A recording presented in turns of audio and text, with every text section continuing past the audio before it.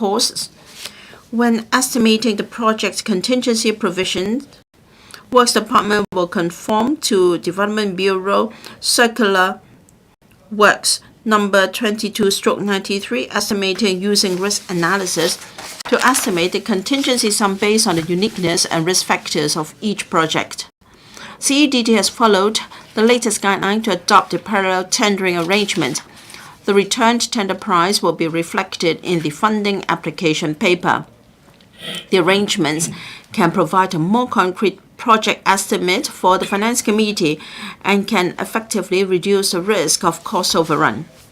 In respect of contract management, currently, in addition to the daily site inspection by frontline resident works supervisors appointed by CEDD and supervisory staff of contractor, resident site supervisory staff and the contractor jointly inspect the construction sites and activities every week to ensure that the works are carried out safely as per contract requirements. Any areas which require improvement will be recorded and followed up until the follow-up works are properly completed. In addition, a site safety management committee comprising site management staff of the contractor and representatives of CEDD is formed to review potential safety hazards during project implementation, conduct risk assessment, and formulate appropriate safety measures. The committee also conducts monthly site inspections to ensure that the construction works are carried out in accordance with safe construction practices. With regard to the monitoring of contractors' progress of defects rectification works, when implementing other works projects in future, CEDD will closely monitor the contractor's performance. Directorate staff will also intervene as soon as problems are identified to ensure that the rectification works can be completed on time. In addition, when handling the contractor's claims in works projects in future, CEDD will ensure that consultants list in detail the incidents and assessment involved for CEDD's information and record. As regards the indicators of contractor performance management, under the Development Bureau's contractor management mechanism, works departments are required to closely monitor the performance of contractors during the construction period and conduct quarterly performance appraisals for contractors in areas such as progress of works, site safety, environmental protection measures, company organization structure, general responsibilities, and resource input. Poor performance will result in a low score in the assessment report and affect the contractor's chances of being awarded new public works contracts in future. In addition, if a contractor's performance continues to be unsatisfactory, the government will take regulatory actions under the mechanism, including suspension of the contractor's tender status or even removal of the contractor from the approved list of public works contractors. Development Bureau will review the performance assessment mechanism from time to time to meet the needs of public works projects. Drawing on the experience of the development project at Anderson Road, the project teams of CEDD will monitor the performance of contractors of various public works projects more closely. When necessary, the department will take appropriate regulatory actions under the contractors in accordance with the Development Bureau's contractor management mechanism so as to urge the contractors to take immediate improvement measures to ensure timely completion of works. With regard to PAC's recommendation on management of footbridges, the Highways Department has commissioned the Electrical and Mechanical Services Department, EMSD, to provide repair and maintenance services of the electrical and mechanical works of the lifts at the footbridges of the Anderson Road project and will continue to work with EMSD in closely monitoring the operation of the lifts. EMSD has also adopted a series of enhancement measures and is regularly reviewing and updating the terms of the repair and maintenance contracts for lifts to enhance the quality of services. Highways Department and EMSD will continue to monitor the performance of the lifts concerned and collaborate with relevant departments in taking forward follow-up actions as appropriate in order to maintain reliable and efficient lift services.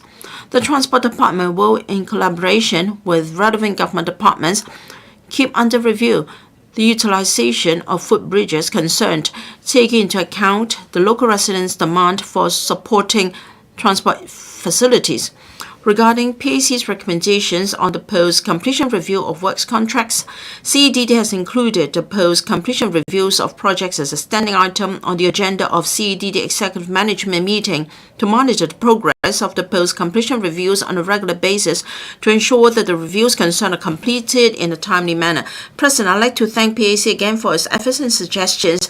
The bureaus and departments concerned will strictly adhere to their responses and implement improvement measures as set out in the GM. Thank you, President. Honourable Martin Lau will address the Council on the ICAC HKSAR of the PRC Annual Report 2022 and reports of the ICAC Advisory Committees. Honourable Martin Lau. President, in my capacity as Chairman of the Advisory Committee on Corruption, I'd like to brief members on the ICAC Annual Report 2022. Tabled today. In 2022, Hong Kong was faced with the challenge of the pandemic.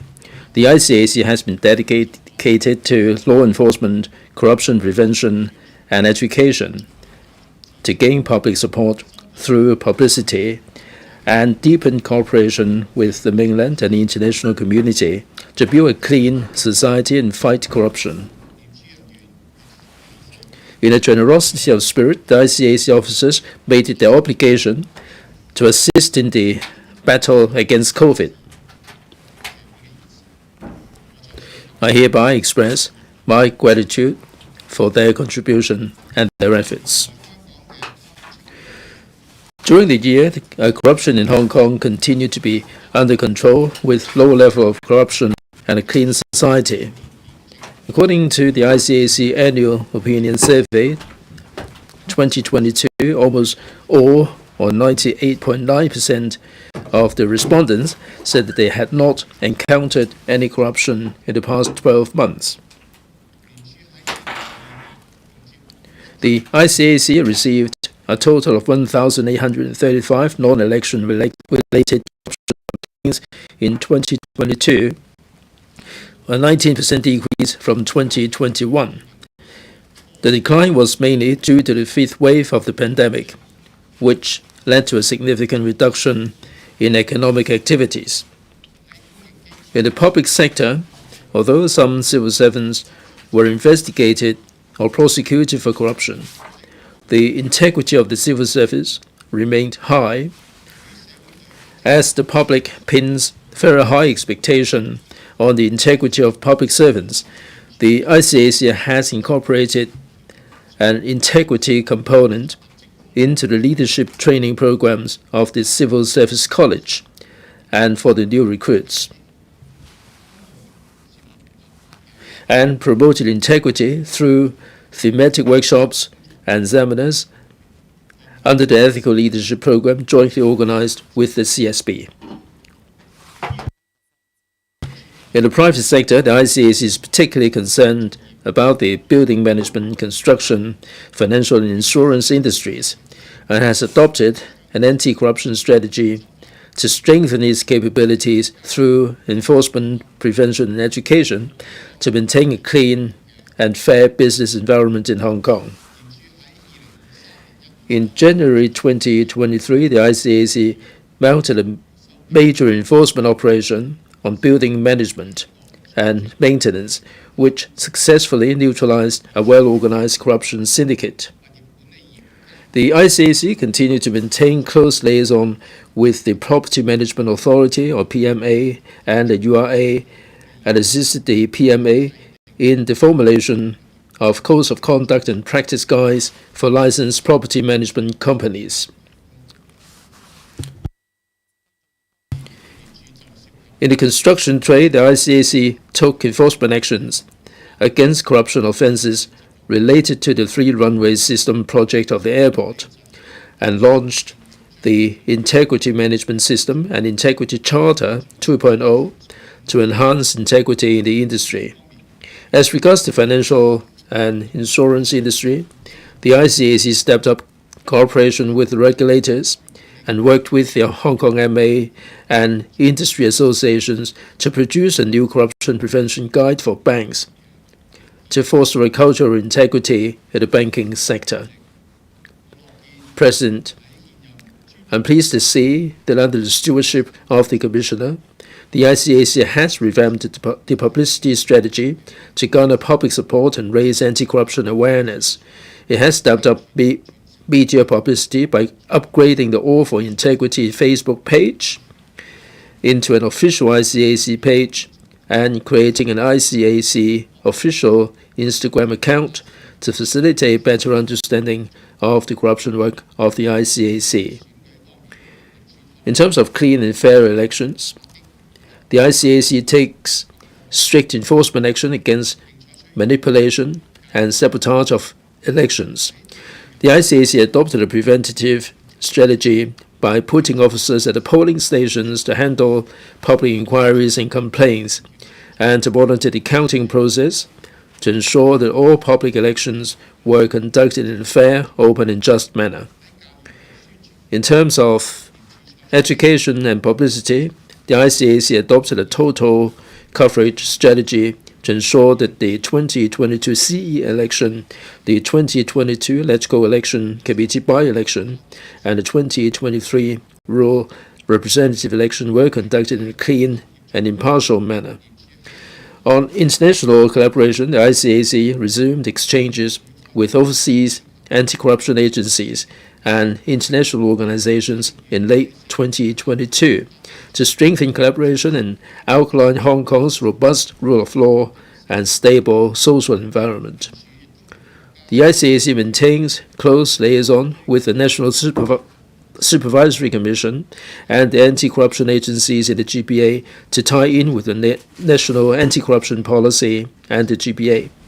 In addition, since taking over the chairmanship of the IAACA in January 2022 and the establishment of the Secretariat, the ICAC has established collaborative relationship with its partners around the world through the regional coordination mechanism.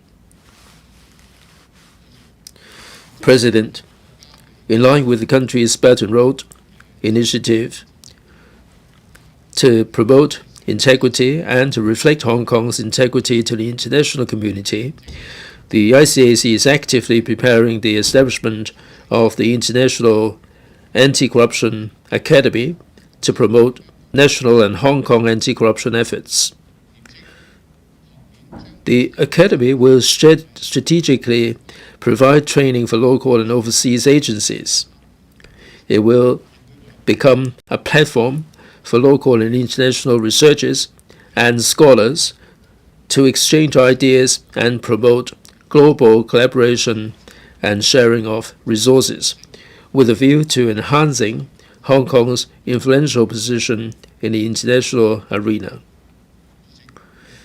President, next year marks the 50th anniversary of the ICAC. The ICAC is planning a whole series of celebration events, including international conferences, open days, TV dramas, and public engagement, to showcase to Hong Kong and the world the ICAC's steadfast determination to fight corruption and the achievements that we have made. I am confident that the ICAC will continue to uphold its proven anti-corruption strategy and make every effort to achieve breakthroughs in law enforcement, corruption prevention, and education, and international cooperation, uphold Hong Kong's reputation as a corruption-free city. So I speak. Mr. Stephen Ho will address the Council on ICAC Complaints Committee Annual Report 2022. Mr. Stephen Ho. Thank you, President. In my capacity as a member of the Independent Commission Against Corruption Complaints Committee, I now present to the Legislative Council the Independent Commission Against Corruption Complaints Committee Annual Report 2022 on behalf of the committee. This is the committee's 28th annual report reporting on its work in 2022. The committee's main role is to monitor the ICAC's handling of non-criminal complaints against the Commission and its officers. The committee will also carefully scrutinize the ICAC's procedures and guidelines and make recommendations for improvement to avoid a repeat of similar problems. The ICAC's Internal Investigation of Monitoring Group conducts preliminary assessments of all complaints received by the committee or the Commission. If it is considered that a full investigation is not warranted in a particular case, the group will present its reasons and submit an assessment report to the committee for consideration. For complaints with sufficient information for follow-up, the unit will conduct a full investigation into the allegations and submit an investigation report and recommendations to the committee. In considering the assessment report and investigation report, the committee will request additional information and details from the Commission if necessary before coming to a conclusion on the complaint. Both the complainant and the ICAC officer being under complaint will then be informed of the committee's conclusions.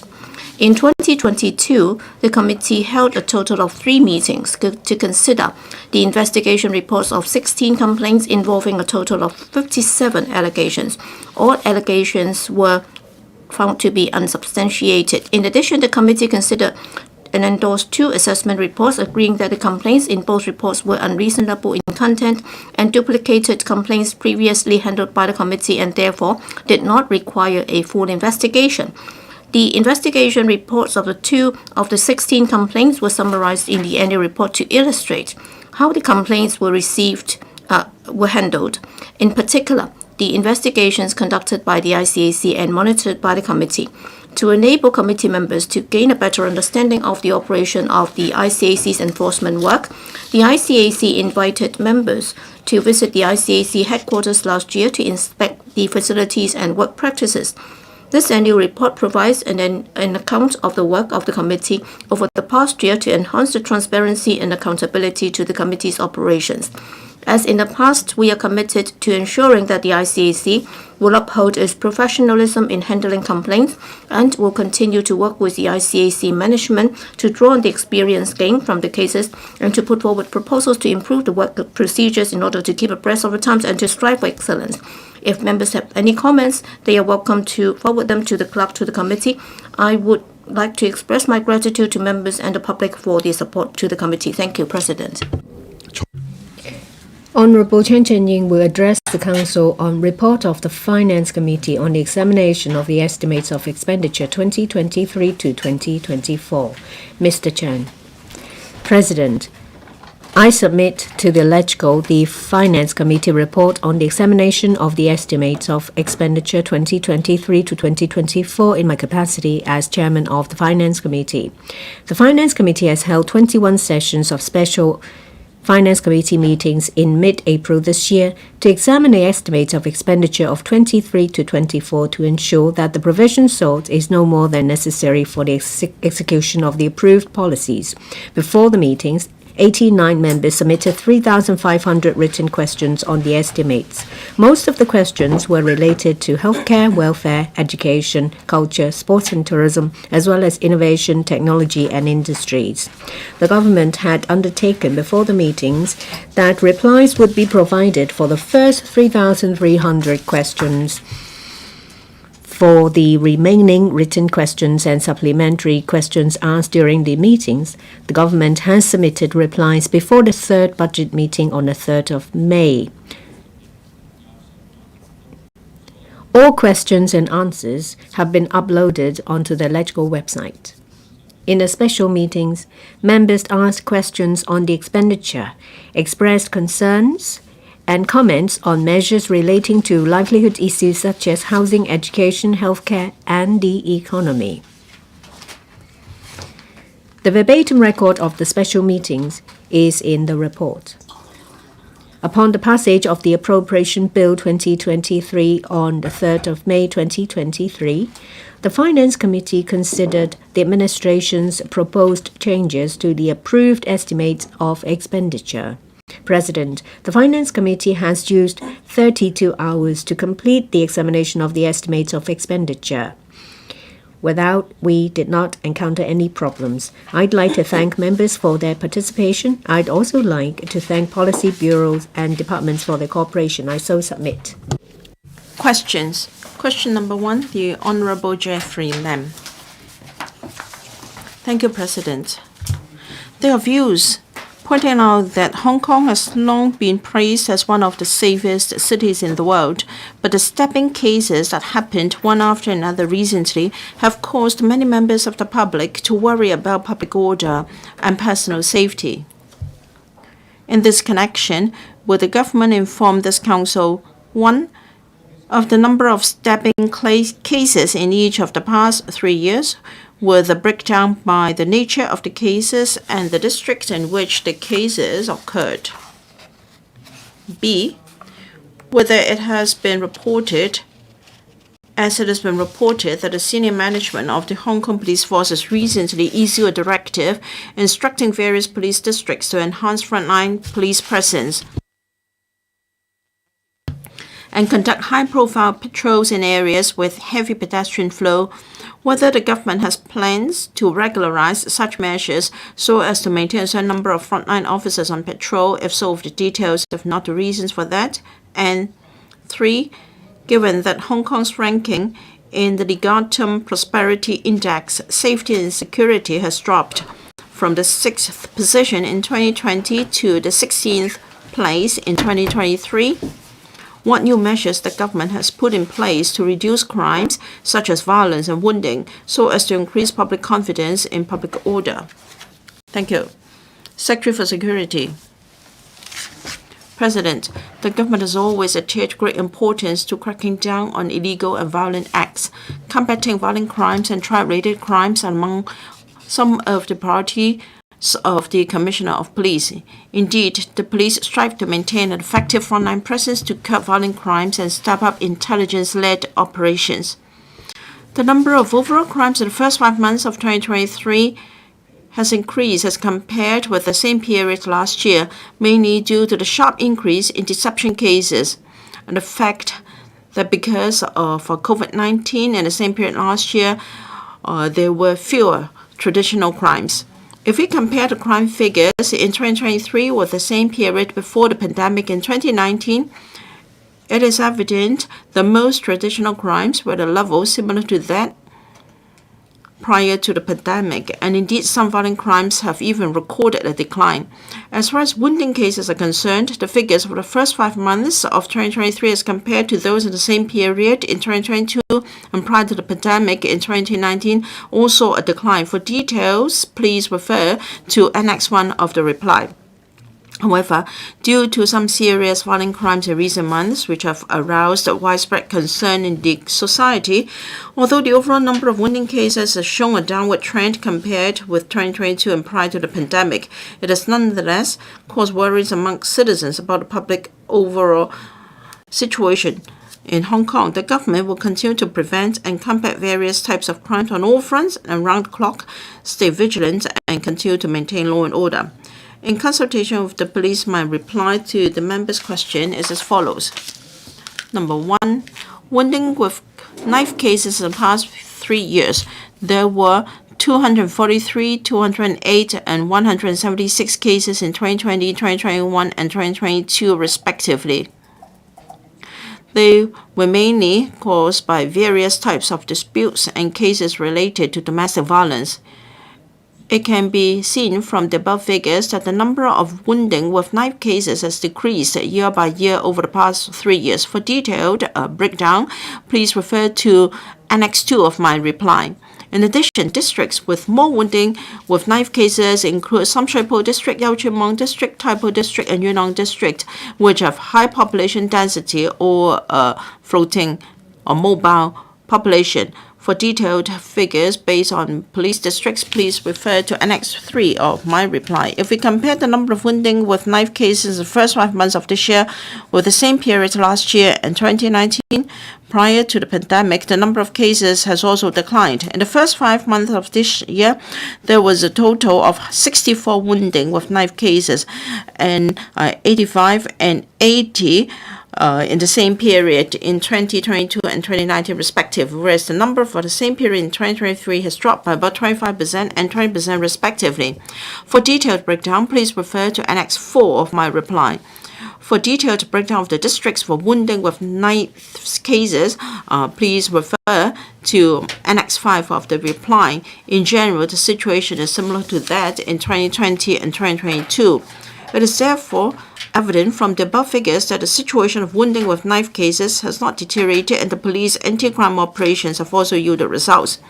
In view of the recent occurrence of some serious violent crises, although the number of related crimes has decreased compared to that before the pandemic, the police have immediately reviewed the situation in order to prevent and combat different types of crimes on various fronts, including strengthening patrols, deploying manpower, and carrying out high-profile patrols and anti-crime operations throughout all districts in Hong Kong, crime black spots, shopping malls, subway stations, traffic interchanges, other hotspots with crowds, etc. The police have also comprehensively strengthened law enforcement and enhanced police coverage, including mobilizing additional internal staff from various police districts to support frontline uniformed patrols. At the same time, other anti-terrorist units, police tactical unit, training units, traffic police and marine police will be deployed. In addition, criminal investigators will wear police vests to patrol and conduct stop and search in places with a high flow of people so as to further strengthen law enforcement and increase the sense of security amongst citizens. In addition to effective policing strategies, joint efforts with all sectors of the community are also important in preventing and eradicating crimes. Therefore, the police will continue to actively promote community participation and continue to strengthen crime prevention awareness among property management companies, security industry, and the general public.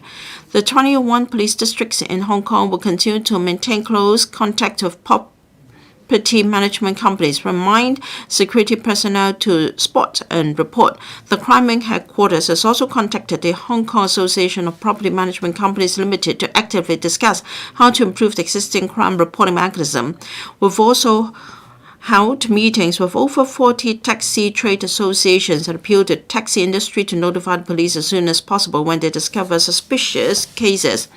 As for some international indices related to safety and security, different indices and rankings have different calculation methods and considerations, and some indices may put heavier weights on political consideration.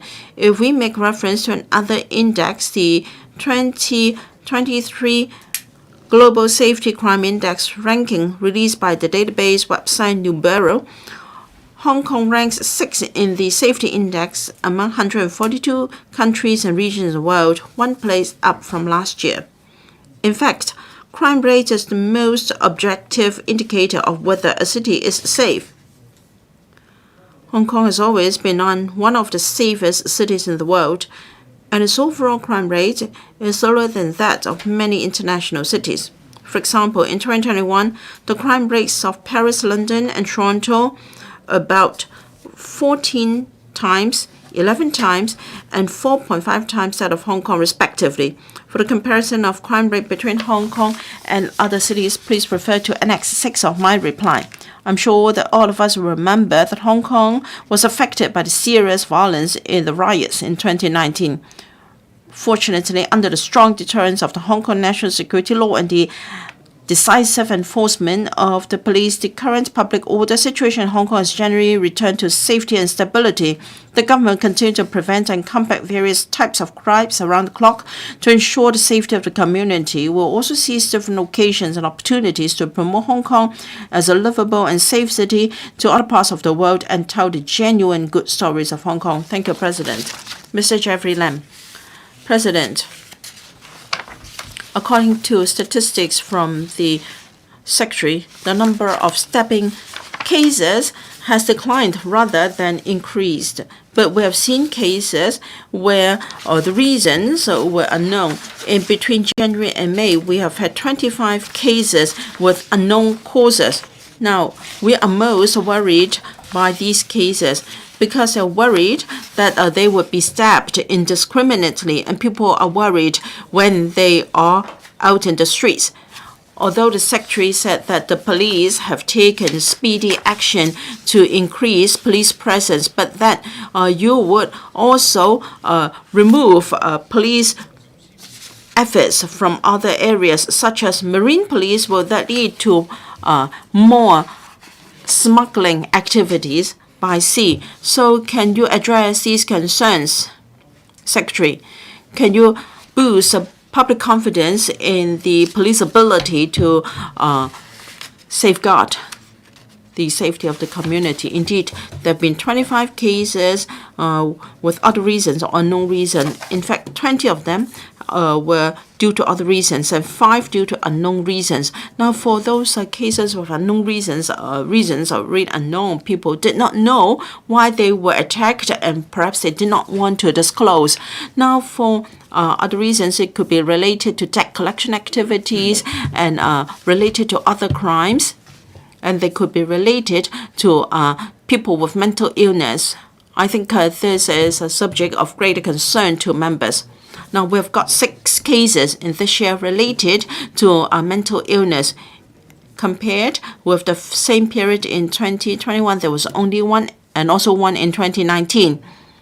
The trend is we have seen more wounding with knife cases related to mental illness, and therefore earlier on, the chief executive has got 10 strategies to cope with it in terms of healthcare services and social welfare services.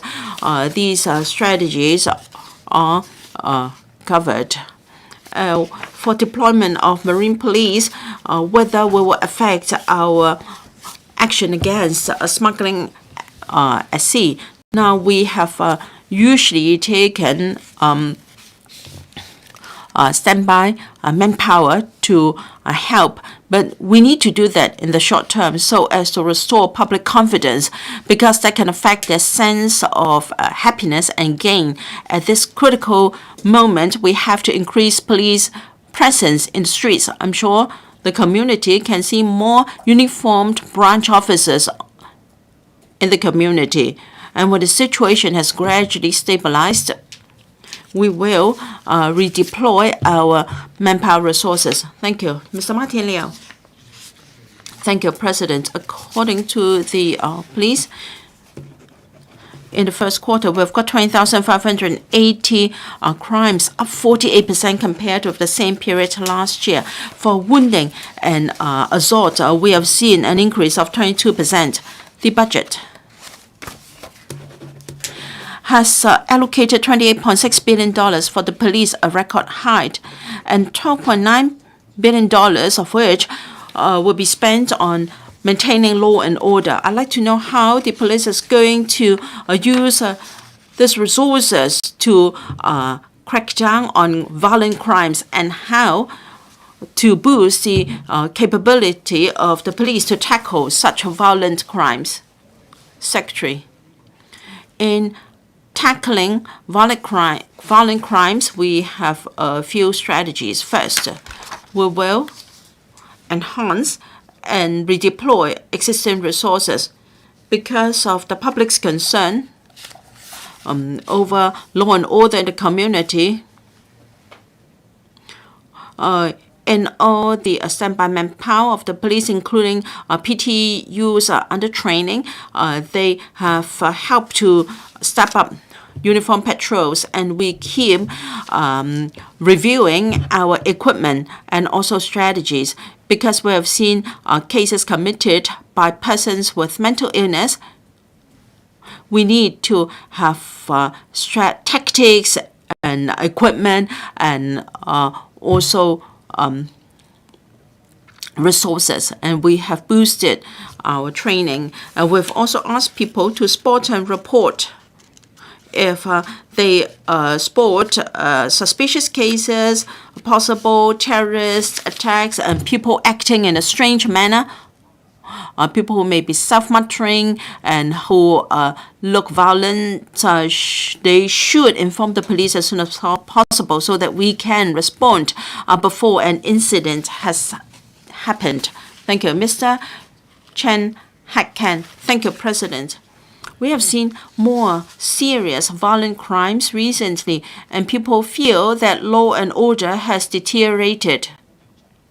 Apart from high-profile police patrols, according to the Secretary, they're going to cooperate with the taxi trade. I think this will work because we have 30,000 taxis in Hong Kong. They are on our roads every day. They're able to see suspicious incidents. If they can report to the police at once, that means the Secretary has 30,000 or more people on the watch on their behalf. Now, in East Kowloon region, they have got an operation to encourage drivers, motorists, to supply to them their camera recordings. Will this operation be extended to all taxis in Hong Kong so that they can also help to spot and report? Thank you. With regard to the program and its success, we are satisfied with it. We will consider extending it to other police districts. Now, we have had meetings with the taxi trade. We have met with over 40 taxi trade associations to think of different ways and means. Apart from providing recordings of their video cams, we will also enhance their vigilance. In recent cases, we were able to act because of observations from police, from taxi drivers. They suspected that crimes were going to happen because their passengers were carrying weapons. So we're able to tackle those cases. We have an award scheme.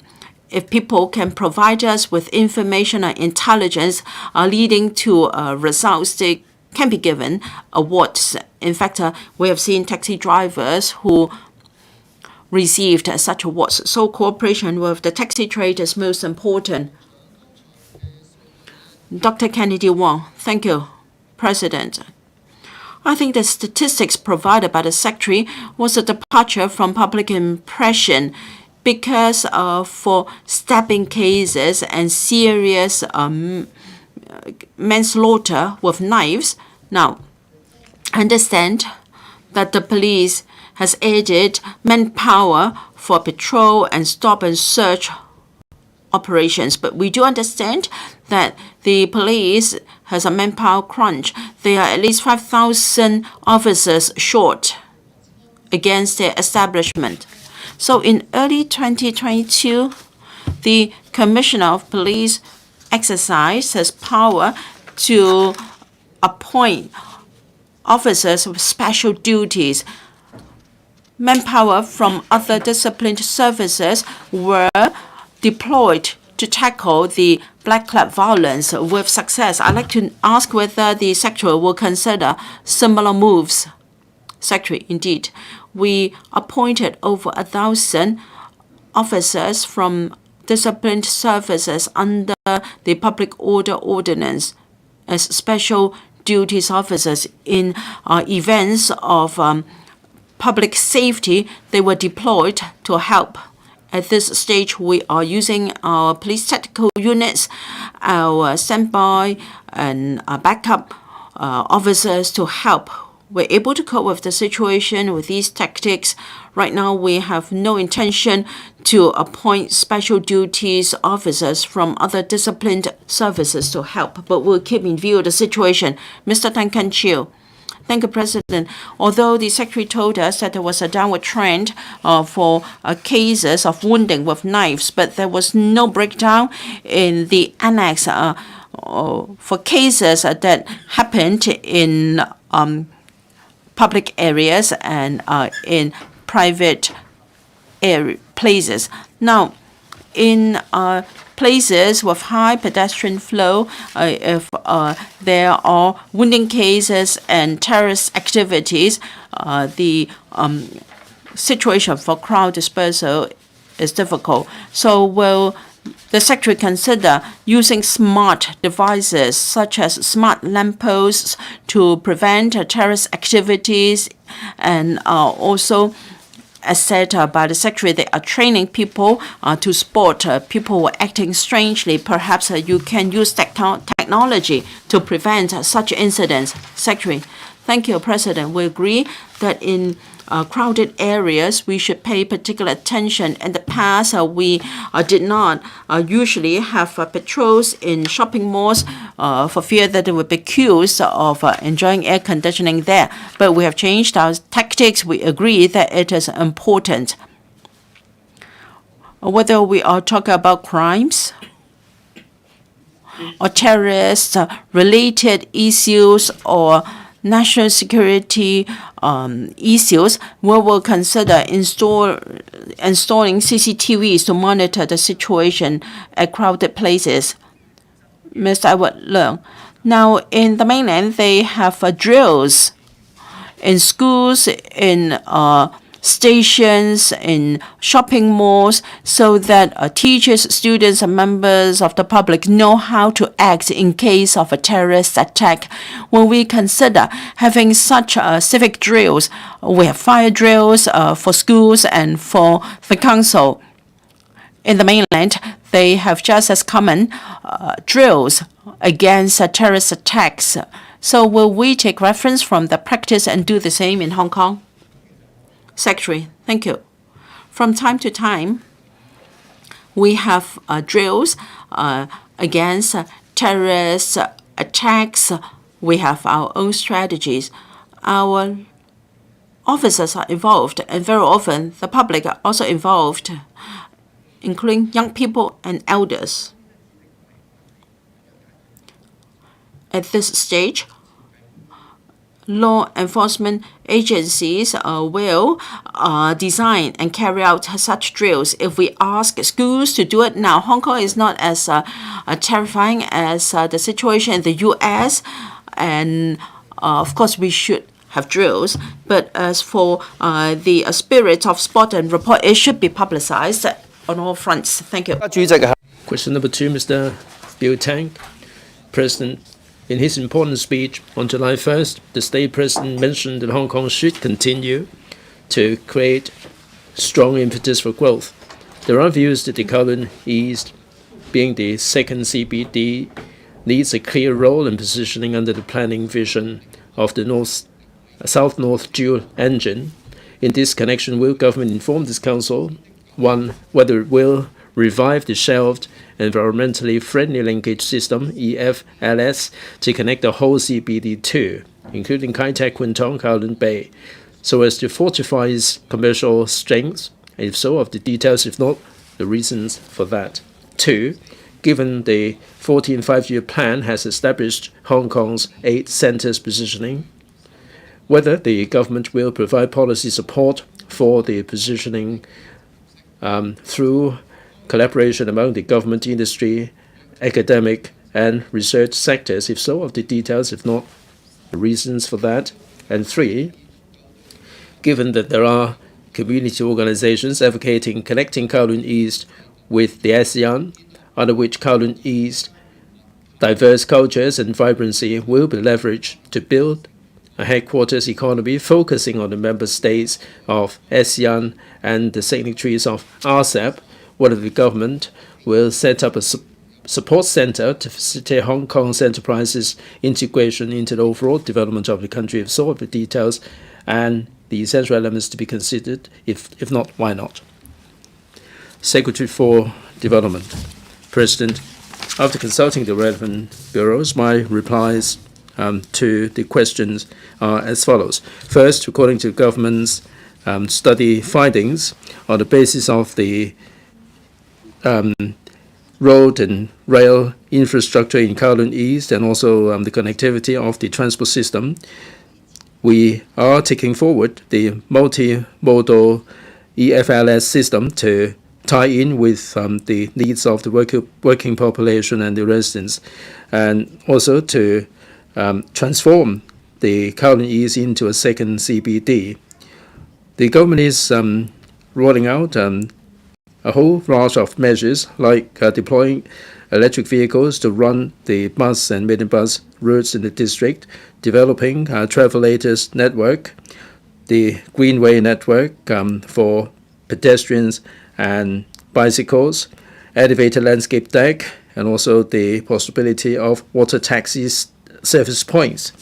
Also, the TLB will be on the basis of the multimodal system, considered the green transport system development in the mainland and also in the world, and they would be identifying room for development to enhance the effectiveness and sustainability of the transport network in Kowloon East.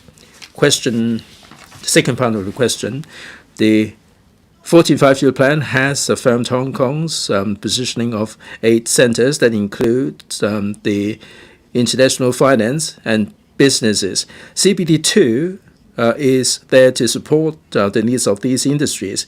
In the district, there are quite a lot of premier Grade A office spaces that have attracted a lot of multinational corporations to establish their presence. According to a 2018 study, it shows that the corporations or commercial organizations involved in banking, finance, insurance, and real estate, professional services and commercial services, the number has increased threefold compared with 2011. Other than this, the East Kowloon has a history of industrial development. We've also seen some cultural workers moving in, and there is every potential that this district can be turned into a zone for INT and cultural and creative industries. In terms of tech, with the production being shifted to the north, we have seen a lot of industrial buildings being revitalized, and there are new business or office buildings are being erected, and the rental is much cheaper than that in Central, and these provide a lot of affordable office space for the startups, and these would allow them the opportunity to start their business. Also in Kowloon East, we have a presence of production companies and design enterprises, and they can achieve the clustering effect. In the district, a number of business and commercial plots do enjoy some flexibility in planning, and they can set up their own studios there. And there are also industrial activities in the district, and these industrial activities can join hands with the startups to achieve restructuring and upgrading. In terms of art, cultural and creativity industry, there are a lot of street artists. Since 2016, a lot of the places have been converted into art studio, as long as they do not pose any safety risks. Under the lease, they can use this as a studio artist studio. In 2018, there was another round of revitalization of the industrial building, and there is an additional condition that 10% of the industrial buildings that are undergoing wholesale conversion will have to leave 10% for specified use, and that can be for the art and cultural development. In the CBD2, we will be improving the connectivity, and also we'll be streamlining the administrative procedures to make this happen. For the third part of the question, given the cultural diversity and development potential in Kowloon East, we are committed to attracting different enterprises to establish their presence in Kowloon East. But this will not be limited to any particular country or any particular region. Will not be moving them into one single district.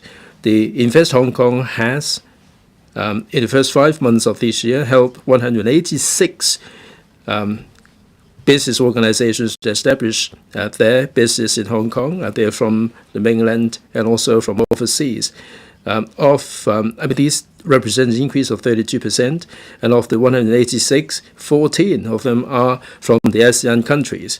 The Invest Hong Kong will continue to assist the business organizations to establish the presence in Hong Kong and to take full advantage of our unique advantage of one country, two systems, where we enjoy the support of the mainland and are connected with the world, and they will be exploring the Asian market.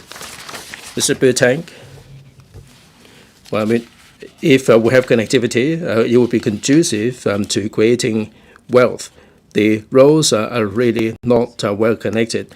The Secretary said that the road infrastructure there in Kowloon East is improving.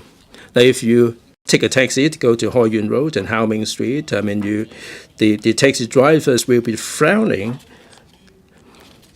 And Kai Tak area is also part of the Kowloon East. It would take 45 minutes to travel there if you hop on a bus. So this is stifling the potential of Kowloon East as CBD2.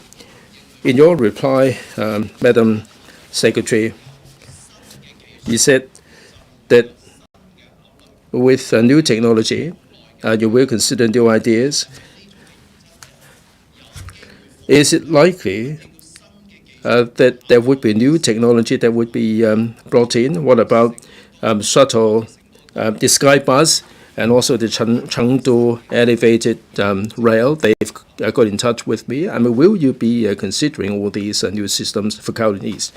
Secretary, President, the TLB has indicated that they are reviewing the green mass carriers in the mainland overseas countries.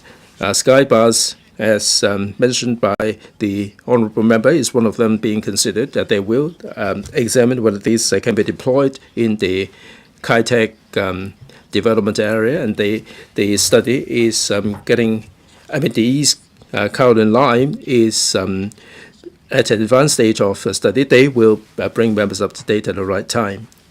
Dr. Lo Wai Kwok. President, thank you. In her reply, the Secretary said that for the EFLS, for Kai Tak, she made some explanation. What is regrettable is that whether we are adopting an elevated system to address this traffic problem in Kai Tak. This has been in discussion for so long. Prior to me joining the council, I was involved in some of the discussions with the professional bodies. If you talk about buses and minibuses, this is a really laughing stock. For Kowloon East, the most important thing is the transport infrastructure, and the East Kowloon line is one of the most important connections. Now, we have the development secretary here. I'm sure that we consider this holistically. That we give priority to infrastructure first in any development. East Kowloon line, back in 2014, the administration made the announcement that this line will be applauded by the members of the public if this is going to be going ahead. Now, how far along is the progress? Can you update us on this, please? Secretary, according to the TLB information, East Kowloon line is being explored, and consideration is given to the elevated transit system. The study is at a very advanced stage. They are of the view that within this year the study would be over and done with, and they will be coming up with the direction and the alignment, and this would be put to the public domain for consultation. This will happen within this year. Mr. Chen Pui-Leung. Thank you, President. In her reply, the Secretary said that in East Kowloon there is every potential for the development of innovation and technology. The collaboration of the government, the industry, the academic and research sector can play an important role, and the HKUST supported the industrial estate in Zhengguanou, and I'm wondering whether this model would be replicated in the Kowloon East in terms of the development of INT industry.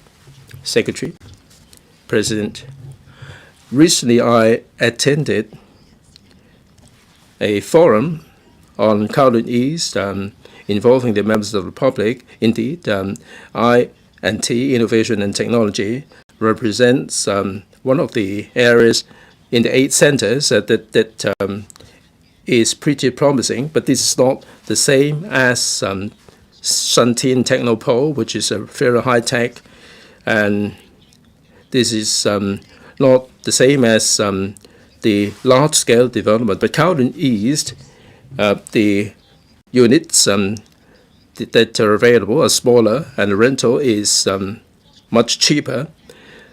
These would be of help to the startups for sure. For individual industries or individual enterprises, they are in discussion with the universities. The EKEO, Energizing Kowloon East office, is only too delighted to work with the ITIB to identify whether there is room for collaboration there.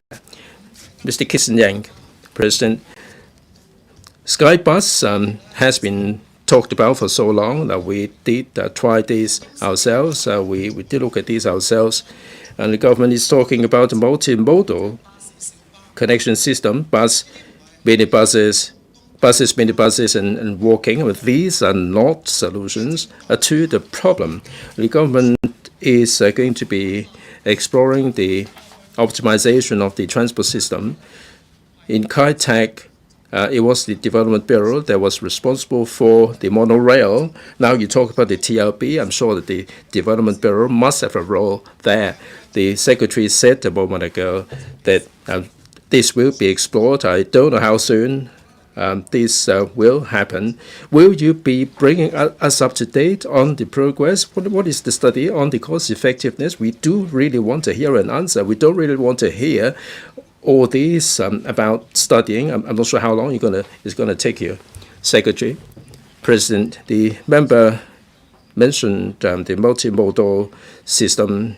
Now, this is spearheaded by the TLB. It was spearheaded by the Development Bureau because we did the land zoning, and it was against this background that we considered this idea. We talk about this multimodal. It is really multimodal. It's not just confined to buses. We do have the automated system. Today, the TLB is responsible for planning the transport system, and in Kai Tak, as in other areas like the new development areas, they are looking at the green transportation system. The TLB will be taking overall charge, and in the Kai Tak area, whether this is something that can be implemented, and this is a suitable arrangement. The TLB has given the undertaking that they will examine the technology in the mainland and overseas to see how this can be brought into the Kai Tak area. They certainly will be making the announcement soon. Mr. Chen Xiuhong, President, in her reply, the Secretary mentioned that in Kowloon East, where the road and rail systems are improving, how they are adopting the multimodal EFLS. Now, the Secretary seems to have shifted the buck to the TLB by saying that they are considering the green transportation system. Now, we are talking about the CBD2 there in Kowloon East, and I hope that we will be able to have a system that can see us through the needs for the coming 2 to 3 decades. A smart city is terribly important in this smart city. How can we also create smart mobility? Now, my question for the Secretary is this. In your cooperation with the TLB, now you're creating this multimodal system. We have the old district. We also have the newly developed area. How can you take full advantage of technology to achieve smart mobility? like we might trial some automated autonomous driving vehicles in order to achieve the objective in this area. So how are you going to take forward this development in Kowloon East? Secretary, President, we consider the multimodal system and did not consider the elevated system. One of the considerations is that the technology that we consider to be deployed in the old district, because of the sheer size of the system, it might impinge on the rescue or firefighting work. But as technology improves, that is indeed giving the government an opportunity to revisit some of the technology. Now, we talked about the multimodal system. I don't think we should be stuck with this, because in the systems, as some of the work has already started, like elevator landscape deck, and also the travelators will have gone into advanced design stage. If we roll back the system just because there is something new, it may not be a desirable approach. Indeed, we are working in conjunction with the TLB as we take forward the multimodal system. The TLB will be looking at new technology. It may be Skybus, it may be something else, depending on their study. We'll see how we can gel with one another and how we can coordinate the work and make adjustment accordingly. This is something that we are going to be doing going forward. Mr. Eric Yim. President, cruise economy is one of the important areas to improve the economy. In Kai Tak, we have the cruise terminal. This is providing a pretty good impetus for growth. In Kowloon East, the government should consider a cruise economy. The ocean liners would need 1 year to plan the route. Now, Hong Kong is back to normal, but the cruises that are visiting Hong Kong remain on the low side. What measures will the administration be adopting to liaise with the cruise operators to promote this particular area? Secretary, President, with your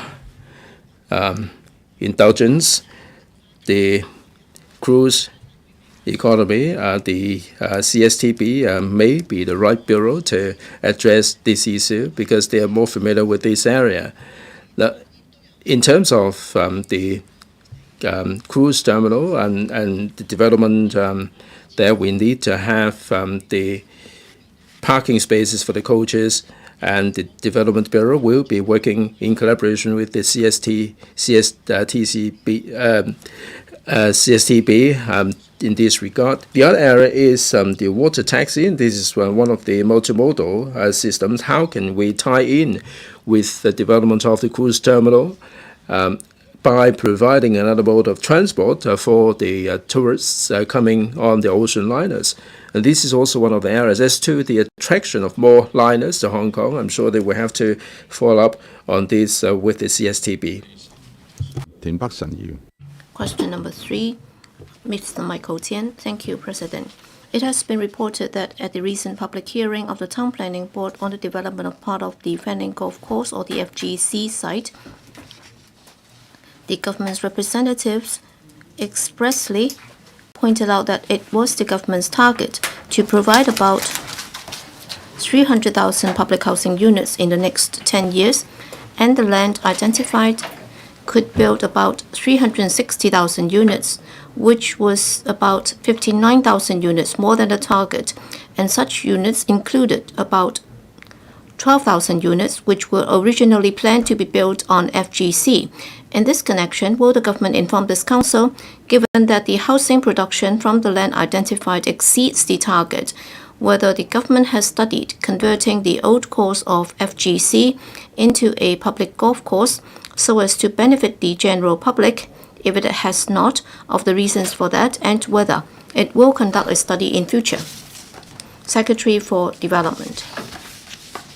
President, in consultation with the Culture, Sports and Tourism Bureau, my reply to the question raised by Mr. Tian is as follows. The shortage of land and housing supply is a lingering problem in Hong Kong. Currently, the average waiting time for public rental housing still exceeds 5 years.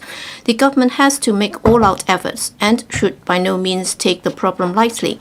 Planning information of land is a task involving a long cycle and some uncertainties. During the process, variations arising from technical assessments, compensation, and rehousing issues associated with land resumption and clearance, public opinions, various approval requirements, difficulties in works execution, etc., may be encountered. For this reason, so long as conditions allow, we have to plan for a higher supply over the quantity demanded to provide buffer, so that the housing production target can still be met even if individual projects fall short of the original plan. Although land has been identified to provide some 360,000 public housing units in the next decade, which exceed the estimated demand for some 301,000 units in the same period of time, not every project can be implemented timely or provide the housing units as planned due to the aforementioned factors. We have to press ahead with all projects in full strength and should not give up any of them too lightly. In view that the earlier approval for the Environmental Impact Assessment or EIA report by the Director of Environmental Protection or DEP is attached with some conditions, the Planning Department proposed to the Town Planning Board last month to temporarily rezone the proposed housing development site to undetermined, so as to allow the Civil Engineering and Development Department or CEDD and relevant departments to follow up on the conditions attached to the approval of the EIA report, including reviewing the layout design, building height and development density of the housing development, revising the layout design report, preparing a detailed landscape and visual design report, and submitting the relevant reports to the DEP. Despite the need to review the development scale and layout to satisfy the approval conditions of the EIA, the 9.5 hectares of housing site in the Fanling Golf Course, unlike the majority of development projects that require resumption of private land and clearance of existing land uses, is on government land and does not involve any clearance and rehousing issues. This housing project remains time competitive and is still one of the supplying projects for the next decade. So when compared to majority of the other projects which require resumption and clearing of the existing site, and therefore this project is still very much a site in which does not involve any clearance and therefore is still very competitive and therefore is still on our list. Starting from the 1st of September, the 32 hectares of land of the FGC will be reverted to the LCSD upon the expiry of the tenancy, and the LCSD will take over the management then, and the majority of land will be used for conservation and passive recreational use for public enjoyment. The remaining portion of land reserved for public house will be under the management of the LCSD. And we are only talking about number 1 to 8 course on the old site, and therefore, based on that, we have no intention of converting that into a public golf course. As for another 10 holes of the old course, with an area of approximately 34 hectares, as well as the two courses, that is the new course and the Eden course, with two 18-hole golf courses, amounting to some 140 hectares of land to the east of Fancam Road. When the government announced in early 2019 its full acceptance of the report of the Task Force on Land Supply, it was clearly stated that there was no plan to alter the use of this 140 hectares of land. This position has hitherto remained unchanged. The government, having considered the number of golf courses, considers that there is no current pressing need for having another public golf course. In fact, the administration has already looked at the 140 hectares of land west of Fan Kam Road, and additional conditions have been attached, requiring the Hong Kong Golf Club to further open up the FGC sports and recreational facilities for use by more members of the public. Mr. Michael Tian. On the 26th of March this year, when the champion competition was held in the FGC, the 22-year-old Hong Kong-born athlete managed to win the first prize, and this is the first time that a Hong Kong athlete has ever managed to get into the final. So this is the UK Open, and Hong Kong ranked number 5 and number 9 respectively in recent years. And if you look at the public's interest in particular amongst the young people, there is a growing interest. And we only have the Khao Sai Chow golf course run by the Hong Kong Jockey Club, and it's very inaccessible, and it's also very difficult to book. And also for the FGC, it's very convenient. And also we have 100-year-old trees around. And if we were to resume that, in popularizing golf amongst the young people, that would definitely be something good.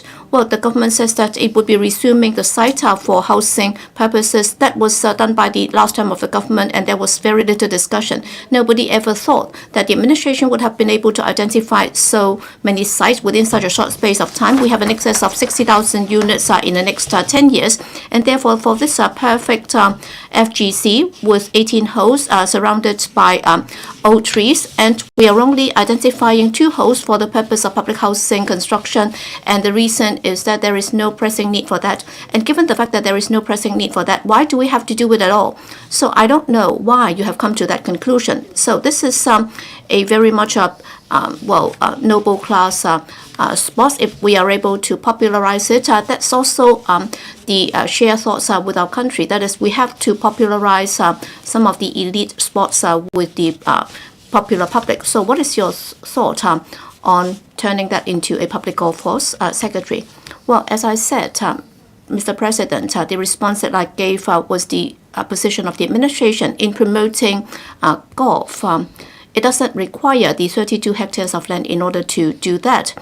As the Honourable Member just said, we have the Khao Sai Chow public golf course. We also have other private recreational leases golf courses. For example, we have the Clearwater Bay golf course as well as one in Deepwater Bay. Well, they are required to make contribution to nurturing athletes in this field for us, and therefore this is a balancing act every time when we consider how a site should be used. In fact, a couple of years ago, when we conducted a study on using the FGC, we already took that into account, and right now we do not see any reason why we should change our position and direction. And what is unknown is about the housing part, the housing density, and so on, because we have to make sure that we meet the conditions under the EIA. So that's the main reason. Yes, Mr. Lam San Keong, I have to declare interest because I'm a member of the Fan Ling Golf Club. In the past couple of months, with regard to whether or not we should resume the 8-hole course in FGC, it has become a very controversial subject. Well, in order to build public housing units and also environment and transportation, and also to make sure that the rights of the anti-indigenous villages under the basic law would be protected. Well, initially you had plans for the use of the FGC. Initially there were 2 competitions which should be held, and since 1959 that was already held in the FGC. That's the Hong Kong Open, and also another one was negotiated by the chief executive. That's the Saudi Arabia Open. And I remember the chief executive in announcing that the competition will be coming to Hong Kong. I remember that it's going to be held in early October this year.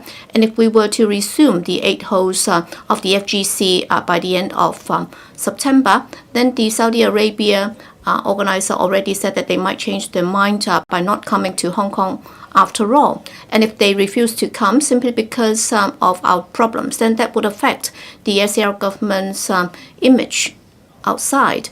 And therefore, will you consider postponing it by 3 months so that we will only be doing that after this competition is held in October? Secretary, well, the honourable member said that in dealing with the 32 hectare of FGC, and we would have to take care of our image. Similarly, we would also have to consider the expectation of the public, because the fact that we have already got a plan, and as I said in my main reply, we cannot lightly abandon that idea or plan. We have already got some statutory procedures that are on the way. And of course, this plan is controversial. And as the honourable member just said, there are many people in the community hoping that we would change our mind so that we would not be resuming that site for public housing construction. But then at the same time, there are many in the community who would like the administration to hold its position as to how we can make sure that we can tie in with the needs of major competitions being held. So we have already indicated that even if this site is returned to the government after the 1st of September, upon the expiry of the short-term tenancy, we can still use that for recreational and also passive recreational use. And therefore, wherever possible, when there is a competition and if the organizer would need the site for backup support, we would be willing to work with them.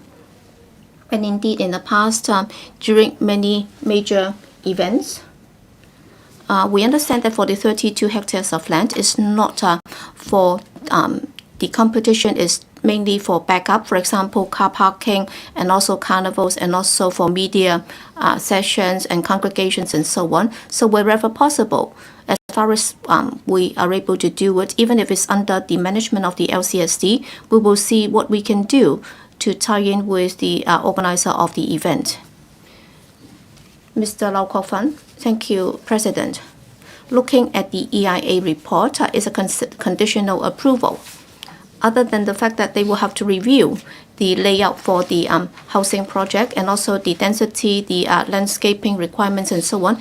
In fact, if you look at the conditions attached to that report, we are required to review the transport implications, and also we would also have to look at how it can tie in with the development of the northern metropolis.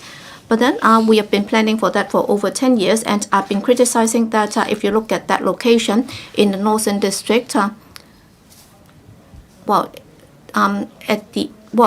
it's located at the bottleneck of some of the traffic black spots in the northern district, and the administration has also said that they would be building at certain bright spots, including cultural and recreational bright spots in the northern district. So my question for the administration is, other than reviewing the development density and height of the project, do you have plans to improve the transport situation in the surrounding areas? And also, will you be looking at the plan as a whole to see whether or not it can tie in with the bright spots development in that area? Can that also be regarded as one of the bright spots? Well, President, when I said that we'd be reviewing the transport situation in the vicinity, I believe that that was discussed by the Environmental Advisory Committee, not really as conditions attached to the EIA report. But then we do understand that members and also local residents might have concerns with regard to the local traffic and transport situation. They have expressed concerns on various occasions. And when there is public housing development and part of this site would also be open for conservation and passive recreational use, then of course we have already completed the TIA. Indeed, that should be able to cope with the demand. But then in the future, when the Northern Metropolis will have further developments, various studies are underway. Every time when there is any land planning or relevant studies, when there is a new development, then of course we will have to look at the situation as a whole to see whether or not the traffic and transport situation can cope. It's a progressive process. And therefore, in the future, under different studies, we will look at the TIA and then we will conduct relevant assessments. Thank you. Next, Mr. Lok Chung Hong. In the main reply, the Secretary emphasized that the 9 hectares of the FGC would be used for public housing development, and that's part of the project for providing housing units in the next 10 years, and the government will not be abandoning that plan lightly. I'm pleased about this because this will mean that you're going to implement what Presidency said last year. We will have to practically solve livelihood issues so as to ensure that people will be able to live in more spacious units. And I'm sure the Secretary would understand that the administration will have to make sure that it's reputable and whatever it promises, it will deliver. And therefore, out of the 170 hectares of land, just 9.5 hectares of land will be used for housing development so that tens of thousands of households will be able to get decent accommodation. I think that would be conducive to for promoting harmony in our society. And of course, this is a complicated project involving EIA and also concerns expressed by local representatives. And it said that between 24-25, you're going to form the site so that in 2029, you're going to have the first intake of residents in the housing project. So how are you going to resolve these technical problems to ensure that you can commence works on a timely manner so that you'll be able to complete the units by 2029? Secretary, initially we did plan that we can complete all the planning procedures within this year, and then next year we can start the site formation works. But then right now we are still in the planning statutory stage, and with regard to the construction of units in the northern part of that site, we will have to look at the layout and also the development density. We will have to submit reports again, and according to our assessment, it will take another year. In other words, the entire commencement of works for the project will be delayed by at least 1 year. So that's the situation. But then as we are talking about a 10-year housing project, so we will have to count the units that would be made available within the next 10 years. So for the time being, so long as the progress is smooth, there is still a very high chance, as I said in the main reply, that within that 10-year period, we will still be able to meet the target. But then in terms of the scale and the timeline, we may not be able to do what we said. That is to have the first batch of intake by 2029, because we will need more time to review the layout. So however hard we try to catch up, it's hard to complete everything by 2029 for the first batch of population intake. But then so long as we can do it, we will still be able to meet the overall target of the 10-year program. Mrs. Regina Ip. President, I have to declare interest because I'm a member of the Fanling Golf Course, but then I'm a retired member, and therefore, even if I don't play golf, I cannot transfer my membership. Well, just now it said that creating land for housing development, there would be many uncertainties. Well, for the 9 hectares of land of the FGC to be resumed, there are also a lot of uncertainties. As the Secretary said that, well, there would be a delay of at least a year. And also there would be a lot of old trees and old graves. And some indigenous villages said that the future of the entire clan might be damaged. And also, we also have the East River water pipes are underground, and also there are many other problems.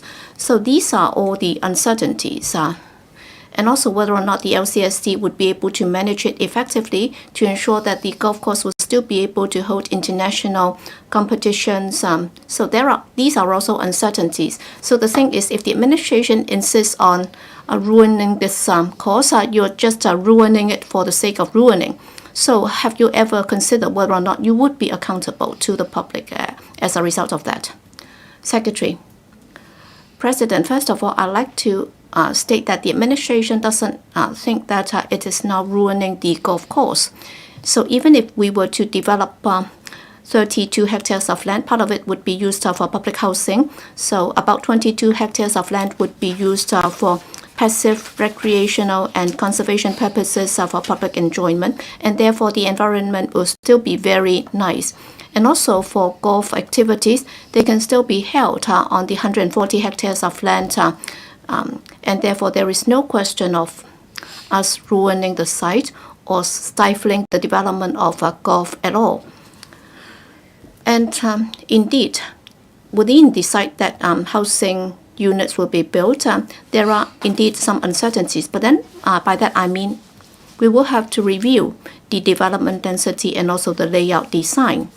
And as to other technical considerations, including transport, East River water pipes, whether or not they would be affected, and also the impact on the trees and so on. Earlier on, we did a series of technical assessments. They have all been dealt with, and we have given an account, and we have also managed to get approval for that. And of course, we are still going through the statutory procedures. I believe that so long as we can move ahead in accordance with our plan, this is also a very responsible way of dealing with it, and our justifications have also been explained to the public. Question 4, Mr. Tony Tse. Thank you, President. On the 2nd of last month, the Labour Department issued the heat stress at work warning, the warning for short, 3 times in accordance with the guidance notes on prevention of heat stroke at work, the guidance notes for short. The time between the cancellation and reissuance of the warning was just 10 minutes and 20 minutes respectively. It's been reported that some employers and employees who were affected were at a loss as to what to do. Besides, some trade unions and associations of the construction industry have indicated that owing to the nature of works contracts, terms of employment of employees, etc., it's difficult to effectively implement the guidance notes recommendation of intermittent suspension of work when the warning is in force. In this connection, will the government inform this council 1. Whether it has conducted a review on the respective times at which, under the recommendation of the guidance notes, employees should rest and return to work on the 3 occasions when the warning was in force on the 2nd of last month? If so, whether it has assessed if the arrangements are sensible and practicable. And 2. As some sectors have relayed, that there are huge discrepancies between the recommendations in the guidance notes and those put forward by the authorities during consultation.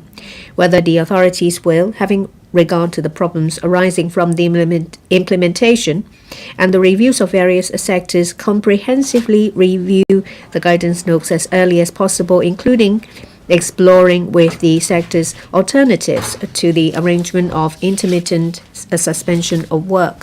Secretary for Labour and Welfare. President, the Chief Executive announced in the policy address last year that the government would develop guidelines based on the Hong Kong Heat Index, Hong Kong HI, to require employers to take preventive measures according to the prescribed criteria to protect employees from heat stroke. The Labour Department launched the guidance notes on prevention of heat stroke at work and established the heat stress at work warning based on the Hong Kong HI in mid-May this year to help employers and employees to adopt, as far as reasonably practicable and in a risk-based approach, measures to reduce the risk of heat stroke at work. My reply to the member's question is as follows. The main purpose of the guidance notes is to remind employers and employees to be mindful of the hazards of heat stress and to take preventive measures to reduce the risk of heat stroke. In general, heat stress at work is affected by factors associated with the work environment, nature, and employees' health condition. The Labour Department (LD) encourages employers to conduct risk assessment with reference to the guidance notes and formulate measures for employees, including rest time. When the heat stress at work warning is in effect, employers can take actions in a prompt and orderly manner. It must be pointed out that resting is one of the ways to cool down the body to prevent heat stroke. If employers take appropriate Preventive measures such as providing shading at work or providing equipment to enhance heat dissipation, the rest time under the warning in the appendix of the guidance notes can be suitably reduced. In other words, taking appropriate measures does not only reduce the risk of heat stroke, but also minimize the impact on workflow and progress. In actual practice, the heat stress at work warning will be in effect for at least 1 hour once issued, and rest arrangements in the guidance notes are also devised on an hourly basis. Although it is technically possible for a warning to be reissued shortly after its cancellation because of a rise in the Hong Kong HI again, this would not affect the feasibility of implementing the hourly-based measures during the effective period of the warning. The heat stress at work warning is a new system. The LD will carefully monitor the implementation of this new system and work with the Hong Kong Observatory to optimize the system. The LD had consulted the Labour Advisory Board on the framework and content of the guidance notes before its issuance. Consultation documents had also been sent to over 3,000 occupational safety and health practitioners in Hong Kong, as well as relevant policy bureaus and departments, inviting them to provide feedback. In addition, the LD had organized 3 consultation sessions and 2 meetings and invited representatives from about 100 stakeholders, including employers and employees organizations, interest groups, and professional organizations. The LD also briefed the panel on manpower of the new guidance notes in February this year. Most respondents did not object to the guidance notes, and views had been exchanged with the LD on implementation details and future directions. The LD had also suitably adjusted some of the proposed measures in response to the feedback received. The LD had maintained liaison with the construction industry and has, for matters relating to the guidance notes, established communication channels with stakeholders through the Construction Industry Council and relevant trade and labour unions to help them to formulate preventive measures to lower the risk of heat stroke among employees. Over the past 2 months, the LD has introduced the guidance notes to employers, employees, and stakeholders through talks, meetings, and outreach presentations held with stakeholders, including the Construction Industry Council, CIC, the Occupational Safety and Health Council, OSH Council, and various unions. As of June 18th, the Labour Department has held about 50 talks. We notice that the LD and the construction industry share the same goal in protecting employees against heat stroke at work. We'll assist the industry to make reference to the recommendations in the guidance notes and enhance publicity and develop measures to reduce risk. As the guidance notes are new, the LD will continue to work with the OSH Council, CIC, and other stakeholders to strengthen promotion. We're committed to assist the industry in applying the recommendations flexibly to develop measures. We believe that majority of employees will cooperate and take measures to protect occupational health, will carefully observe and collect data, and conduct a review in due course. Thank you. Mr. Tony Tse. President, as a responsible employers, is there obligation to protect employees from suffering heat stroke? I'm sure that will be strongly supported. The Labour Department has issued the guidance notes on prevention of heat stroke at work, and this is made by you and your colleagues. According to some, this is already a simple illustration, but it's still very complicated.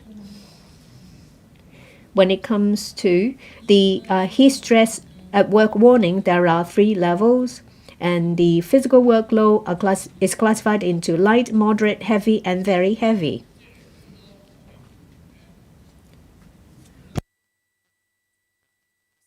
We would very much like to follow the recommendations, but it's very complicated. And on the 2nd of last month, you are aware of what happened.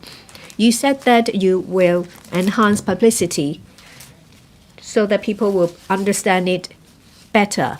But there is very confusing information. The sector and employees would like to follow the recommendation.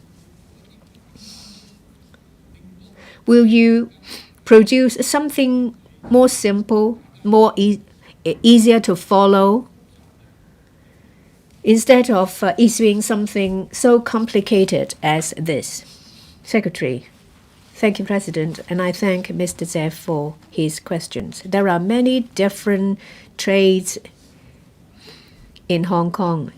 In the prevention of heat stroke, we have to take into account work environment, nature of work, and employees' health condition. The Labor Department aims to provide recommendations and suggestions. The chart shown by Mr. Zeh was the rest arrangements for outdoor work when the warning is in effect if the employer has not provided any facilities or shading. Physical workload is classified as light, moderate, heavy, and very heavy. The table aims to assist employers and employees to know how much time of rest they should have when there is no facilities put in place by the employer. But if there are such facilities, say for example, drinking water breaks or shading, the rest time will be reduced. We will further enhance publicity and promotion to enhance understanding. It was only launched in May. It's just been about a month or so. Still, the general public have already got a basic understanding about this. We have the same goal. We want to help employees who work under hot weather so that they will not suffer from heat stroke. Mr. Shan Kim-po, when it comes to warning, we looked at the nature of work, radiation level, humidity, not just a temperature. So it's rather fickle, and employees may not know what to do. And for different construction sites, the humidity or wind speed may be different. Why don't you simply adopt more uniform indicators as the basis? Secretary. Thank you for the question. Regarding risk of heat stroke, yes, we're aware that we don't just look at temperature. We consider radiation from the sun and the humidity. The observatory works with the TMHK. If we look at solely, the temperature is not suitable for Hong Kong's situation because at the same temperature and with a different humidity, the risk of heat stroke will be different. We have considered different factors and scientific data. We make use of the heat index that's already available and compiled by the Hong Kong Observatory as the basis in the issuance of the warning because it's more suited to Hong Kong's situation. Mr. Martin Neal. Well, there is global warming, so there will be more and more very hot days in Hong Kong. If we rigidly follow the guidance notes, that means a lot of employees working at construction sites will have to suspend work all the time. Have you considered the livelihood of those who are on an hourly or even a daily pay? They will be seriously affected. Secretary, when we design the guidance notes, we have taken into account the needs of different sectors and trades. For the construction industry, yes, we understand that for some work process, the workflow is long. We adopt the principle that is based on risk, and we also advocate communications between the employers and the employees. The guidance notes themselves are for guidance only. We encourage employers to formulate specific guidelines taking into account their own operation. The most important thing is to help employees reduce the risk of heat stroke. Mr. Edward Lau. Thank you, President. The intention of the guidance notes itself is very good, but operation is a completely different matter. And I've heard from the construction industry about difficulties they have encountered. For manual work, they have to work for 45 minutes after working for 15 minutes. So that means after you have made the preparations, you will have to work. You're not moving ahead in terms of your work progress. And if you stop one segment, the other segments will be delayed and ground to a halt. Yes, employers can provide prevention measures to minimize rest time, but there is no standard.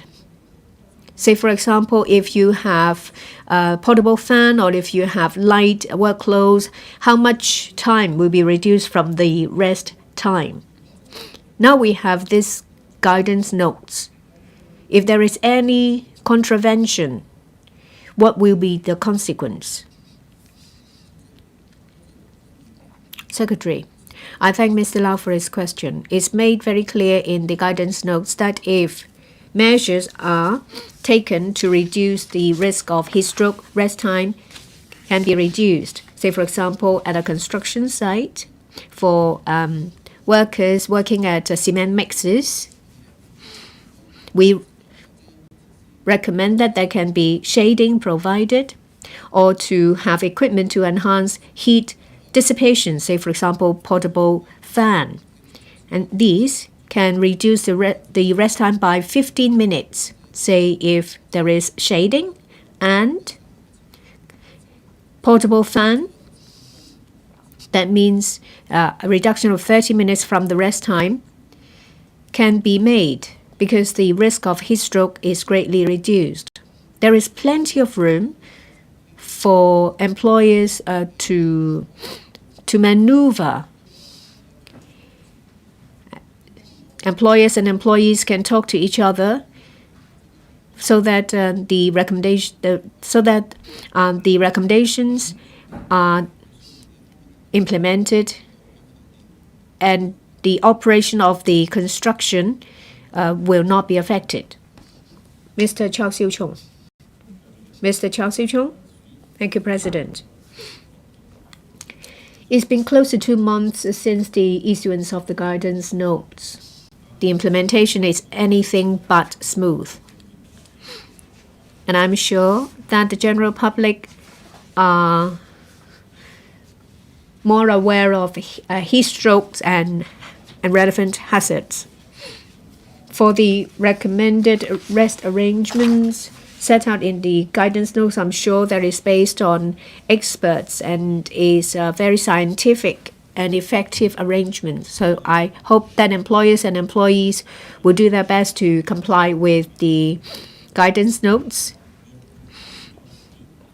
And I'm sure that they will get a better understanding of the effectiveness of the guidance notes. For the Hong Kong HI, the heat index is issued by the station at Kings Park, but Kings Park doesn't represent all other different locations. Workers working at the apron at the airport have been working, but there was no warning in place. The temperature has been taken and it showed to be over 40 degrees. Do you think that is an issue? What improvement measures do you have? Secretary, I thank Mr. Chow for his question. The Hong Kong Heat Index is done in collaboration with the observatory. The observatory uses Kings Park Station to take measurements of the different parameters. We hope that the heat index and the guidance notes would serve to protect employees from suffering heat stroke. There is no plan for the observatory to set up other stations outside Kings Park. We make use of our existing facilities and data to provide maximum protection for employees. If the guidance notes is used well, then it will greatly reduce the risk of heat stroke, especially in summer. Mr. Kingsley Wong. The issuance of the guidance notes itself is good, but the problem is the implementation. Employers and employees all agree that it's difficult to implement the recommendations. When the warning is up, if arrangements are made by employees, that means they may not have to stop work. It's rather confusing, and there are different situations and different scenarios. Say, for example, for someone working in a kitchen, for someone working on the floor, it may be 54 degrees, especially in the kitchen of a restaurant, whereas in other places it may only be 30 degrees. So can there be a scenario or venue specific arrangements, say those that is adopted on the mainland? Say, for example,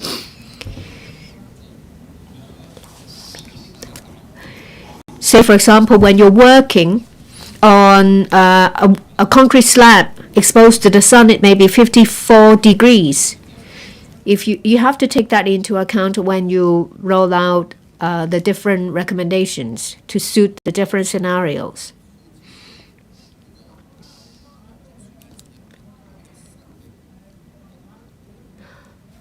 The warning and the heat index are both something new. We try to take on board the views of employers and employees as far as possible. There are many different scenarios, different situations for the different trades. We want to provide for flexibility. When the amber warning is up for light work, moderate work, if there is no mitigation measures in place, we have recommended the period of rest time. But if mitigation measures are put in place, say for example shading, heat dissipation, then the rest time can be reduced. I think we need to send the message out clearly to employers and employees so they understand. We want to make use of this summer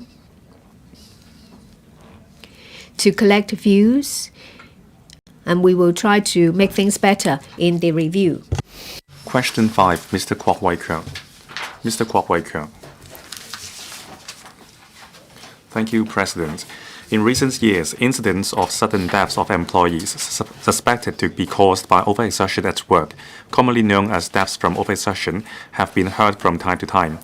In 2017, the government commissioned the Occupational Safety and Health Council to undertake the study on relationship between workplace deaths and work condition. But the authorities reached the conclusion that there was no direct relationship between workplace deaths and work factors. And so far, the government has not legislated for deaths from overexertion to include the employees concerned in the scope of protection. In this connection, will the government inform this council, 1, of the number of cases as recorded by the Labour Department in each year since 2018, in which employees suddenly died in the course of the employment, not as a result of accidents arising from work, of the industries and job types involved in, and the situation of the follow-up work for such cases. 2. Whether it has plans to formulate new targeted measures, including legislating for standard working hours, so as to prevent injuries or sudden deaths of employees caused by overexertion.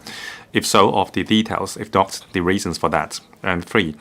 Whether it will, by drawing reference from the practices of neighboring countries and regions, designate sudden deaths of employees caused by overexertion as occupational injuries and deaths for which employees' compensation may be claimed, and draw up a legal definition or guidelines for deaths from overexertion. Thank you, President. Secretary for Labour and Welfare. President, If an employee dies as a result of an accident arising out of and in the course of employment, his or her employer is liable to pay compensation for death to the surviving members of his or her family and reimburse the funeral and medical attendance expenses to concerned persons, in accordance with the Employees' Compensation Ordinance, or the ECO. The ECO also covers circumstances where an employee dies as a result of existing disease triggered by accidents arising out of and in the course of employment. However, whether the sudden death of an employee in the course of work is caused by an accident at work or involved other factors depends on the facts and specific circumstances. Overexertion at work is not a medical diagnosis. The International Labour Organization has not drawn up any definition or guidelines on workplace deaths caused by overexertion at work, nor are there any internationally recognized criteria in this regard. There is no such definition in Hong Kong. The reply to the member's question is as follows. From 2018 to 2022, the number of cases of fatalities at work received by the LD that were not caused by work accidents or occupational diseases was 131, 138, 136, 159 and 160 respectively. The number of cases by industry is set out in Annex 1.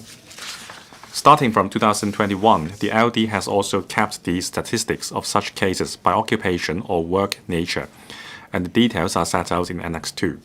Of these 724 cases, as at May 2023, the LD has concluded the processing of 677 cases, with results including cases where LD's occupational health officers opined that the deceased employees had died of natural causes. Family members withdrew their claims for compensation, settlements reached between family members and employers, family members lodging claims at the district court, etc. The LD is following up the remaining 47 cases. Fatalities at work not arising from accidents can be due to different causes. According to the LD's statistics on occupational fatalities, cases died of cardiovascular and cerebrovascular diseases, or CCVDs, during work accounted for the majority of fatalities at work, which are not caused by accidents. In 2017, the Occupational Safety and Health Council was commissioned to undertake a study which focused on 200 cases of fatalities at work notified to the LD under the ECO which were caused by CCVDs. The study findings point to the direction that multiple risk factors were in play in the development of CCVDs. Apart from work factors, personal risk factors such as medical history, advanced age, and unhealthy lifestyle are also involved. No single factor could be pinpointed as solely responsible for the workplace CCVD deaths. These observations are consistent with the findings of relevant international researchers. The LD considers it difficult to conclude, basing merely on the occupation or work nature, that the death of the cases was due to work. Security guards and construction workers constituted about 40% of the cases in the study. The OSHC, together with the LD, the Departments of Health, as well as employers and employees organizations of the property management and construction industries, have formed a steering committee to promote the implementation of health-friendly measures at workplace. The Health Caring campaign was launched in May 2022. Organizations were invited to sign workplace charters. Information was disseminated on healthy living, and promotional activities were organized.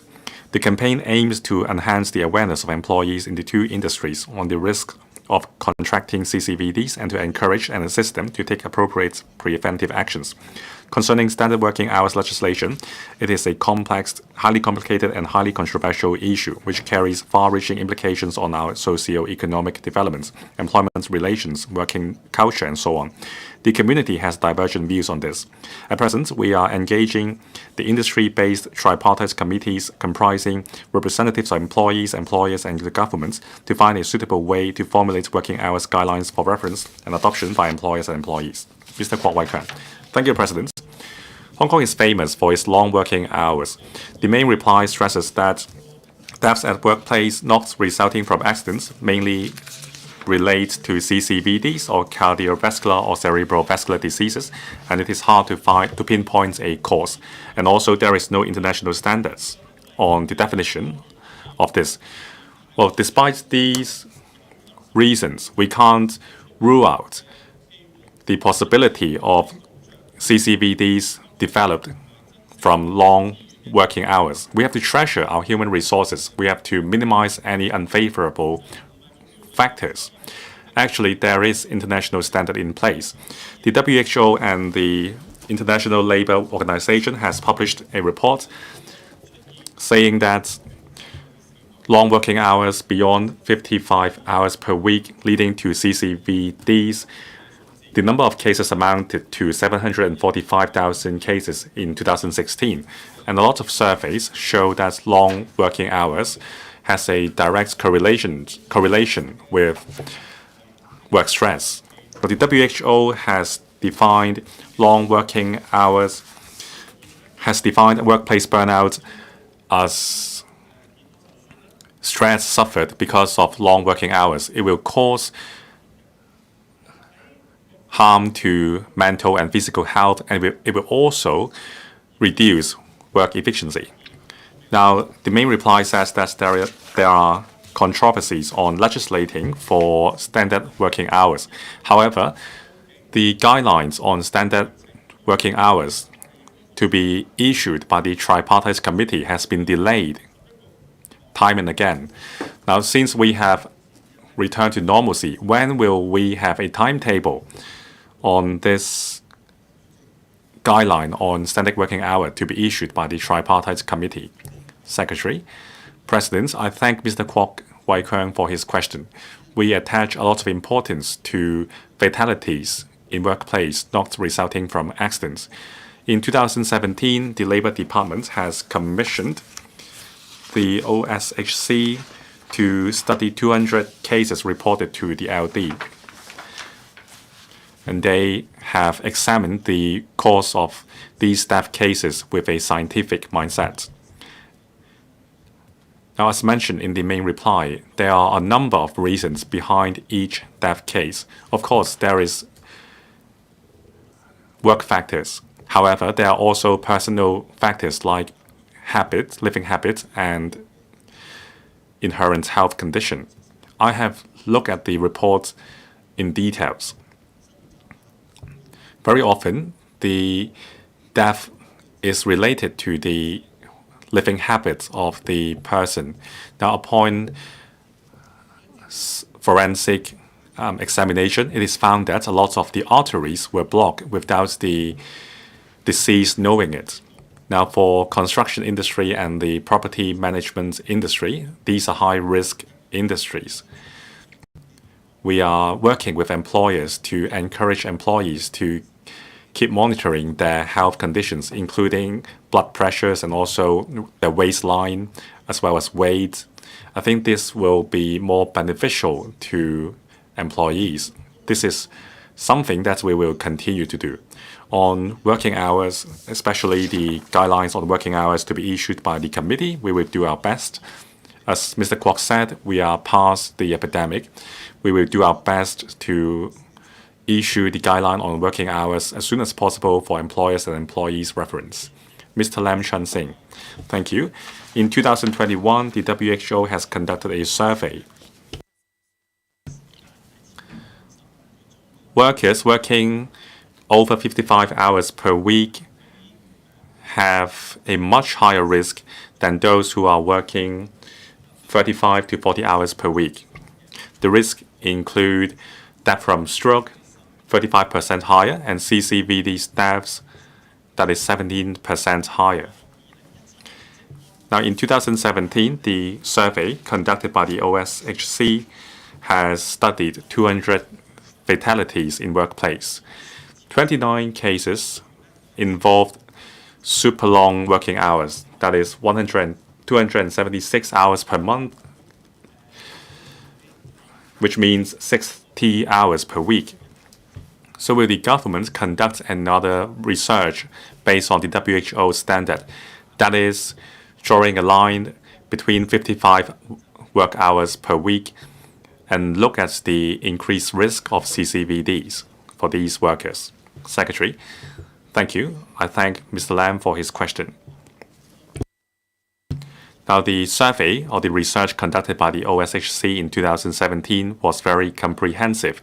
There were 200 cases, and each case was studied in details. Now, for most cases, true, some cases had long working hours, plus personal risks. However, comprehensively, most deceased did not have long working hours. Upon upon autopsy, it was found that a lot of arteries were blocked and the deceased were not aware of it. So we came to a conclusion that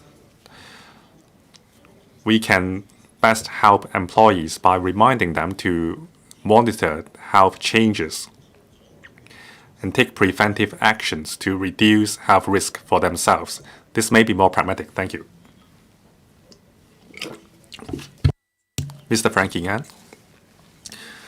President. Now, to deal with the over-extraction issue, one public policy may be standard working hours. Now, overwork or overtime work hours and may not be directly linked to oversession, but legislating for standard working hours may help. Secretary. Thank you. On standard working hours or legislating for a maximum working hour, it is a highly complicated and highly controversial issue.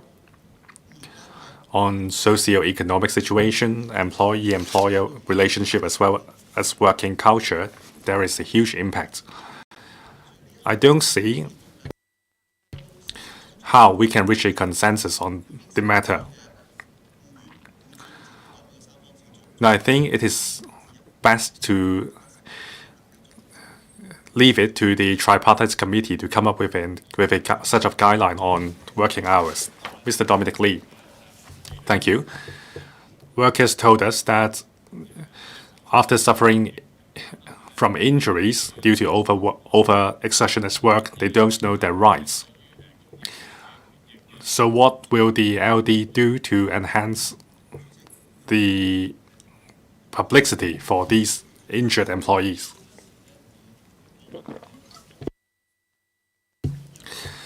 The LD would conduct publicity campaigns from time to time to educate employees on their rights, including injuries at work due to accidents or even fatalities. We will continue to educate employees on their rights. When any accidents happen, we would offer help so that the employees can enjoy the rights stipulated in the law. Mr. Lai Tong Kwok.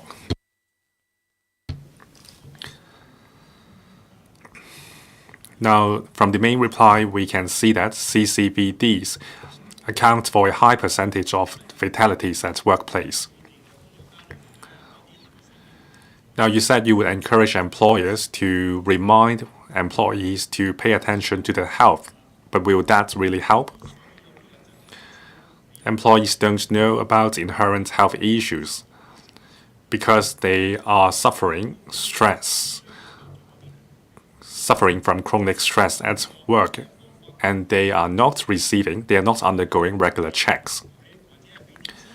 So how will you incentivize employers to allow or even subsidize employees to undergo regular checks, especially CCVD checks, to address the issue more efficiently? Secretary. President, I thank Mr. Lai Tong Kwok for his questions. Now, his suggestion is very pertinent to the crux of the issue.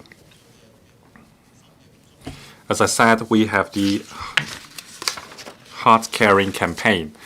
Now, by way of statistics, as at the 31st of May this year, 1,311 organizations have signed the charter, with 239 from the construction industry, 1,072 from the property management industry.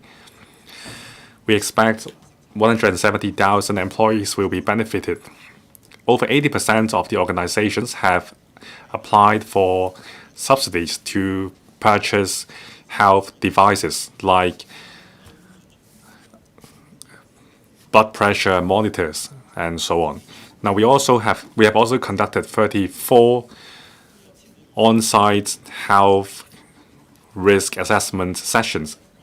Some 2,500 employees have undergone assessments, and more than 1,300 employees were referred to weight-losing classes to burn fat.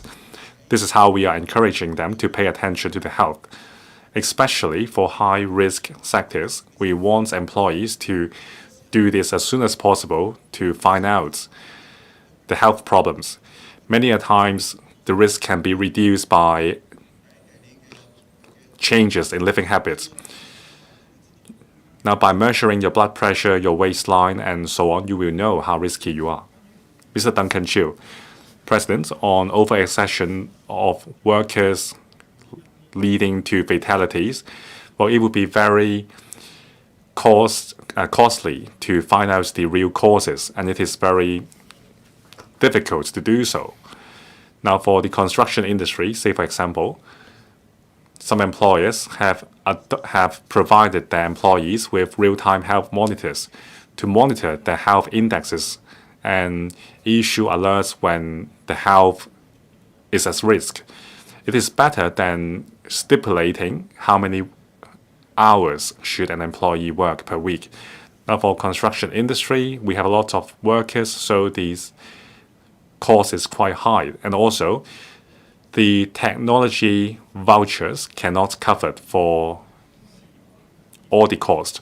So can the government offer subsidies to specific industries like the construction industry for them to purchase health monitors to protect their employees? Secretary. President, I thank Mr. Duncan Chiu for his suggestion.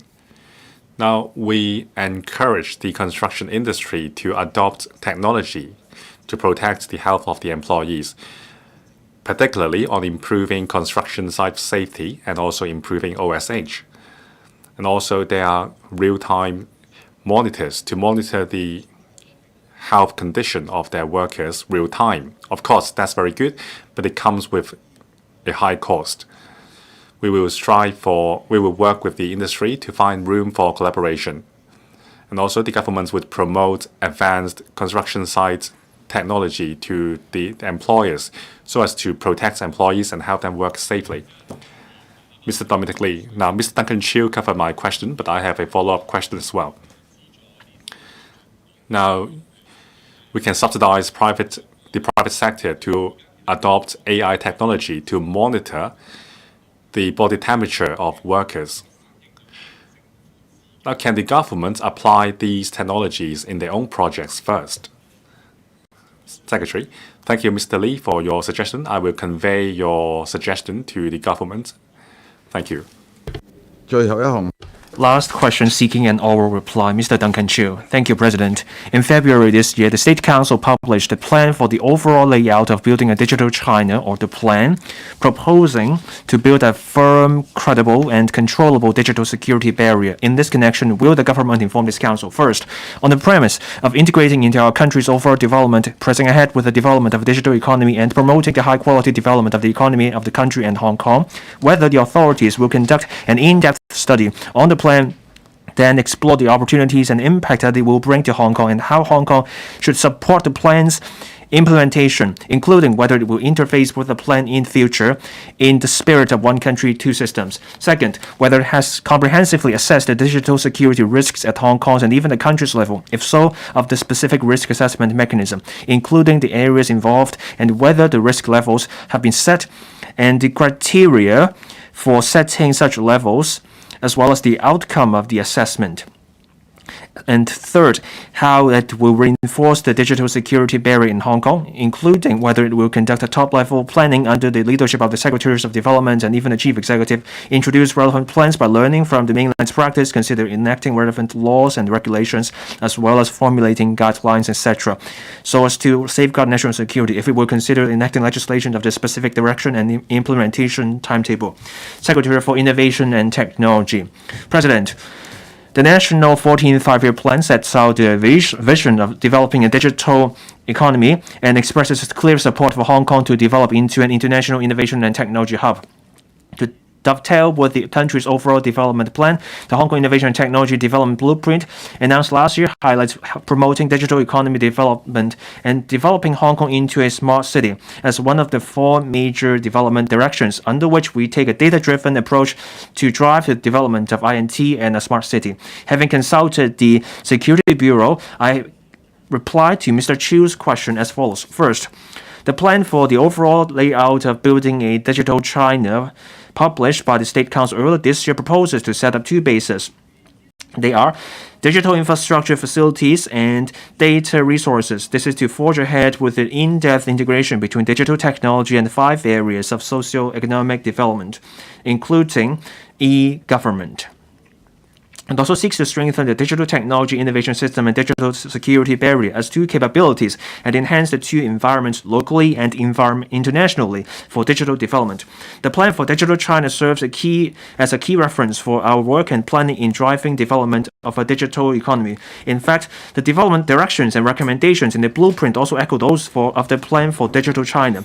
On digital infrastructure facilities, we have launched the public sector information portal, I Am Smart, the common spatial data infrastructure portal, the next generation government cloud infrastructure, the big data analytics platform, and the shared blockchain platform.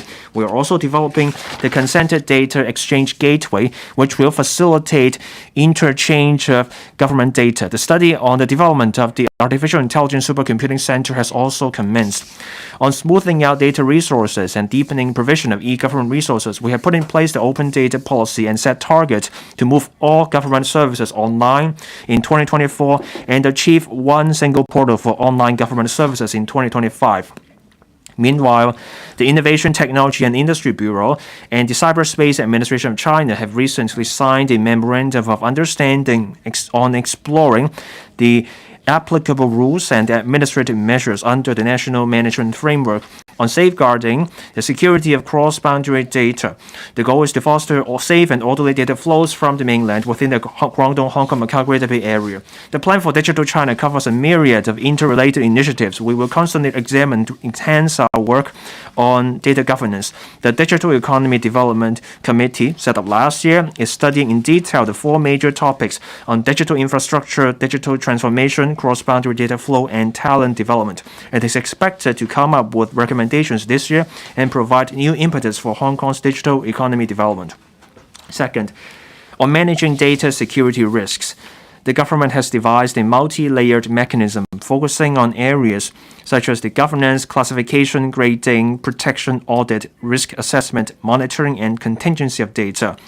For example, this SB has formulated the security regulations, which include dedicated chapters on information security to ensure the security of the government's internal information and information systems. In accordance with the framework laid down by the security regulations, the Office of the Government Chief Information Officer has devised a set of government IT security policy and guidelines, which require bureaus and departments to conduct regular risk assessment and audit for their information systems and data security and take prompt actions to ensure the security of government systems and data. To address possible security risks related to critical infrastructure in different sectors, the Critical Infrastructure Security Coordination Center, or CISCC, and the Cybersecurity Center, or CSC, of the police force operate around the clock. The CISCC seeks to strengthen self-protection and restoration capabilities of critical infrastructure through public-private partnerships, risk management, on-site security inspections, etc. Meanwhile, the CSC conducts timely cyber threat audits and analyses to detect cyber attacks against critical infrastructure. Third, maintaining and strengthening the digital security barrier is an ongoing effort. The rise in cyber attacks in recent years has brought major challenges to the cybersecurity of critical infrastructure around the world. Right now, Hong Kong does not have specific legal requirements on the cybersecurity of critical infrastructure. As mentioned in the Chief Executive's 2022 policy address, the government is making the preparations to define clearly through legislation the obligations of operators of critical infrastructure about cybersecurity, thereby strengthening the cybersecurity of critical infrastructure in Hong Kong. The government is working on the draft legislative framework and receiving initial views from the industries. A public consultation exercise on the preliminary legislative proposals will follow. The government will continue to closely monitor and learn about the latest development of data protection and cybersecurity in the mainland and elsewhere in the world. We will take the necessary means to protect digital security and enhance our capability in tackling cyber risks. Mr. Duncan Chiu. The national security law has been in place for 3 years. The chief executive recently talked about the goal about legislation for Basic Law Article 23. So the legislation has to be there by the end of next year, and this will be completed within the chief executive's term. Now, this legislation exercise is a duty on the SCL government. Digital security is also a key component of national security. In drafting the bill for Article 23 legislation, will the government look at the cybersecurity situation and the risks and introduce provisions such that we can have a clear outline and basis such that we can effectively protect national security? Or would it be the case, like what the Secretary told us, that the government will simply keep what we have on critical infrastructure? Will there be something specific on national security in the bill to come? Thank you. The Secretary Bureau will have more details to give on legislation for Basic Law Article 23. On data-related risks and challenges, first, data security is a key integral part of national security. The SCL government is trying to come up with a set of effective administrative measures. The goal is for government departments, we can have cybersecurity requirements and data protection guidelines. For example, on protecting personal data, there's the Personal Privacy Data Ordinance. There's regulation on the use, collection, and transfer of personal data. There are safeguards. The ordinance covers 6 principles of personal privacy protection. These are also the standards recognized internationally. Now, for key industries, there should also be safeguards for their data. Their own professional regulator or professional bodies have already come up with the cybersecurity requirements for their respective industries. Take the financial industry as an example. The Hong Kong Monetary Authority has come up with a framework on cybersecurity for banks. This is for risk assessment.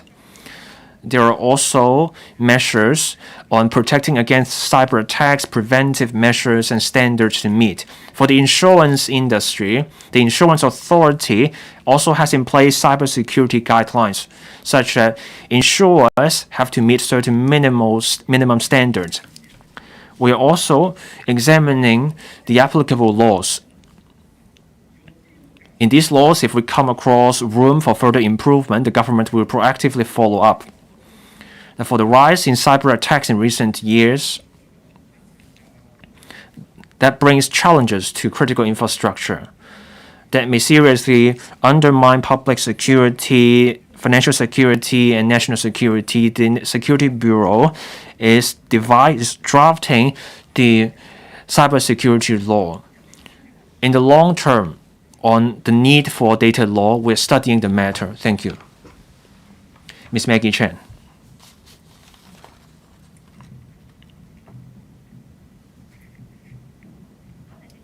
Thank you, President. My question has to do with the reply, data flow and data security. We have an ordinance on personal privacy, Section 33, on cross-boundary data flow. We have the law for protecting personal privacy, but it has yet to take effect. So what will be done about the law, Secretary? Ms. Chen's question has to do with cross-boundary data flows. Now we have the Personal Data Privacy Ordinance. Section 33 has clear rules on the flow of personal data. Now, for various reasons, Section 33 has yet to take effect. But there are already guidelines for industries. Personal Data Privacy Ordinance also comes with other provisions. They also work. Back in 2014, there were clear guidelines on outbound data. On outbound data, there were further updates to the rules. So at this stage, on outbound data, we have stringent regulations on that. Member can rest assured. Mr. Chen Kim-po. Mr. Chen Kim-po. Thank you, President. The SCL government is trying to bring in strategic enterprises from the mainland and from overseas. Bringing in data security firms can help strengthening our digital security barrier. Will there be targets in this area? Are they part of the firms that we approached?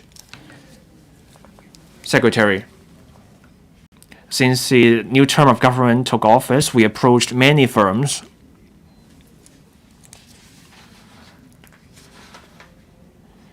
Now, these firms have high expectations and requirements about cross-boundary data flow. Now, we entered into this key MOU with the Cyberspace Administration of China on the cross-boundary data flow in the GBA. This MOU, in relation to GBA development, high-quality development, and on how we leverage the advantages of one country, two systems, this MOU plays a key role. We consider two factors under the digital plan for China. First, data protection and promote and facilitating the data flow. We need robust data protection. We need that to make flow and openness possible. And to make data open and facilitate the flow, you need robust protection. So we will stick to these two directions in our work. Professor William Wong. Thank you, President. Professor Wong, have you put on your microphone? This is the era of digitalization. We have big data, AI is in use. Protecting digital security is important. At the national level, this is also important. So for the government, have we trained any cybersecurity talent for national security? Will we have arrangements for them to undergo training or internship at mainland firms to meet the need for digital security barrier? Professor Wong, you have already raised your follow-up question. Please resume your seat, Secretary. Secretary, I thank Professor Wong for his question. Within the government, now we have set up a computer emergency response center. The members include the OGCIO, the Security Bureau, the Hong Kong Police Force. This center coordinates the resources and departmental responses to security, cybersecurity, data security matters. Over the years, the government worked with all sectors of the community in education on this area. The OGCIO has also set up the Computer Info Security Center. This is to promote info sharing so that we can respond to cybersecurity threats in a timely way. Cybersecurity, data security have grown in importance. We entered into the MOU with the CAC.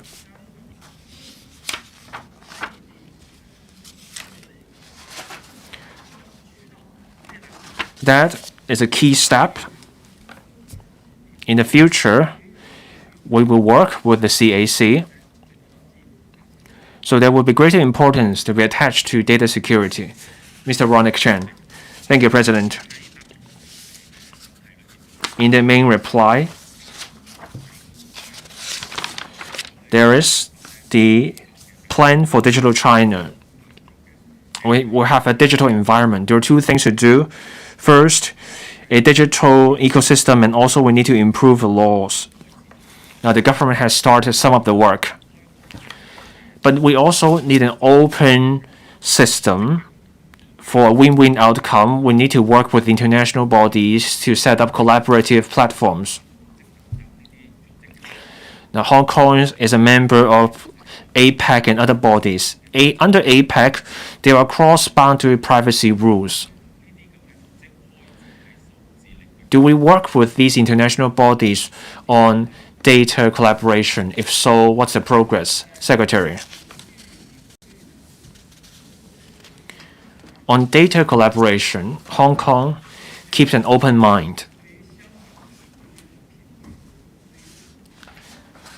On data openness, we received a good rate. We are among the leaders in Asia. Hong Kong is an open international city. We will remain open in our position. Now, we have an international outlook in terms of data. Data can come to Hong Kong subject to other rules. We also have rules in place, and we have data coming here, and there's flow of data to and through Hong Kong. We want to keep it that way. Why we stick to that? Our country also has framework for data. We want to have safe and orderly data flow from the mainland. That way, we bring data from everywhere here, and that we can fully leverage one country, two systems. I don't think there are many other cities that can enjoy the same advantage we have here.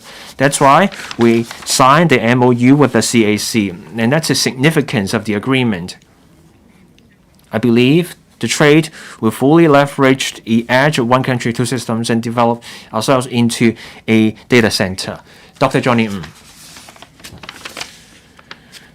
Digital economy is a key area, and digital empowerment is a key part of the process.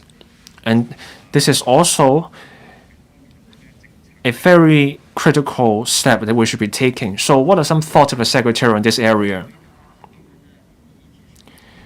As I said in my reply to Mr. Duncan Chiu, now before we have a digital data law, we are examining all existing laws. There's a pressing matter. For example, data flow, data interchange with the mainland and overseas, and also measures on outbound data flow. Do we have robust laws on those, safeguarding these flows? And then within the government, there is also interchange of data. We need a full set of laws on that. Existing laws, where applicable, need to be applied, and if room for further improvement is needed, we'll do that. We also need to step up management. As we work with the mainland on data interchange, we need a stringent management regime to make sure the data come here safely, and the data will stay here after arriving here. Overseas data come to Hong Kong. They need to stay here. We need regular systems to ensure the data only stay here. That way, we can build up confidence in Hong Kong system. Mr. Chen Siu-hong. Thank you, President. The Secretary's main reply has mentioned the multi-tiered mechanism. Now we have the OGCIO. They follow the security relations set by the Security Bureau. Look at Macau. Under the Macau's own cybersecurity law, the public bodies and operators of critical infrastructure need to do annual assessments on the risks and threats, and they have to submit annual reports. If it's found there are irregularities, the Macau authorities can issue advice and sanctions. In Hong Kong, we have the government IT security policy and guidelines for departments to follow. How can the government follow? The bureaus and departments already have a well-developed system. And how do you ensure the practices follow the guidelines? Secretary, as I said just then, we have clear, specific guidelines for bureaus and departments on cybersecurity and data security. The government is implementing these guidelines. For the trade, we hope they can also come up with their own rules. Now, for the critical infrastructure, the Security Bureau is working with other bureaus on drafting laws to protect our critical infrastructure. Data centers will be protected. Government bills. This Council resumes the second reading debate on the District Council's Amendment Bill 2023. The Honourable Martinez, Chairman of the Bills Committee on the bill, will first address the Council on the committee's report. The Honourable Martinez. President, as Chairman of the Bills Committee on District Council's Amendment Bill 2023, I present the report of deliberations by the Bills Committee to the Council. The bill seeks to put in place proposals to reform DCs as announced by the administration on May 2nd to improve governance at the district level. The proposals include, firstly, to enhance the advisory and service functions of district councils. Secondly, to designate district officers as DC chairman and empower them to lead the work of district councils. Thirdly, to optimize the composition of district councils, setting the corresponding methods of filling those seats and to introduce an eligibility review mechanism, and lastly, to introduce a performance monitoring mechanism for DC members. Given that the current term of DCs will expire at the end of this year, time is tight for studying the proposals and scrutinizing the bill. Hence, the House Committee agreed at its meeting on May 5th to set up a subcommittee to study the proposals and the relevant policy issues. As soon as the bill has received its first reading on May the 1st, the subcommittee will become this Bills Committee to carry on with the scrutiny of the bill. From May 12th to June 13th, the subcommittee and the Bills Committee have held a total of 11 meetings. The Bills Committee has had an in-depth and thorough discussion of the bill and has expressed concerns over a number of issues covering functions of district councils after the reform, provisions relating to disqualification of DC members, the practical arrangements for nomination of candidates, and details of the performance monitoring mechanism. During deliberation, the administration has taken on board quite a number of comments received by members and the legal advisor of the Bills Committee and subsequently proposed amendments to the bill. For instance, whether the District Council Ordinance CAP 547 contains sufficient empowering provisions for the Secretary for Home and Youth Affairs to issue guidelines for the operation of the Supervisory Committee. The administration has proposed to amend Section 72B1 of CAP 547 to empower the Secretary for Home and Youth Affairs to issue guidelines on misconduct and sanctions. The guidelines, among others, will set out the operational details and procedures governing investigation by the Supervisory Committee, sanctions to be imposed by the Secretary, and appeals against sanctions. In light of comments from members and the legal advisor on the drafting of the bill, the administration has also proposed textual amendments to improve the bill. Details of the proposed amendments have been set out in the report of the Bills Committee to the Council. The bill has completed its work. Members and legal advisor have raised concerns over the policy aspects and provisions of the bill, and the administration has addressed all of them in meetings or in writing. The Bills Committee supports all proposed amendments from the administration and will not move any of its own.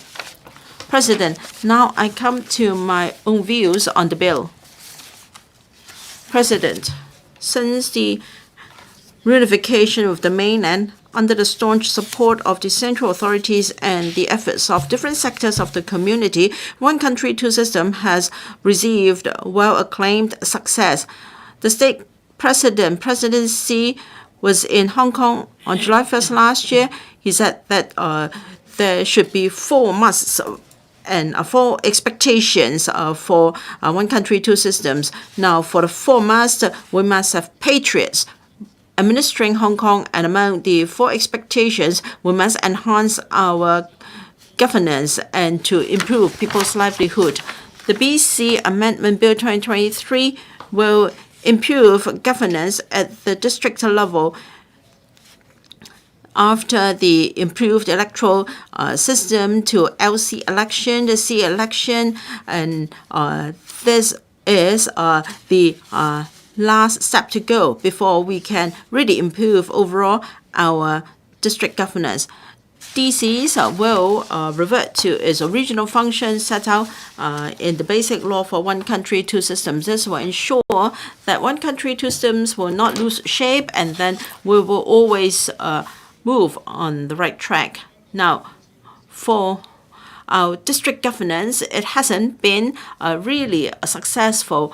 I think it is due to a number of reasons. Before the establishment of district councils, we had the municipal councils to be responsible for district affairs. All members of municipal councils were appointed by the governor then. In 1979, when the then British government changed its stance when it comes to district administration, and district council was set up in 1989, and then district councils have become arenas of political wrangling. And then after the reunification, the operation of district councils have been highly politicized. We look at the election manifesto of DC candidates last time. They were no longer interested about livelihood. They had political issues. They advocated the independence of Hong Kong. They smeared the SL government and was in the way of governance. Among the 479 DC members returned, 1/3 of them, over 300 of them, did not take the oath or resigned, and some were disqualified for making invalid oaths. Only 146 seats are now still filled by serving members. This has greatly affected the normal operation of DCs. Now, for the bill, it has got the eligibility review committee so that those anti-China, anti-Hong Kong members or candidates will be barred from joining DC elections so that we can really have patriots administering Hong Kong at district levels to safeguard national security. Every issue involving the community is important. People who are committed to serve in district councils for the well-being of the community is one of the major reasons why we have to reform the DCs. The bill has improved the composition and the way members are returned to DCs. There will be appointed members, there will be district committee, constituency, and also DC geographical constituencies. The ratio will be 4:4 to 2, the last being ex officio members. This 4:4-2 model can enhance district governance. With appointed members, we can attract people with professional knowledge and expertise to serve in DCs, and we can have a wider and broader representation of the views of the public to ensure good district governance. I hope community members can be appointed to DCs based on the needs of the districts to ensure that more can be nominated to join the race. Now, in each area committees, only 2 to 3 subscribers can come or can nominate one member. I hope that we can have facilitation measures. For instance, the list, address, and email addresses of area committee members should be published so that people who aspire to become district DC members can lobby for support, and then we can return the most meritorious candidates to serve in DCs, whether we are talking about appointed or indirect or directly returned members. DCs serve as a bridge between the government and the community. They should live up to public expectations. Now we have this performance monitoring mechanism in the bill. The Secretary for Home and Youth Affairs will be empowered to set standards, and there will also be a supervisory committee to investigate possible misconduct and complaints. And if DC members concerned feel aggrieved about the sanctions imposed by the Secretary, they will have 14 days to lodge an appeal to the CS4A. I'm sure the relevant mechanism has already achieved a proper balance. To enhance district governance, the administration should be an executive-led government, so we can improve district governance, and then district officers will be designated to act as chairman of DCs, and so they can direct the work of district councils. Under the new system, district officers will play a bigger role in district governance. He or they can make standing orders for operation of DCs. They can assign district councils to get the views from the public on specific government measures, and they will also coordinate the work of care teams.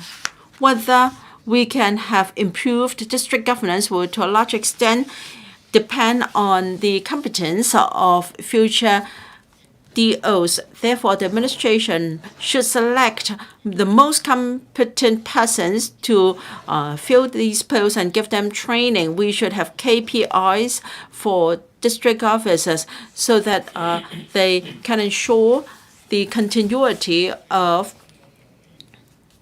district governance in case of a handover of duties.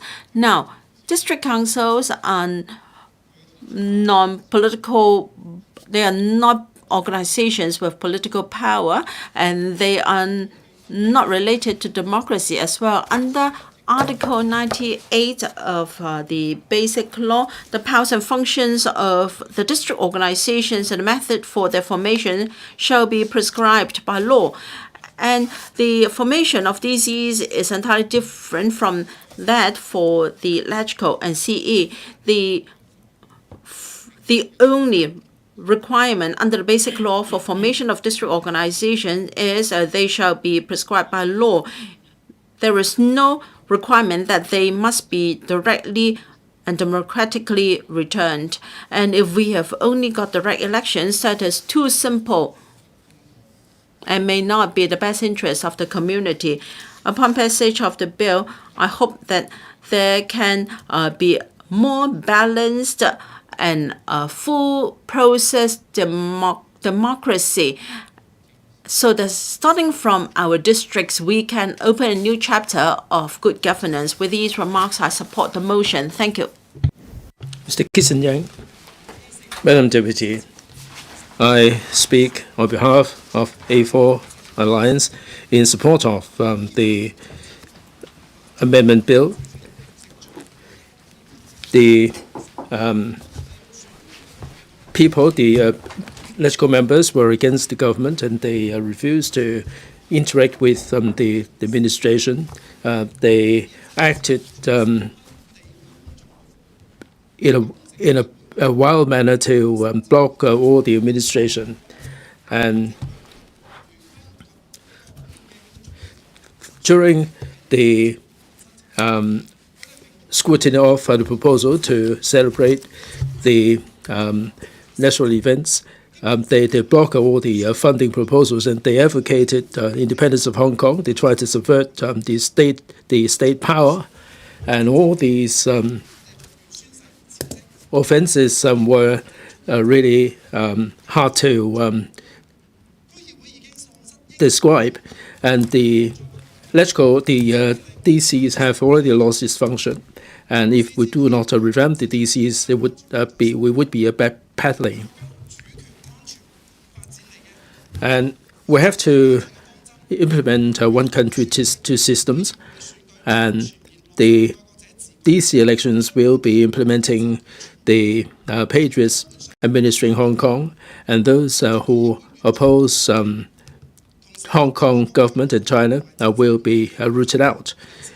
Only those who are patriotic and in support of the basic law would be allowed to be in. And we will be restoring the original intent of serving the members of the public.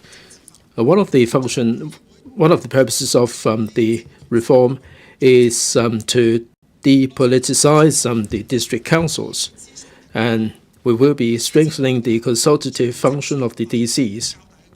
And we're going to have larger constituencies, and there will be indirect election seats and appointment, and we can incorporate more experienced people like principals, doctors, engineers, and lawyers. And this would make the range of expertise that much more diverse. We are going to be improving the governance of the district councils. I have been the Kowloon City district councillor, and the district councillors became more populist, and they were focusing on the silo of their own individual interest of the constituencies. I think we have to approach the issues from a macro point of view. In Kai Tak, the elected members ignored the interests of many of the issues, and we tried to improve the Prince Edward Road West, and when the government rejected certain proposals, the appointed members can certainly contribute their input and look at the issues from a macro point of view to avoid populism. Indirect elected members and the appointed members will enrich the expertise of the district councillors, and by virtue of their own expertise, they will contribute a lot to the councils. Other than changing the composition, we're going to be strengthening the DG structure. The DO will be the chairman of the district council. Previously, the chairman was elected from among the members, and the main function of the chairman is to preside over the meeting. It would be hard to get on with anything if there is no cooperation with the government. If the DO is to be the chair of the councils, he will be able to address the issues, and we can tackle the issues at the district level. I took part in the district council work in order to serve the members of the public. And previously, the members of the public failed to have any sense of fulfillment. And A4 Alliance is in support of the performance monitoring mechanism for those district councillors who fall short of expectation. They should be investigated. And there is a list of negative behavior, like if they do not fulfill the work specified by the DO, and if they fall short of the requirements. I mean, if they do not do anything while getting paid for their office, it would not be good enough. The government should update the list of negative behavior on a regular basis, and there should be an arrangement to disqualify the members who are really below par. And if we can manage the minor issues well, it will be conducive to dealing with the major issues. Our alliance hopes that the DCs can focus their attention on the livelihood issues. And the government can come up with a list of livelihood issues for us to tackle. And we can have the best synergy with the caring team and all the rest of the district committees and provide a wide variety of services to the public. And we can tackle all these perennial issues so that people will have a sense of fulfillment, a sense of well-being. Thank you. Ms. Yan Chen, Madam Deputy, I rise to speak in support of the District Council Amendment Bill 2023. The DCs have been there for many years. They're supposed to be improving the livelihood of the public. Since the reunification, the SL government has been increasing the power of the councils, and a lot more resources have been devoted to the council to let them do their work. But given the political atmosphere, the district councils turned into a platform for political theatrics. In 2019, during the change of term, and given the irrational political atmosphere, the DC elections became the battlefield for showcasing the political stance. There is no need for experience, and they purport to be the parachute members, and they are nailing their color to the mast to be against the government. For those who have been working in the district for so long, and they were left behind, and the development in the community has ground to a complete halt. Some may say that what's wrong with that? People chose them. Now the flaws of the system led to all these undesirable consequences. The members who got elected because of the political stance were not really minding their core business, and they saw the council as the platform for political struggle, and they insulted government officials, and they threw a spanner in the work of a lot of the district projects, and the district councils really came to a complete halt. I'm sure that this is still fresh in our memory. And some councillors insulted the fellow citizens who do not see eye to eye with them, and some would use their remuneration and subsidy to get involved in illegal acts. They advocated violence, and in their capacity as councillors, they supported black-clad violence and independence, and they were polarizing the whole community. All these chaos are really food for thought. What are the district councillors supposed to do? In order to right the wrongs, and also to tie in with the NSL, the government put in place the oath system, and many councillors refused to take the oath, and they resigned on different pretexts. And in many district councils, not least the Wong Tai Sin, the district council, they ended up with only 2 members. And many district councils, because of the dearth in the number of councillors, they failed to have any fruitful discussion of the policy issues. In some cases, they couldn't even elect the chairman. And nothing got done, and we wasted a few years' time. We're supposed to have 470 members. In this term, we have 1/3 of them, about 100 or so, who are still serving the district councils. Those who resigned just left the citizens behind, and they sacrificed the interests of the public. I think that this is the consequences of what they did during COVID. We should have the district councillors to engage in the battle against COVID, but many of the ward offices became vacant. They were vacated. Like my team at the beginning of the COVID, we were running out of face masks, and we're trying to secure the supplies.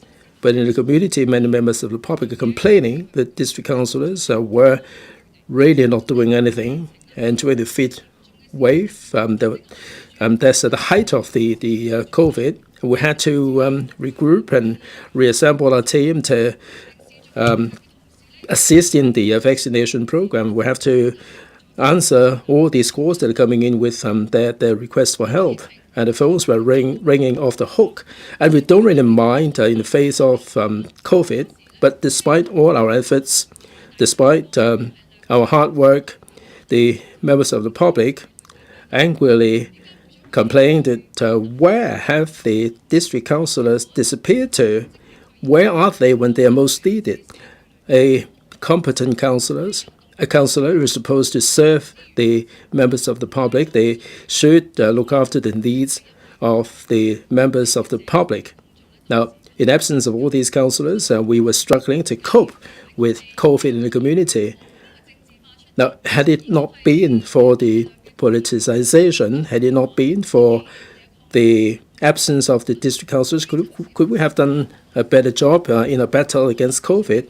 Would people suffer a lot less?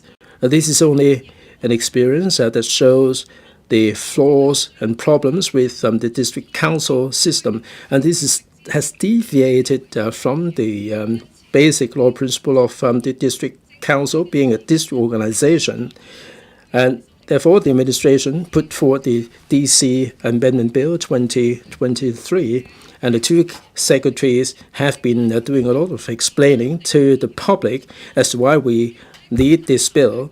We hope that prior to the next term, we will be able to reform the district councils and restore the function and strengthen the district governance. There are a lot of advantages, like the DOs will become the chair of the DCs that would facilitate better communication, and this would also enhance the consultative function of the DCs. And for the DO to be the chair, it would help the coordination of the three committees, the FCC, the FSC, and the AC. They will be working hand in glove with the care teams. They will be able to work with the district council returned from various means, and they will be far better in serving the public. The government also is introducing the performance monitoring mechanism. These district councillors can not really be acting wildly, and some district councillors were engaging in theatrics at the expense of the members of the public. In future, we can conduct investigation or even sanction these councillors. These will not only enhance the function of the DCs, but also restore the confidence in the public. The DC Amendment Bill 2023 is precisely trying to tackle the inadequacies and flaws of the previous system, and this will put everything back on the right track. The government will be able to get the finger on the pulse of the community. This will improve the district governance. I hope that upon completion of all this work and under the stewardship of the district officers, we will be able to return to the livelihood issues, and we prioritize livelihood issues, and a lot of all these perennial issues will be addressed collectively. And we will be back on the right track, and people will have a better life going forward. With these words, I support the District Council's Amendment Bill 2023 to improve the district governance. Dr. Tan Yue Heng. Thank you, Madam Deputy. Well, Basic Law Article 97 already provides that we can have district organizations which are not organs of political power, and that can be consulted by the government of the region on district administration and other affairs, or to be responsible for providing services in such fields as culture, recreation, and environmental sanitization. However, the district council in recent years have been politicized, and they've been used to be seditious bodies, and time and again they've escalated their actions, and for the 2019 black-clad violence that caused turmoil to Hong Kong, and everybody can see it. So the initial intention of the district organizations have been distorted. They have not been able to help resolve livelihood issues in the districts. They have actually caused or undermined the functions of the SAR government, and even undermine the central authorities. That's the reason why in the District Council Amendment Bill 2023, with regard to the composition and also the election methods and arrangements, and also the performance monitoring mechanism, there are provisions in the bill to depoliticize the district councils in order to make sure that it would be put back on the right track to serve people's livelihood issues, and therefore I speak in support of the bill.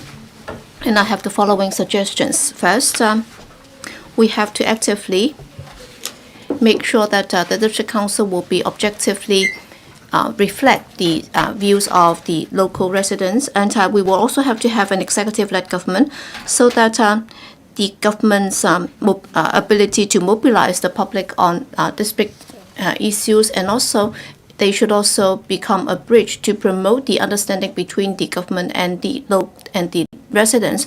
And as the bill provides, that the district council chairman will be the post will be taken up by district officers, and there might be concerns that in the future district councils will become the executive bodies of government policies. And in terms of feedback from the residents, will they be able to really relay those concerns to the administration?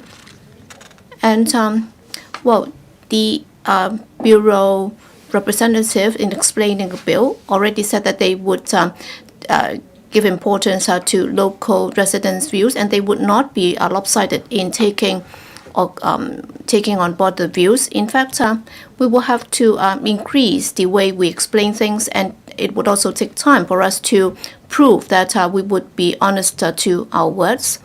And in building up the mutual trust, we would also have to respond to the voices of the community. We have to listen to diversified voices in the district council, and we cannot just accept certain views but not the others. And also, we have to reflect those that are in favor, as well as those that are in opposition. And the bill has also introduced this performance monitoring mechanism, and the HYAB would also be coming up with administrative guidelines, and there would also be a list of negative behavior. And district councillors would also have to be accountable to their constituents, and they would have to have their performance monitored, and that can only be done by the chairman of the district council, or that could also be done by way of resolution of the district council. And the investigation process might also take some time, and therefore the administration can also consider that there should be improvements to the performance monitoring mechanism, and they could also take complaints from the public in order to further improve the disciplinary mechanism to go after those who have committed misconduct. And there should also be a discipline monitoring committee, so that after taking up complaints from the public, they can also look at the relevant departments for follow-up action. That is the supervisory committee, which will be looking into these, so that district councillors will be serving the public, and they would also be serving the government. And talents can also be invited to join the district council after the reforms. District councillors will come from different sources, and that would also add to the current direct election model, so that we can also have district councillors from different backgrounds, and there would also be ex officio members, so that being an inclusive society, we should be more inclusive and have district councillors from different backgrounds as to how we can identify the right candidates to provide service in the district councils, to ensure that the composition of individual district council would be able to represent different strata, different age groups, to reflect the voices of the community, and also to make sure that they would be firmly on the ground and understand the sentiments of the local residents. We propose that the administration should look at the needs of individual districts. They should attract more talents, so that those who are concerned about labor rights and so on can also be attracted to join, because we'd like to have members with different backgrounds, and also we should also consider whether or not they can spare the time, their experience, and also their background to see if they are able to become competent district councillors, to ensure that for full-time district councillors, they'd be able to devote their whole efforts to serving the community. With these remarks, I support the bill. Ms. Eunice Yong, I support the motion. I support the bill. The purpose is to reform the district council, to depoliticize it, and also to ensure that patriots would be running Hong Kong, so that they'd be able to serve their functions. Back in 2019, if you look at the district councils that were returned, it was hijacked by the opposition camp, and there was a lot of chaos, and they were targeting the officials, and they refused to talk to the government, and the efficiency was extremely low. And also for district projects that were that were the responsibilities of the district council, they were delayed and prolonged, and as a result, the district councils could not operate normally. So we will have to look at the proper functions of the district council. Many in the opposition camp might have misunderstood the functions, and they would have thought that so long as they were elected, that they could oppose to anything that they would like to oppose. Article 97 of the Basic Law says that district organizations which are not organs of political power may be established in the SAR to be consulted by the government of the region on district administration and other affairs like culture, recreation, and environmental situation, sanitization, and so on. So this is the function of the district council, and therefore they would have to observe the rules, and they should discharge their duties as district councils. That is what they should have done. In order to suppress the chaotic situation in the community, very fortunately, we were able to get the support from the central authorities, and they were able to introduce the NSL in a timely manner.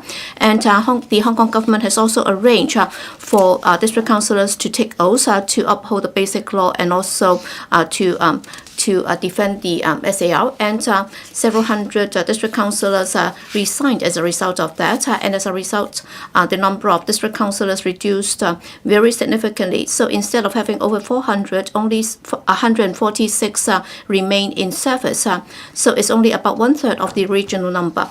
Most blatantly is the Wong Tai Sin, the Southern District, and also the Central and Western District. We only have a handful of district councillors remaining. So even if they had tried their best, they would not have been able to take care of the district issues, and therefore that's the reason why district councils have not been able to function properly. So all that has to be attributed to the systemic problems of the district councils, and many have been able to undermine the operation of the district council because of these social conditions, and as a result, district councils have not been able to function properly. Yes, our society has stabilized somewhat, and yet we will have to prevent that from happening again, and therefore there is a necessity for us to reform the district councils. President Xi, on the 1st of July last year, when we had a new term of government, he also said that there would be 4 necessities for the government to do, and one of those would be to completely implement the one country, two systems principle. We will have to make sure that that would be a total governance by the central authorities. We would also have to make sure that there would be patriots administering Hong Kong. We would also have to maintain the unique strengths and advantages of Hong Kong SAR, and therefore this bill has been able to perfect or improve the district council mechanism, and that's also one of the 4 necessities. And in the past, the problem was with the system, and as a result, the the previous district councillors have been able to infiltrate the system, and they did not believe in the total governance by the central authorities, and they've also tried to undermine the governance by the SAR government, and therefore it's against the four principles, and they would be standing in the way of Hong Kong's development, and therefore this reform has plugged the loopholes of a past system, and that has also ensured that only the patriots would be elected and become district councillors. That's very important because only patriots would try to serve the long-term interests of Hong Kong, and district councils will have to deal with many livelihood issues. But then for non-patriots, they would not be standing in the interest of Hong Kong, and they would also not be acting in accordance with the demands of and aspirations of the public. They would only try to undermine the community, and they would just ignore the needs of a community. And therefore, we will have to make sure that non-patriots could not become district councillors. And there are also four expectations mentioned by President Xi. We will have to maintain a high standard of governance. We would also have to continue to energize our economy. We would have to maintain stability and prosperity and harmony. And that's also related to this bill. Number one, that would enhance district governance, and through reforming the district councils, district consultative bodies would be able to be given more functions, and that would also ensure the beneficial communication between the district and the central government, and in solving people's livelihood issues. That's also the frontline task of district councillors, because any livelihood issue is important. For example, traffic congestion, and also seepage, leakage problem of pipes and so on. They are all important matters. In the past, district councillors have not been able to discharge those duties, and as a result, there were a lot of grievances experienced by residents, and therefore district councillors should discharge the duties to ensure that they be following up cases diligently in order to ensure that there would not be such problems accumulating, and they would also have to serve the community properly, so that instead of politicizing the district councils, we would be able to go back to livelihood issues. Now I'd like to turn to how we can make sure that district councillors will be serving livelihood issues, and the New People's Party has also got ward offices in different districts, but then many of these districts are middle class districts, and they would find it very difficult to identify accommodation for ward offices. So the administration will have to work hard after the reform of the district councils. Everybody would like to have ward offices to serve the public. So that is very important. It's not just for the appointed district councillors or elected district councillors. They should have their own ward offices instead of just having offices in public housing estates, because not everybody has the chance to win the ballots, and not all public housing estates can afford to have offices for these district councillors. So I think it's only fair that they should have ward offices instead of just renting or leasing short premises to run their offices. And also for care teams, how they can work together with district councils, and also for the 3 district committees, how they can work together. I think that's something that the administration will have to resolve in the future, because in the districts, we have also heard that for those who are working in care teams, if they make applications, and if they indeed become district councillors in the future, then the quota from the care teams would also have to be taken out. So that would also cause some problems to their work in the care teams. There might be some conflicts. The administration will have to clarify the situation. So once you become a member of a care team, or if you are leaders of the care teams, does that mean that they will have to take out their names after they have become district councillors? So I hope that the administration can clarify the situation for them, because after the reconstituted district councils, they would also have to know what their duties are, and they would also have to communicate effectively with the persons in charge, in particular the district council chairman, who would be the district officers. But then that would also be a very good manifestation of an executive-led government. But then how are they going to have effective communication? That's something that the administration will have to do. And therefore, I think that the bill does not just resolve an internal system problem. It will also help to ensure that we will be able to tie in with our country's initiatives, as mentioned by President Xi. I would have high hopes on this bill, and I hope that the administration will follow through this to ensure that district councils will be able to discharge their duties. Thank you. Mr. Dennis Leung. Thank you, Madam Deputy. I support the passage of the District Council's Amendment Bill 2023, and I hope that we can successfully hold the DC elections for 2023 so that we can give a sense of contentment and gain and happiness to our community. Now, I have taken part in 5 DC elections. The first was in 2003, where we had the July 1st march, and the last time was in 2019, where we had the Black Cloud violence. And in between the 3 elections, I was successfully returned to the DC of Kwai-Tsing. Now, in the past 12 years, I was most happy to be able to help residents to resolve their problems. Sometimes, even if I failed, at least they felt that there was someone to care for them. Now, in the 12 years, I was happy that I could successfully promoted the redevelopment of Sakun House and was able to ask for the replacement of bathtubs with showers for residents over 60 years old, and then handrails were added to bathrooms. This is the result of a collaboration between DC members and administration. Now, last few years, we had the COVID-19 pandemic, and then we could see that problems had to be resolved. Those who are minded to serve the community were failed in those elections. I think that is unkind to the community. If we are kind to our enemies, we're being cruel to ourselves, and it's also unfair to patriotic candidates, and we will let down those who are patriotic to the country. This bill will help us to reform DCs so that we have a legal framework for sound operation of the community, so the patriots who pledge allegiance to the Hong Kong SAR can serve the community, and DC members returned can feel the pulse of the community. Government policies will be people-oriented and serve the overall interests of the community. We can improve the economy and improve the livelihood of our people.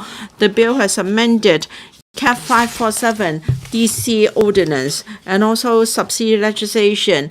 There are 4 major foci. First, to enhance the advisory and serve functions of DCs, to set up the performance to accept the performance monitoring mechanism, to set up the eligibility review committee, and there are also textual amendments. I understand that in May, the administration held 22 forums, and district officers of all 18 districts were present to explain to the audience the proposals to improve governance at the district level. Most people present were in support, and the SL government received 25,000 submissions. Over 99% of them supported the proposals, and so there is wide community support and recognition for the proposals. The bill has to be amended to suit the wish of the community so that we can continue to develop it. It's also display of our transition from stability to prosperity, because DCs have acted in a manner that has departed from the basic law, which states that the district organizations are not organs of political power, and those DC members were against the country and the SAR government. Article 97 of the Basic Law says that district organizations which are not organs of political power may be established in the Hong Kong SAR to be consulted by the government of the region on district administration and other affairs, or to be responsible for providing services in such fields as culture, recreation, and environmental sanitation. And under Article 61 of the Basic Law, we should advise the government on various matters, including the use of funds and the provision of view to the government. So the difference is to advise the government on and to be consulted by the government. So we have to delete section 61 to add 4 new AE, and I think this is totally in line with the original intent of the Basic Law. It has no contradiction with the Basic Law. And there is also new section 71A to allow the chairman of DC to direct DCs to consult the community on matters to be proposed by the government. So the government will take the lead. So this is to show that the government is committed and it will govern our districts on the basis of the welfare of the people, and the wish is to incorporate the views of the public. And we want our people, Hong Kong and also the country to prosper. And then there is also Section 3A on the establishment of eligibility review committee, so that the DC candidates and also people to be appointed or ex-officio member are up to their job. This will enhance the safeguards in the DCs to ensure that only patriots can be DC members, so that DCs will not be used as a means to undertake anti-government behavior using public funds. There should be eligibility review for all DC members to ensure that their mindset and behavior can safeguard the interests of the PRC as well as the SL government. On appointed members and also DC GC members, now the composition or the ratio will be 4 to 4 to 4 to 2 with 27 ex-officio members. This can improve the composition of DCs so that there can really be plurality and diversity to take care of the needs of different sectors of the community. Appointed members can rectify the current situation whereby GC members may use populist agenda to monopolize DCs. Now, in the past, the districts were too small, and as a result, people work for sectoral interests. Now we are going to have 44 DC areas, and I think that will help to improve the situations. There can be constructive proposals to improve the problems, and also there will no longer be vested interest. Not democracy can be displayed not just by fully returned councils. Well, the Prime Minister of the UK and the President of the US, they are not returned by one universal suffrage. So we should have confidence in our own system, in our own culture. We have to understand that we are Chinese. We should identify with our culture, our history, and we should have good legislation. Well, we need legislation that suits our situation. We must have the right size of shoes and not that we can walk properly. We must have a system and a legal framework that can address problems we face so that we can unite all forces in the community, and the SL government can safeguard national security, the security of our people, and the normal and effective operation of the DC so that we can display our vibrancy and we can be a world metropolis where everyone has a chance to shine. Thank you. Mr. Standing Ng. Madam Deputy, the FTU fully supports the improvement of governance at the district level, and therefore it is an urgent task for DCs to be reformed. I have written columns on newspaper to set out the history of district councils. I can recommend my article to all members for reference. The British colonial government ruled Hong Kong for over a century. We failed to see any arrangement for people to be involved in district governance. It was not only shortly before the handover that they introduced district administration. Was not out of good intention. Rather, they would like to control the development of the situation in Hong Kong, and they would like to groom their own people to take control. Since the reunification, we have seen politicization of district administration. DCs have been used as a means to subvert the government and to advocate independence of Hong Kong. Organizations which are not organs of political power is no longer advisory in nature, and they have become anti-government organizations funded by public money. So they are really using public resources or government funds to oppose the government. This is totally ridiculous. This is a serious problem and has seriously undermined social stability and national security. There were plenty of loopholes, and we must reform our institution in order to rectify the situation.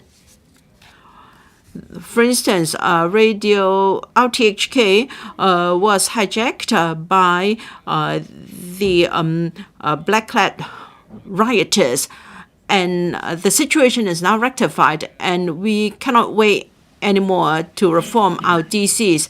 In 2019, we had black-clad DC members. They acted in a subversive manner. They were not constructive. They did not look at real issues. They had political motives. They deceived members of the public to gain political chips. They displayed insulting slogans outside the chambers of district councils. Here's an example to show you how ridiculous it was back then. They refused to serve people with different political views, so they use political issues to override the need of our people. And black-clad violent DC members use DC funds to engage in those propaganda. They wanted to change the names of our public clerks to commemorate those black-clad violence. They cheated members of the public like dogs. Those residents were required to chant slogans to support them before they could get service of the DC. It was really intolerable. So in the 19th plenary session of the NPC, we were asked to set up a sound system, and we were asked to improve the one country, two system arrangement.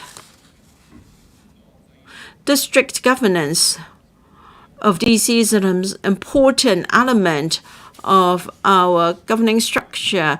We can now review and reform our DCs to remove political nature of district councils, and now they can really become organs of political power. They can really serve the public, and I think we should support the bill. FTU supports the bill and appeals to members to support the bill. There are 4 justifications for supporting the bill. First, there are many deep-seated problems in the community waiting to be resolved. If DCs can retake their advisory role, then they can help the government to improve district governance and enhance the efficacy and efficiency of governance. After improving the DCs, district officers will be the first one to be accountable in district governance. They can promote initiatives to address livelihood issues.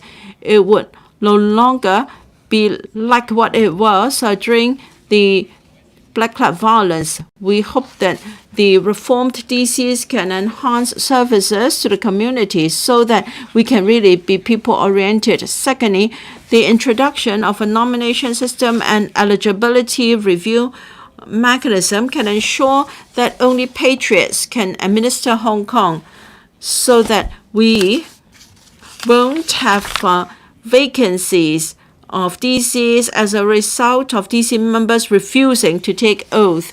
Thirdly, there will be a performance monitoring mechanism in the new system. There will be very objective indicators to measure the performance of DCs. So we can help to rebuild the positive image of DC members. Fourthly, DCs will be more balanced in their composition so that we can really have competent members serving in DCs. We will have appointed members as well as district committee constituency so that people who are competent and professional and yet are not very conversant in politics can be appointed to serve in DCs as well. Improving district governance will have an impact on the interests of millions of people in Hong Kong, and so we have to act speedily. Myself and FTU fully support the passage of the bill. It is only by passing the bill that we can really have patriots administer Hong Kong, and we can implement measures to enhance district governance, address livelihood issues so that we can have a solid foundation for prosperity and stability, and we have good governance and we can transition from stability to prosperity. Thank you. Secretary Chan. Thank you, Madam Deputy. Madam Deputy, the DAB is in support of the District Council Amendment Bill 2023. Since the announcement of this improvement of district governance model, the LegCo has embarked on the scrutiny work, and the DAB, along with various district organizations, set up street booths to explain to the members of the public the advantages of this reform, and we collected public views. In a nutshell, the DAB is of the view that this would be conducive to national security. This will improve the district governance, and we will implement patriots administering Hong Kong. This would provide a solid foundation for district governance, and this is a high-quality democratic system. We said that in 2019, after the election, the whole thing became politicized. The district councils, which were supposed to talk about district issues, turned into a platform for those who opposed China and plotted to ruin Hong Kong. That became the base for the independence of Hong Kong. Some refused to serve the members of the public. They were against the idea of organizing activities to do with China. Like in Taipo, we have been organizing the Dragon Boat Festival, Dragon Boat race for so many years. But since this is a tradition of the Chinese culture, and the opposition parties refused to grant the funding, there were some rural events that were related to the patriotic members, and the opposition also rejected point blank all these events in the rural community. And all these go to show that they are being politically oriented. And the district council over the past couple of years were completely grinding to a halt. A lot of the livelihood issues were falling by the wayside, and the members of the public became the victims. So this new model will ensure that we will be adopting this principle of patriots administering Hong Kong. We'll make sure that the district councils will not be interfered with by those who oppose China and plot to mess up Hong Kong. And the performance monitoring mechanism would enable us to make sure that these principles will not be undermined. In the new model, the key thing is to make sure that the district councils will be restored to its consultative function, and the DCs are supposed to advance their input regarding the livelihood issues in the community. So this revamped model does carry a lot of advantages. Some might argue that there is a diminution. I mean, the democratic elements have become diminished. But this is only one of the ways to manifest the diverse views. The appointed members and the elected members can also contribute their insights regarding district affairs. I was a DC member myself, and in that era, there were appointed members. I was an elected member at that time. I was serving my constituents, but indeed, there are so many other jobs that have to be done, and these may not be undertaken by the elected members. So there were some appointed members who would take up the advisory role, and they would also coordinate the huge-scale events. So they do have a role to play. And in many of the district development projects, they have their unique needs, like the Northern Metropolis. If the district councils can appoint some members who have particular expertise, be it innovation and technology and planning and so on, if we can have all these members roped into the councils, it certainly would stand the district councils in good stead. So we cannot argue that we should look at or focus our attention on the number of directly elected seats. Rather, we should look at the functions that will be fulfilled by the councillors in a way that will improve the livelihood. That is the most important thing for Hong Kong. Madam Deputy, we're transitioning from governance to prosperity. There are so many issues that are on our plate, and there are indeed many issues in the community that are crying out for solutions. So if we can have a diverse range of members, it will be good for the members of the public. It will only be good for the government.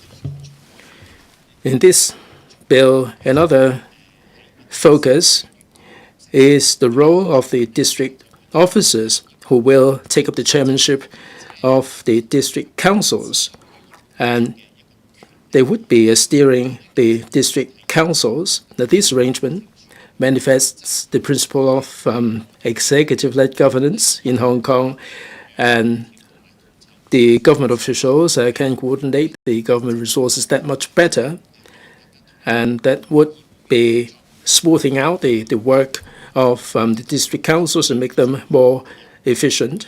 We have different committees, DFCCs, DFSCs, area committee and care teams, and they were coordinated by the district officers. If the DOs can play a good coordinating role, that would avoid a situation where the district committees will be overlapping in the duties, amounting to a wasteful use of resources, and that would enable us to provide better services to the community. We can see that as a result of the publication of the proposal, the Alliance in support of improved district governance has collected signatures. They have collected 1.6 billion signatures from the members of the public in support of the revamped model, and that is a recognition of their support. And I hope that the Council would endorse the bill so that we would be able to see better district councils going forward. With these words, I support the bill. Mr. Chen Pui-lam. Madam Deputy, I rise to speak in support of the District Council's Amendment Bill 2023. the sixth term of the councils will come to the end by the end of the year. The government is putting forward this proposal, and this covers the composition, the way in which the members are going to be elected, and this is reforming the district councils, and fundamentally the government is improving the district governance, and this is an important step in our transition from governance to prosperity. During the sixth term, members acted in a way that undermined Hong Kong, undermining the interests and well-being of the public, and they have deviated from the function of the councils. Many members refused to take an oath. Some were disqualified. And we've ended up with 1 in 46 district councillors. This is really detrimental to public well-being. We have to put things right. As a result of the reform, there are a number of obvious changes. First, we're going to restore the district councils to district organizations which are not organs of political power. They are there to be consulted by the government on district administration and other affairs. And in terms of cultural, recreational, and environmental hygiene, they will be offering their input.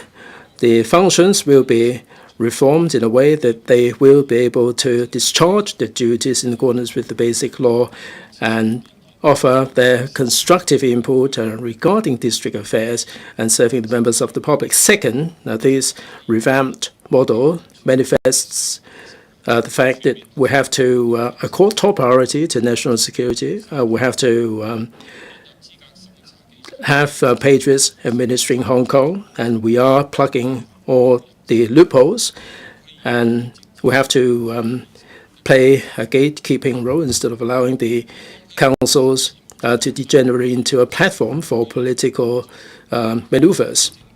And the DOs will become the chairman, and the DCs will be tying in with the government administrations. The DOs are well up in the district affairs. They can play a leading role, and they can coordinate the DFCCs, the DFSCs, ACs, and the care teams, and they can also collect views regarding specific issues.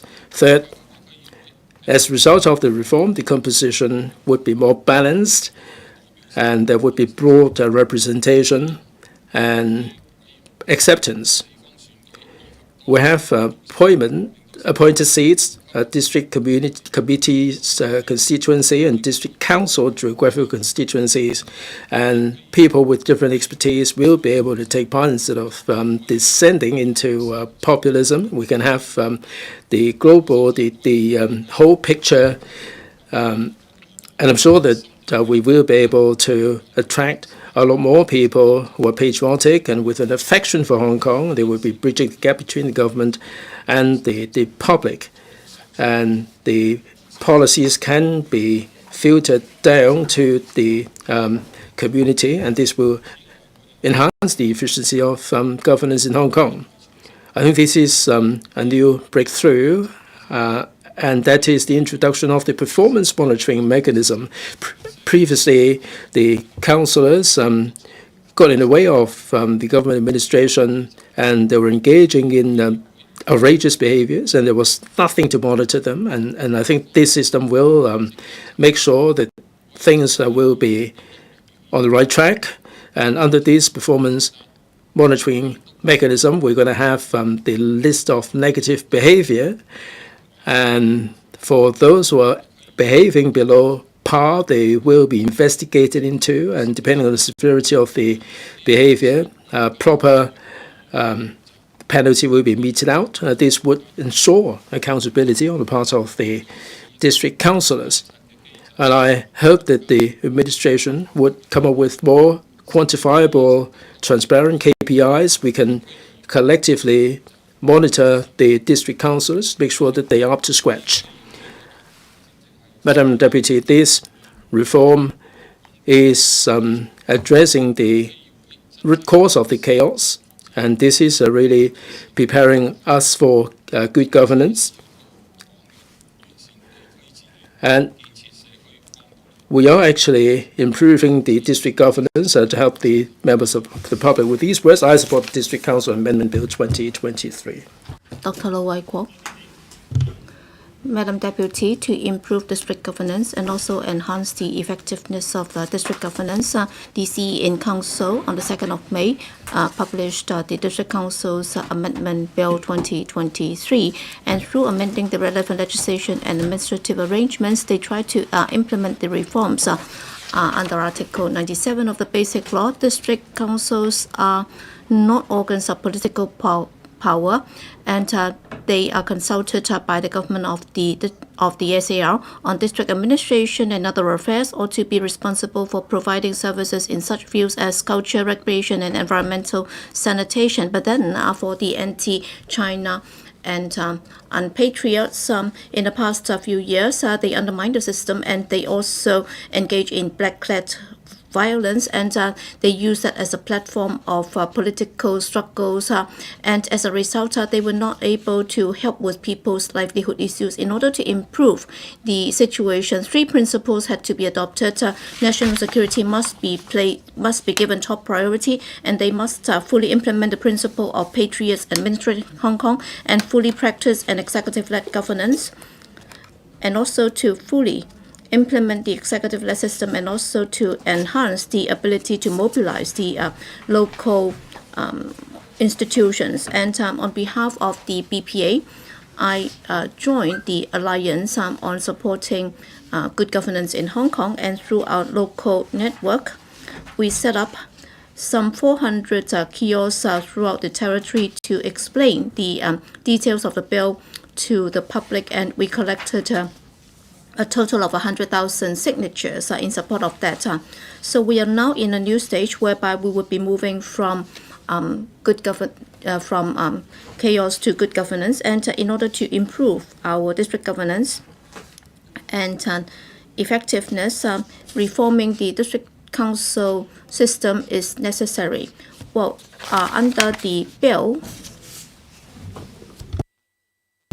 we have to amend Cap 547, that is District Council's Ordinance and other relevant legislation. The whole purpose is to enhance the consultative and advisory functions, and also district officers will become District Council chairman, and they will also take charge of District Council affairs, and they would also come up with rules on how the district councillors should be returned, and also their eligibility screening mechanism would also be introduced, and also there would also be a mechanism to sanction misbehavior or misconduct of district councillors. I support this proposal, and for appointed members or appointing members from the district committees, and also the ratio would be around 4:4:2 amongst these 3 categories, and also there would also be 27 ex-officio members. And from the district committees, they are from the District Fight Crime Committee, the District Fire Safety Committees, and also the district committees as well as area committees. And then for the revamped district councils, there would also be some 44 constituencies, and then for elected members, they would be representing a larger constituency, and they would be able to deal with district issues from a macroscopic perspective. We believe that the 4:4:2 ratio would enable the constitution or composition of the district councils to become more diversified, so that district councillors and elites from different walks of life and backgrounds can be elected, and they would also be able to provide better services to the community. Well, district council district administration development is something that is very close to my heart. On the 1st of July 1992, I was appointed as a provisional district councillor in Sha Tin, and despite the fact that I had a lot of experience in engineering and so on, and also during my spare time, I also took part in the Hong Kong Institute of Engineers and so on. I've been serving in those bodies, but then until then, it was the first time that I was able to really extend my services to the district level. And after that, I was repeatedly appointed as a Sha Tin district councillor for 14 years. And in the course of that, I used my engineering and management experience, and I was able to serve the community at different levels. Because there's no small constituency, because I was elected as a Sha Tin District Councillor, and therefore I had to serve the entire district. I would be monitoring the policies with regard to Sha Tin. I would also be supervising district minor works. I actively took part in all matters relating to Sha Tin, including the Dragon Boat Festival and also the Sha Tin District Festival. And I was also chairman of a committee. I also made use of my professional background and network to help the government in promoting IT Hong Kong and other special projects. And what is also memorable is that in 2003, we had the SARS outbreak and the economy suffered a great deal. And at the District Council, I helped promote local community economy, and I organized a series of events. And I believe that for District Councillors with a business background, if they could make use of their background and also experience and also their network, then in terms of district governance, they'd be able to play a unique role. And since becoming a District Councillor, I also started to join the political circle, and in 2012 I won in the election to become a legislative councillor. That's I won in the engineering sector, and with the district governance committee led by the Chief Secretary for Administration, that would also help coordinate the different policies, and the Deputy Secretary for Administration would also be running another committee to ensure that they'll be able to coordinate with district councils on district issues. So I believe that the new setup would also be able to make sure that there would be executive-led governance that would also help enhance the grassroots governance standards, and that would also help deal with livelihood issues. So under the revamped system, we'd be able to have patriots administering Hong Kong, and the executive and the legislature would also have more conducive collaboration, as the term is expiring by the end of this year, and therefore we have a very tight schedule to implement this. And on the 2nd of May, after the publication of the new package, we immediately set up a subcommittee under the House to scrutinize the package, and Martin Liao and myself became the chairman and deputy chairman of the committee. And then on the 31st of May, after the bill was finally tabled before this council, we immediately turned the subcommittee into a bills committee, and the composition was the same as the subcommittee in order to ensure continuity of work. And we've been very meticulous in our scrutiny of the bill, and we made a number of suggestions, and also the concerns raised by the legal advisor were also taken on board. For example, on 72D, bracket 1 and C, there was this reference to reflect that after district councillors have had their duties suspended under the new mechanism, they would no longer have the power to deal with district issues, and that would also be in line with the original purpose of the policy. And we've been very meticulous in our scrutiny work. With these remarks, I support the passage of the District Council's Amendment Bill 2023, and also the CSAs moved by the Secretary of Constitutional and Mainland Affairs, Mr. Chen Zhenying.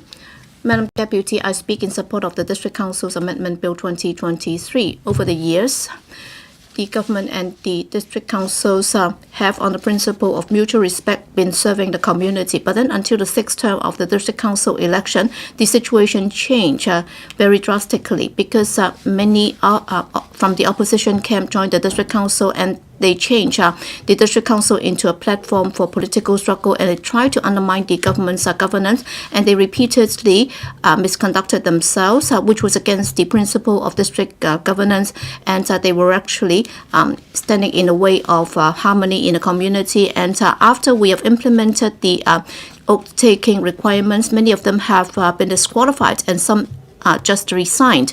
As a result, out of the 470 plus seats, had some 300 plus becoming vacant, and in some cases, only 2 or 3 members would be left. And this situation obviously was not acceptable. That means that the current mechanism is no longer working, and therefore there are obvious loopholes and problems, and therefore the existing term would expire by the end of this year, and therefore in the new term we will have to revamp the situation and correct the wrong in order to put everything back onto the right track.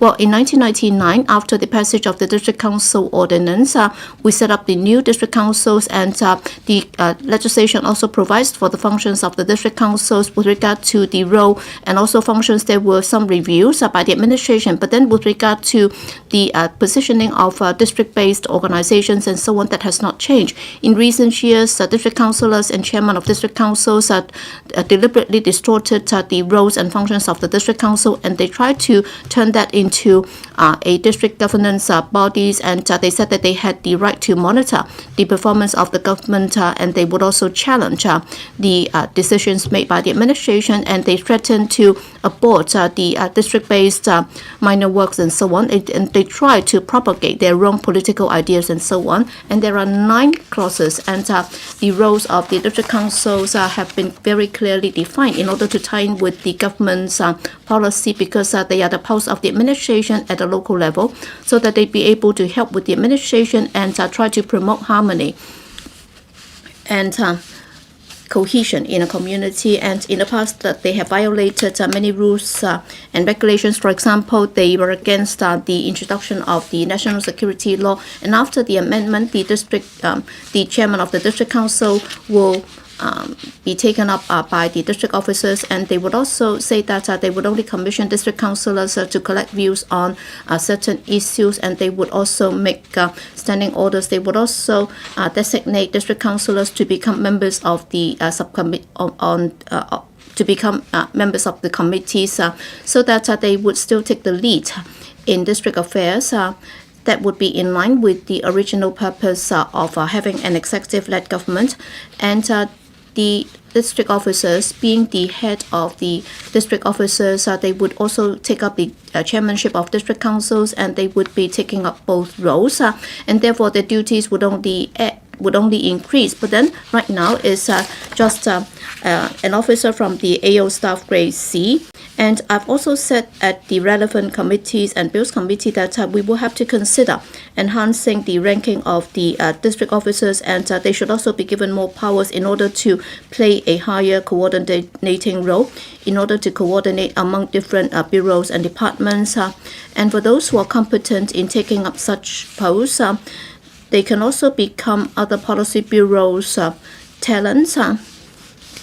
And in terms of the composition of the district councils, there would also we would also revive the appointment system. In the past, we did have, and for appointed members, they have their own expertise and backgrounds. They would be able to serve the community, and all along, that has been working well. It was only scrapped in 2015, and by reviving this system, the administration would be able to look at the circumstances of individual districts, and they would be able to attract talents with relevant experience to join the district council, and the appointment would be done on the basis of the entire districts, and that would also help solve the previous problems, and they would also help increase the involvement of people with different expertise and so on.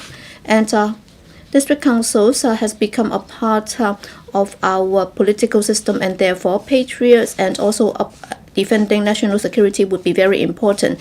Well, in the past, we had the anti-China and seditionists joining the district councils, and they also try to smear the government and also our country. And now we have introduced the system for anybody who would smear the system and who would not be patriotic and who is not prepared to uphold the system. They would not be allowed to join the district council, and we would be able to prevent these people from joining the district council, and therefore we would be able to ensure that only the patriots would be able to administer Hong Kong, and those who are trying to undermine the operation of the district council, well, the previous system has not been able to suppress these acts.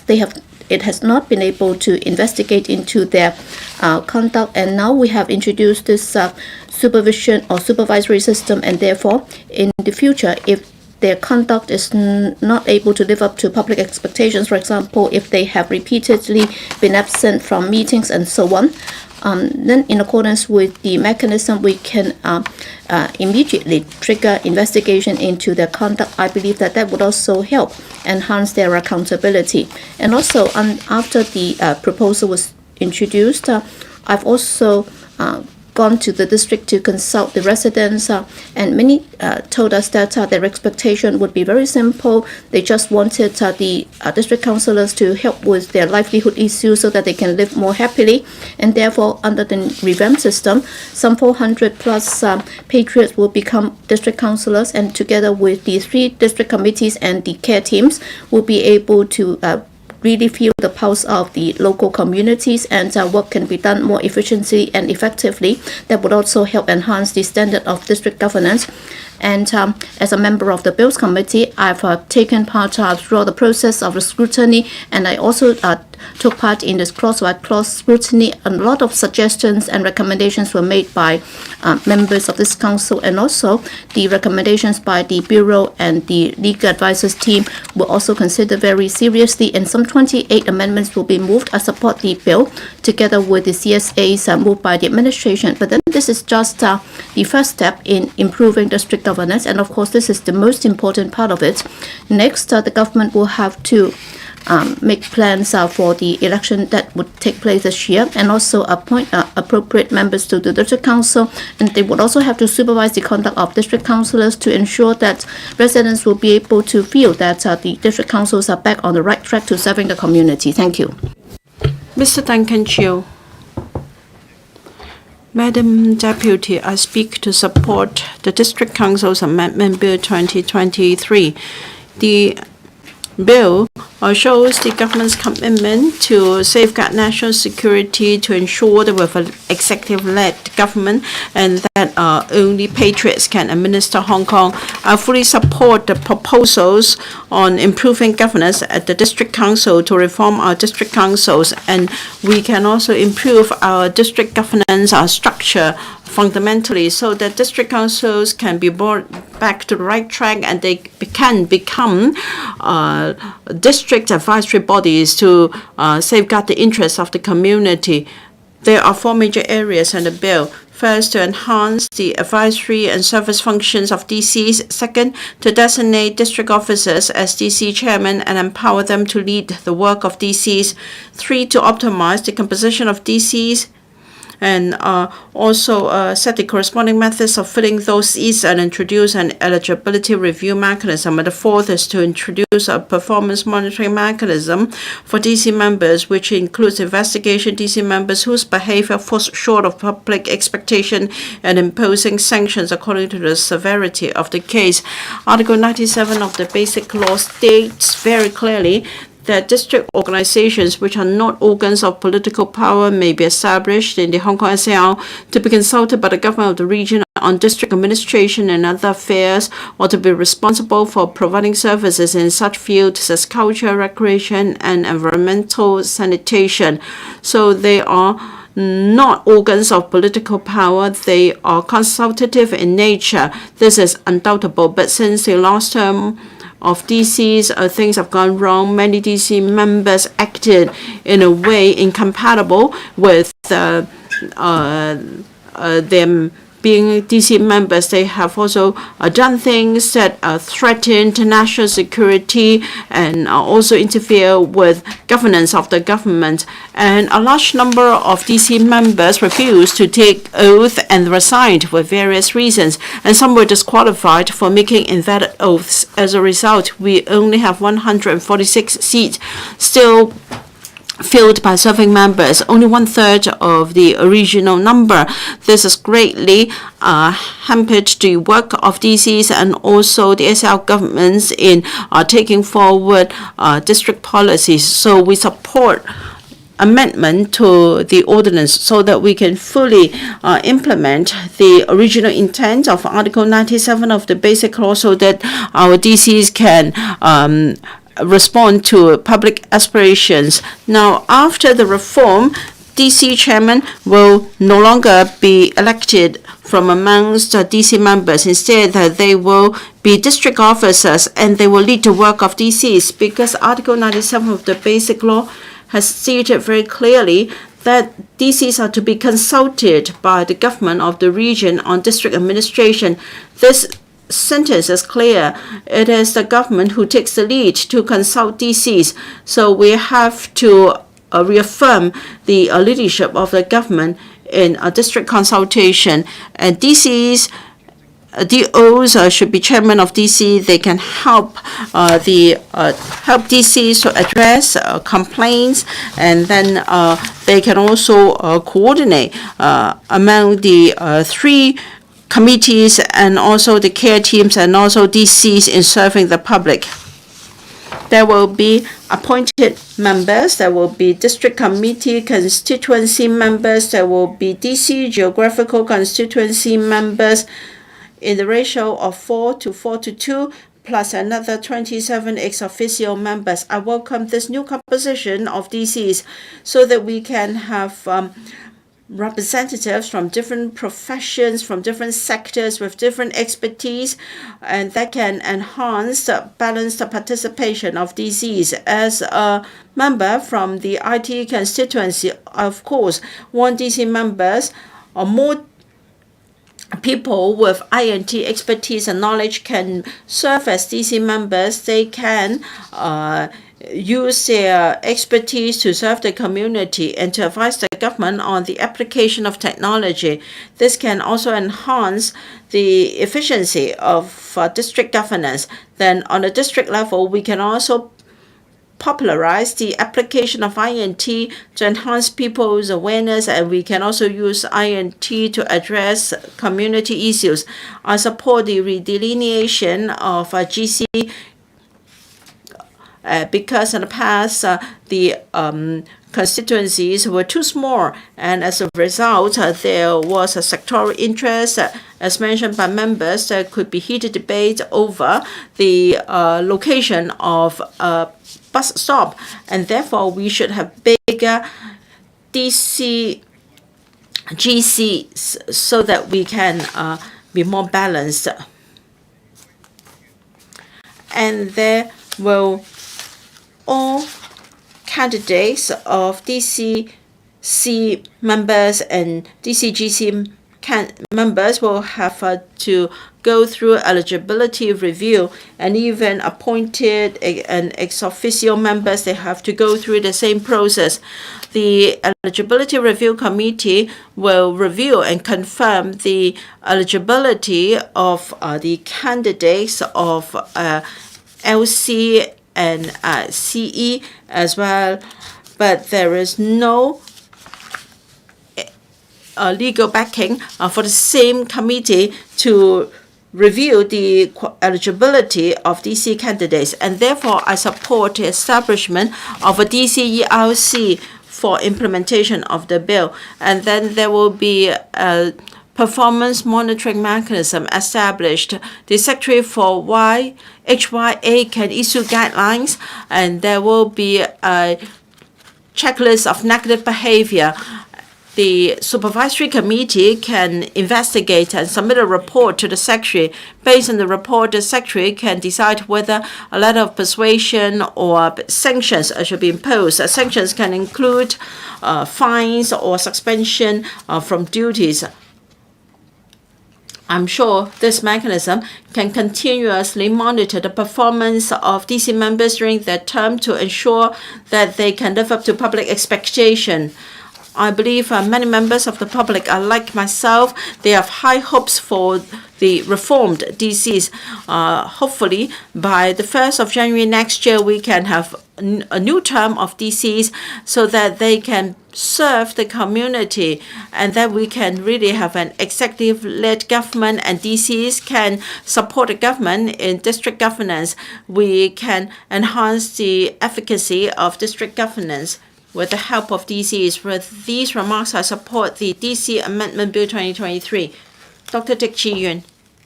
Madam Deputy, I speak to support the DC Amendment Bill 2023.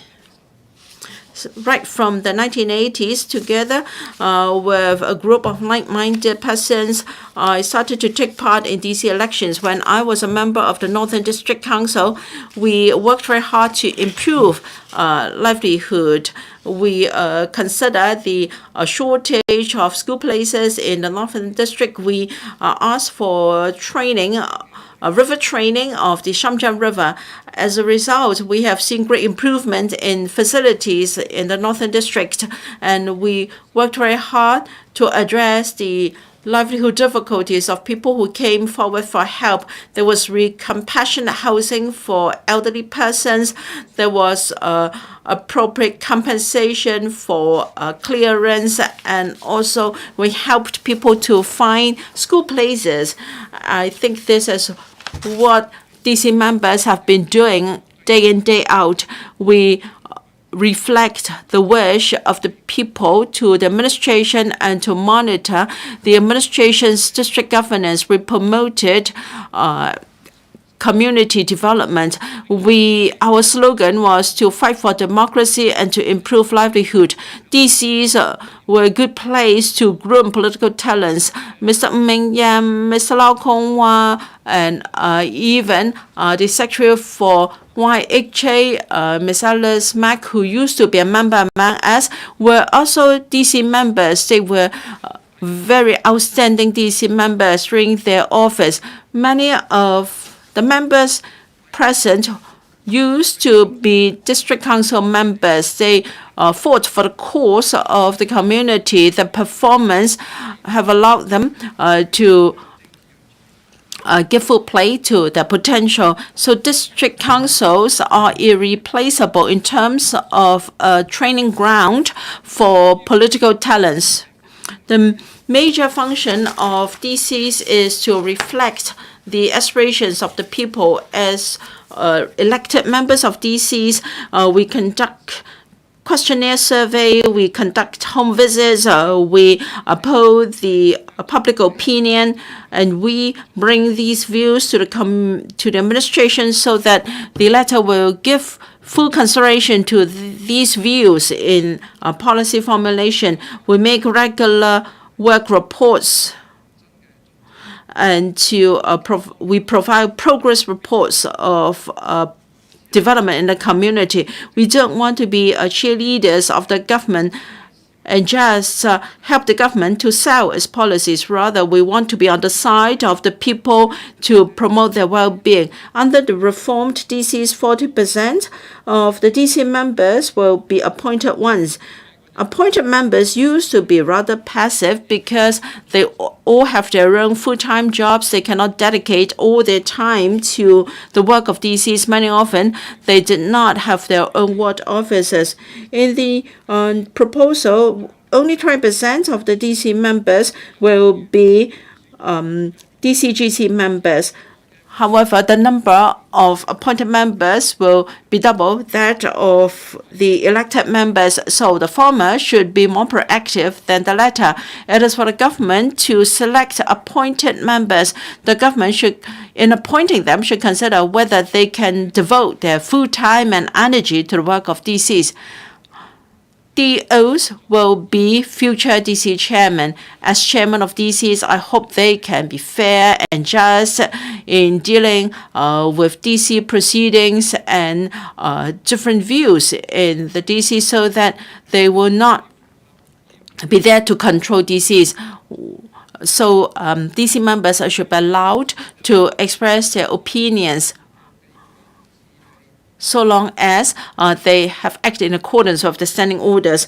There will also be a district governance task force. Hopefully, it can enhance coordination and enhance the efficiency of district administration.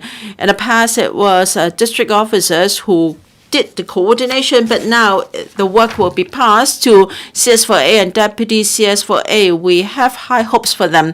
We have gone through a process of development when it comes to district administration. According to the basic law, the in future, both the CE and LC members will be returned by universal suffrage. We must create a favorable environment for implementation of universal suffrage. DCs should be on the path of democracy as well. In the future, we hope to see more DC GC members. DCs represent public opinions. If the people are not duly represented, there can be potential destabilizing force. Everyone has its blind spot, and the officials and the government need monitoring of councils. Otherwise, they will become subjective, and there can be potential problems. Given the quality of Hong Kong people, we deserve a democratic structure.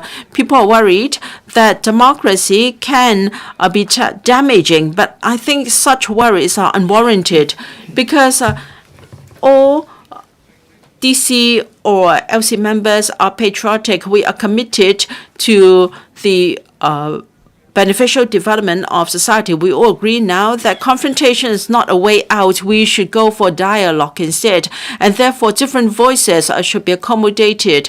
Hong Kong is a community with diversity. Some are for the for building houses or on the golf course. Some are against. Some are for importation of labor. There are trade unions who oppose. This goes to show that we are a pluralistic society. We need different voices. If there is only one single voice in Hong Kong, this is not beneficial. We should accommodate different views in DCs so that we can seek common grounds and find a solution that can bring most benefits to everyone. We will consider taking part in the coming DC elections. This is a challenging task, but we dare to move forward to show our commitment for society. The threshold for the future DCs is high. We understand that after the social events, the government need more safeguards. But then under the new system, we should allow people with different political beliefs and who are committed to take part in these elections, so long as they uphold the basic law and can pledge allegiance, they should be allowed to run. Once again, I appeal to people within the political spectrum to join the DC elections so that together we can promote the development of democracy. With these remarks, I support the bill. Dr. Priscilla Leung. Madam Deputy, I rise to speak in support of the District Council's Amendment Bill 2023 and all the CSAs to be moved by the Secretary. In the July speech by President Xi, not only does he affirm the one country, two systems, he put forward 4 musts and 4 proposals. One of them is to improve governance and also to address the concerns and difficulties of the people in daily life. I've been involved in district council work for the government to put forward these reform proposals for the district council. I feel gratified. Article 97 of the Basic Law provides that the Hong Kong SAR can establish district organizations which are not organs of political power. Second, these are not organs of political power.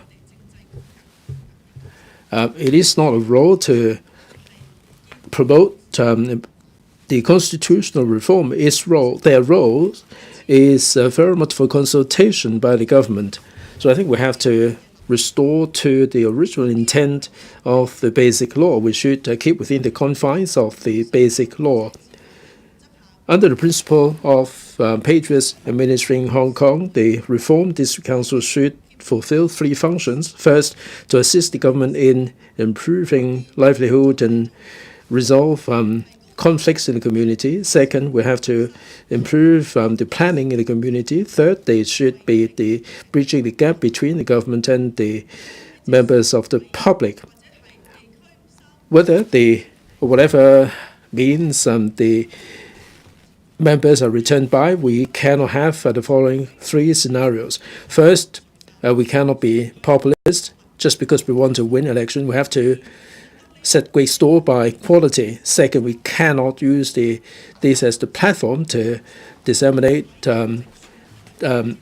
wrong information. And third, councillors, directly or indirectly elected, should have the whole picture in mind. They should avoid a silo mentality of their constituencies. We should move ahead collectively. So we have to depoliticize the district councils so that those who are committed to serving Hong Kong will have multiple channels for people to take part in the district work.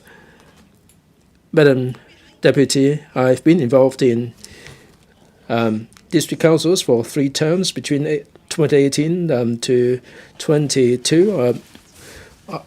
There were a lot of members who had their own special expertise, and they do have the connection in the community to help the district councils to achieve consensus over contentious issues. So I do recognize the members there. When I first took part in politics, I took part. There were 20 members who were appointed, directly elected, and they were lawyers and engineers and planners.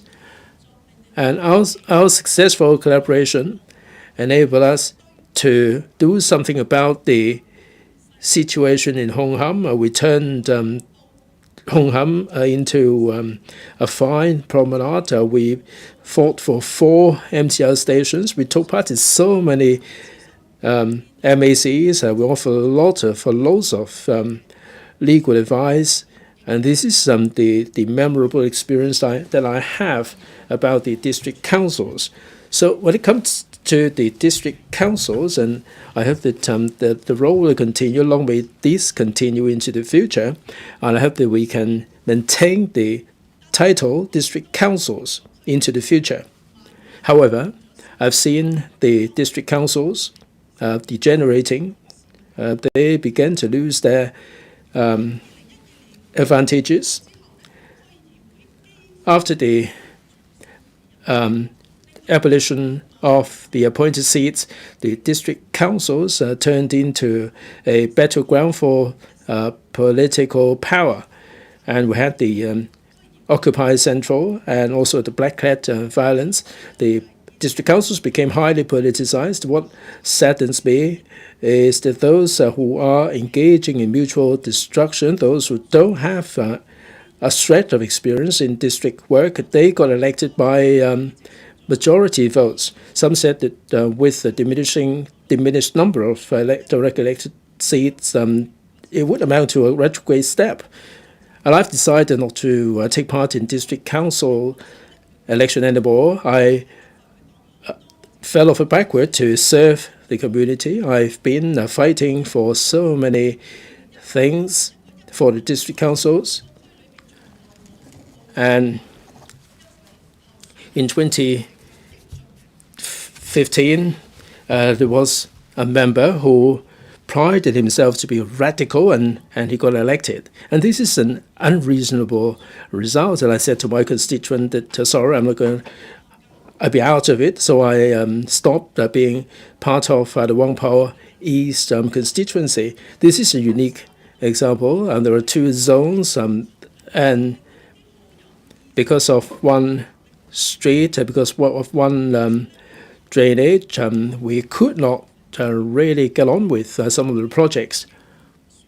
And I think that the constituency should be made larger, and we should have a number of councillors with different expertise taking part. Some are more familiar with the district, and some have their own special expertise. And if they can work together, we will be able to achieve that much more.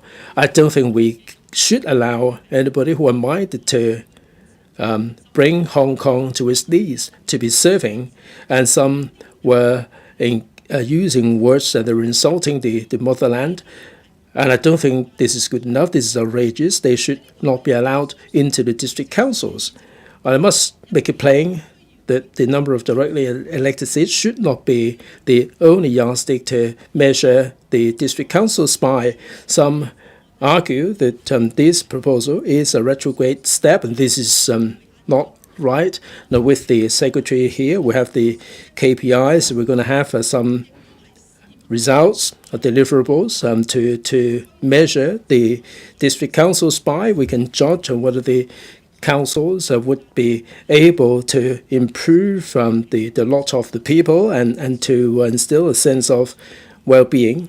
So the appointed or members returned by appointment by indirect election or direct election, they will have to work their socks off in future because the government will be pushing them along. And I also think that this system is manifesting executive-led advantage. Over the past so many years, we failed to achieve that. Those who opposed China and plotted to ruin Hong Kong were really wreaking havoc. And we have already put in place the NSL, and we have turned the situation around. We are moving towards some high-quality politics, and I'm sure that at the district level, we cannot allow it to fall behind. We cannot be behind the curve, and this reform is an important step for us to move towards executive-led government and good governance. That the CS is leading the SSDG, and the DCS is heading the TFDG. And I was really renowned for being someone to exterminate the rodents. It is really a bit of a tall order because we were not working collectively. It would be hard to get things done. And also the SHY will be keeping the district councillors on their toes. Now, this is the point that I've never thought about. I mean, the previous ones, I did make the recommendations, and that is the chairmanship being taken up by the district officers. Some said that there should be KPIs for them. They're going to have they're going to have a lot of work on their plate. And also, we are transitioning from governance to prosperity. And this is the task handed down by the central authorities, and this is a mission that we should bear in mind, so I speak. Mr. Jiming, Madam Deputy, I rise to speak in support of the District Council's Amendment Bill 2023. This amendment seeks to amend KEV 547 and all the subsidiary legislation to amend the composition and function of the council, and there will be a mechanism to deal with misbehavior, and also there are technical amendments. In terms of public consultation, the government has organized briefing sessions to brief the members of the public on the proposal. Though the attendees, the majority of them are in support of this proposal. And in May 2023, 25,000 submissions were received, and well over 99% of them were in support. And there are voices to reform the district councils. Now we have the alliance in support of the reform managed to collect 1.6 million signatures within a short space of time, and this goes to show the groundswell of support for this reform. Under Article 97 of the Basic Law, the district councils are district organizations which are not organs of political power. They're there to be consulted by the government on district administration and other affairs, and they also deliver cultural, recreational, and environmental sanitary services. But those who oppose China and plotted to ruin Hong Kong got in the way of administration, and they turned the district council into a platform for their ulterior motive, and people did suffer, and they have no one to turn to when they were in trouble. And it's because of the NSL that we are transitioning from governance to prosperity. And as a result of this reform, we will be able to address the district issues that much more effectively. The presidency said that we have to respond to public aspirations, and we are doing just that. This reform retains the elected elements, and we're also able to absorb more people with special expertise to be part of the DC and to improve the efficacy of district governance and serve the community that much better. I noticed, Madam Deputy, some of the amendments or proposed amendments, and this goes to show that we are playing a good gatekeeping role, and this also highlighted public concerns and all the issues that are arising. As to the Section 14 of the ordinance and 14G1 regarding the consultative body, People's Consultative Body, other than the CCPCC, it also includes the People's Consultative Body at the provincial, county, and municipality level. This shows that we can absorb the expertise of people who are familiar with the mainland situation. Another issue of concern is the monitoring mechanisms. Section 72 of the bill hasn't gone into details about that. According to the administration, the intention is to put in place a performance monitoring mechanism and to provide more flexibility there. I noticed that some of the details are administrative guidelines, like the list of negative behavior, and they can form the evidence. And 7B5 outlines that just because contravening the guidelines would incur any civil and criminal liability, it means that the breach of the guidelines will not form the course of action or any criminal offense. So the administration can specify the penalty, like they cannot declare any expenditure, and so on. I must point out that it is important for the administration to get to grips with public aspirations, because this is foundation of stability, and hopefully the government will get the powers of the public aspirations. So I speak. Bill Tang. Mr. President, the District Council is a very important pillar in supporting good governance in Hong Kong, and it's also a very important system under which patriots would be administering Hong Kong, and therefore I support the revamp package. I think it's very simple to understand. That is, we will have to ensure stability in a community. We would have to avoid a repeat of the black clad violence in 2019, and therefore, after completing our historic task, on the 31st of December this year, we will no longer have the old district councils. And during this new term of government, we'd like to have strong governance, and that's also a manifestation by having this revamped system. And I believe that with the revamped system, then would be able to ensure that there be a good and strong governance, and that can also be implemented thoroughly. Well, back in 2019, because of the black clad violence, Hong Kong's community was thrown into chaos, and because of the black money support, they've been able to do doxing, and there was also bullying both online and offline, and there was also a lot of black clad propaganda, and as a result, many people were living in fear, and also for those candidates standing in the district council election, they were maliciously attacked. There was even arson, and some was even assailed, and there were also Molotov cocktail thrown to their ward offices and so on. We received a lot of bullying messages and so on, and in the end, I lost by 32 votes. I remember at the counting station, both inside and outside the polling station, there were hundreds of black-clad rioters, and even if I won, I would not be able to ensure my safety, and that was how I felt. So in 2020, there was a lot of bullying and there was a lot of violence.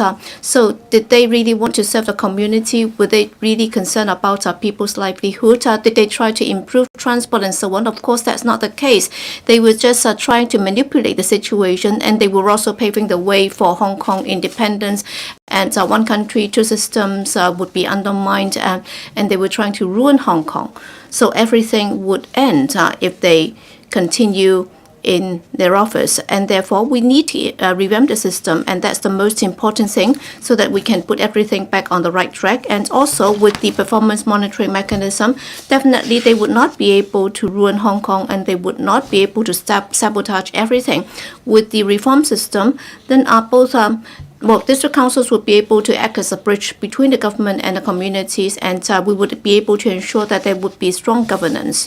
And that's also a way to nurture politicians. I think these benefits will explain why we need to have this legislation and why we need to have this reform. So both in terms of the system and in reality, district councils are not a necessary link between good governance and the community, because over the past year or so, some 2/3 of the members of the district council left their office, and yet in terms of livelihood issues, the administration has been able to do a good job.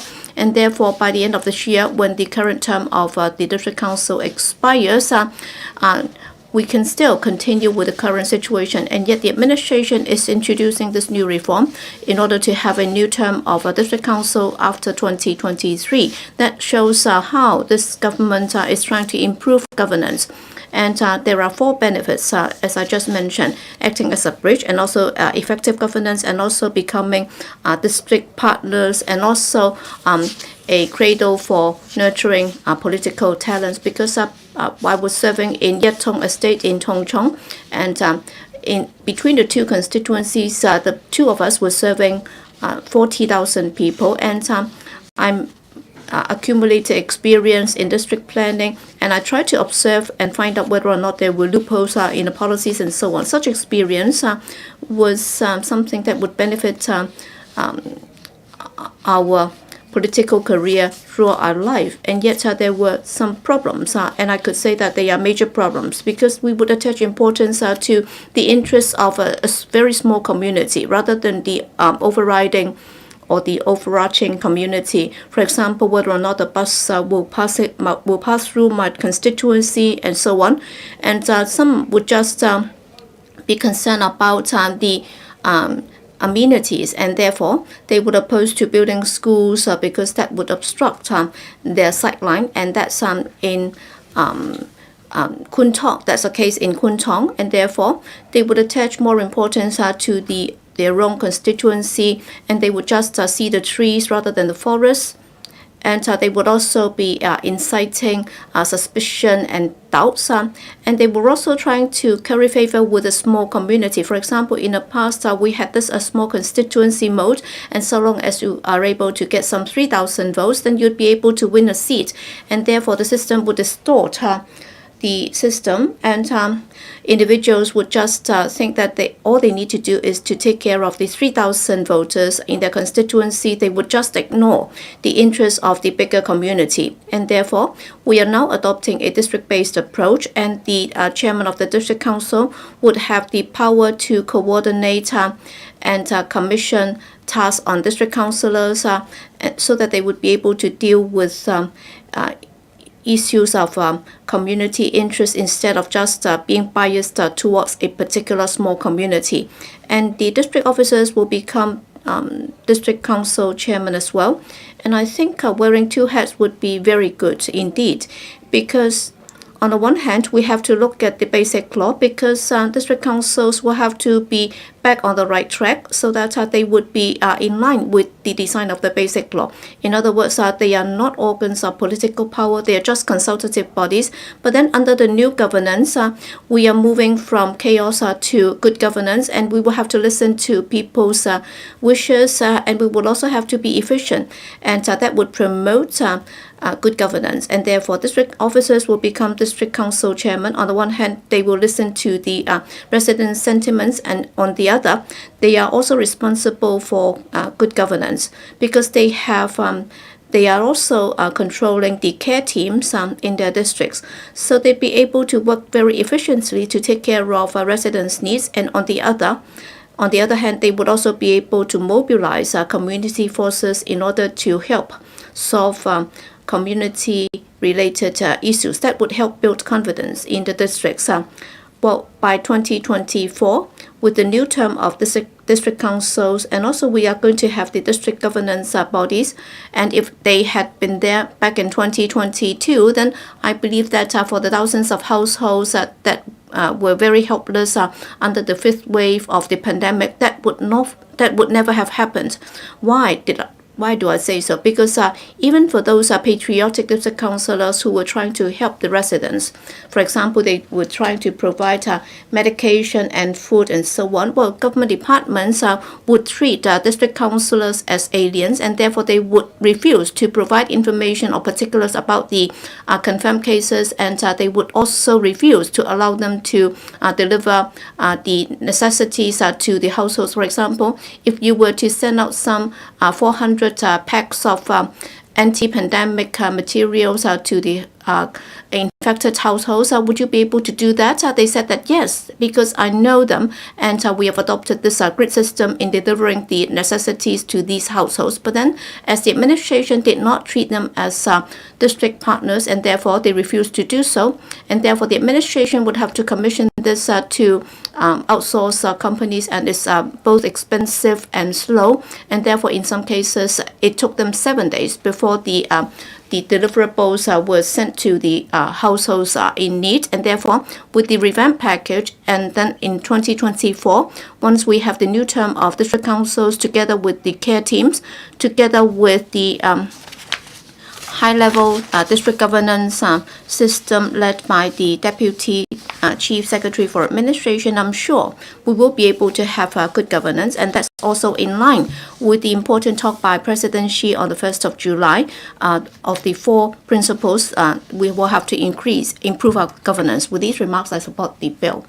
Next, Mr. Chen Xiu-hong. President, I speak in support of the District Council Amendment Bill 2023, second reading. President Xi, in attending the reunification ceremony on the 1st of July last year, well, he made 4 expectations on our new term of government. Well, we will have to enhance our governance. We will also have to help resolve livelihood problems, and we will also have to promote harmony and stability. And President Xi also said that he would be pointing the direction for good governance, and he pointed out the pain points that we would have to work on. And he would also tell us what our solid foundations are. And after announcing the proposal on improving governance at the district level, number 1, we have to revamp the district council system, and number 2, we would also have to enhance the district governance mechanism. And with the amendment bill, through legislation, we'd like to revamp the district councils. Well, to improve district governance, there are 3 guiding principles. Number 1, we would have to accord top priority to national security. And number 2, we will have to fully implement the principle of patriots administering Hong Kong. And number 3, we would have to fully practice executive-led governance under Article 97 of the Basic Law. District organizations which are not organs of political power may be established. And number 2, we would also have to have patriots running Hong Kong. We would also have to have a fully executive government.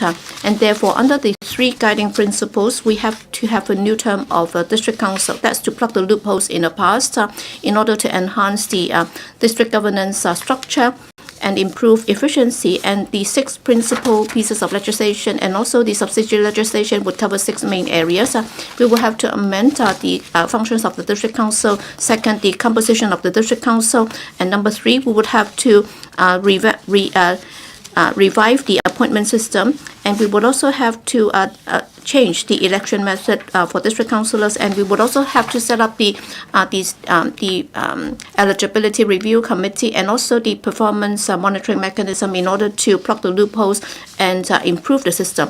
Mr. President, in the 2019 anti-legislation storm, well, through the election of district council, many of the infiltrators joined the district council, and after joining the district council, they did not try to serve the community. They were abusing the powers and functions of district councillors, and they made use of the district council to undermine the administration's governance, and they also tried to incite the public.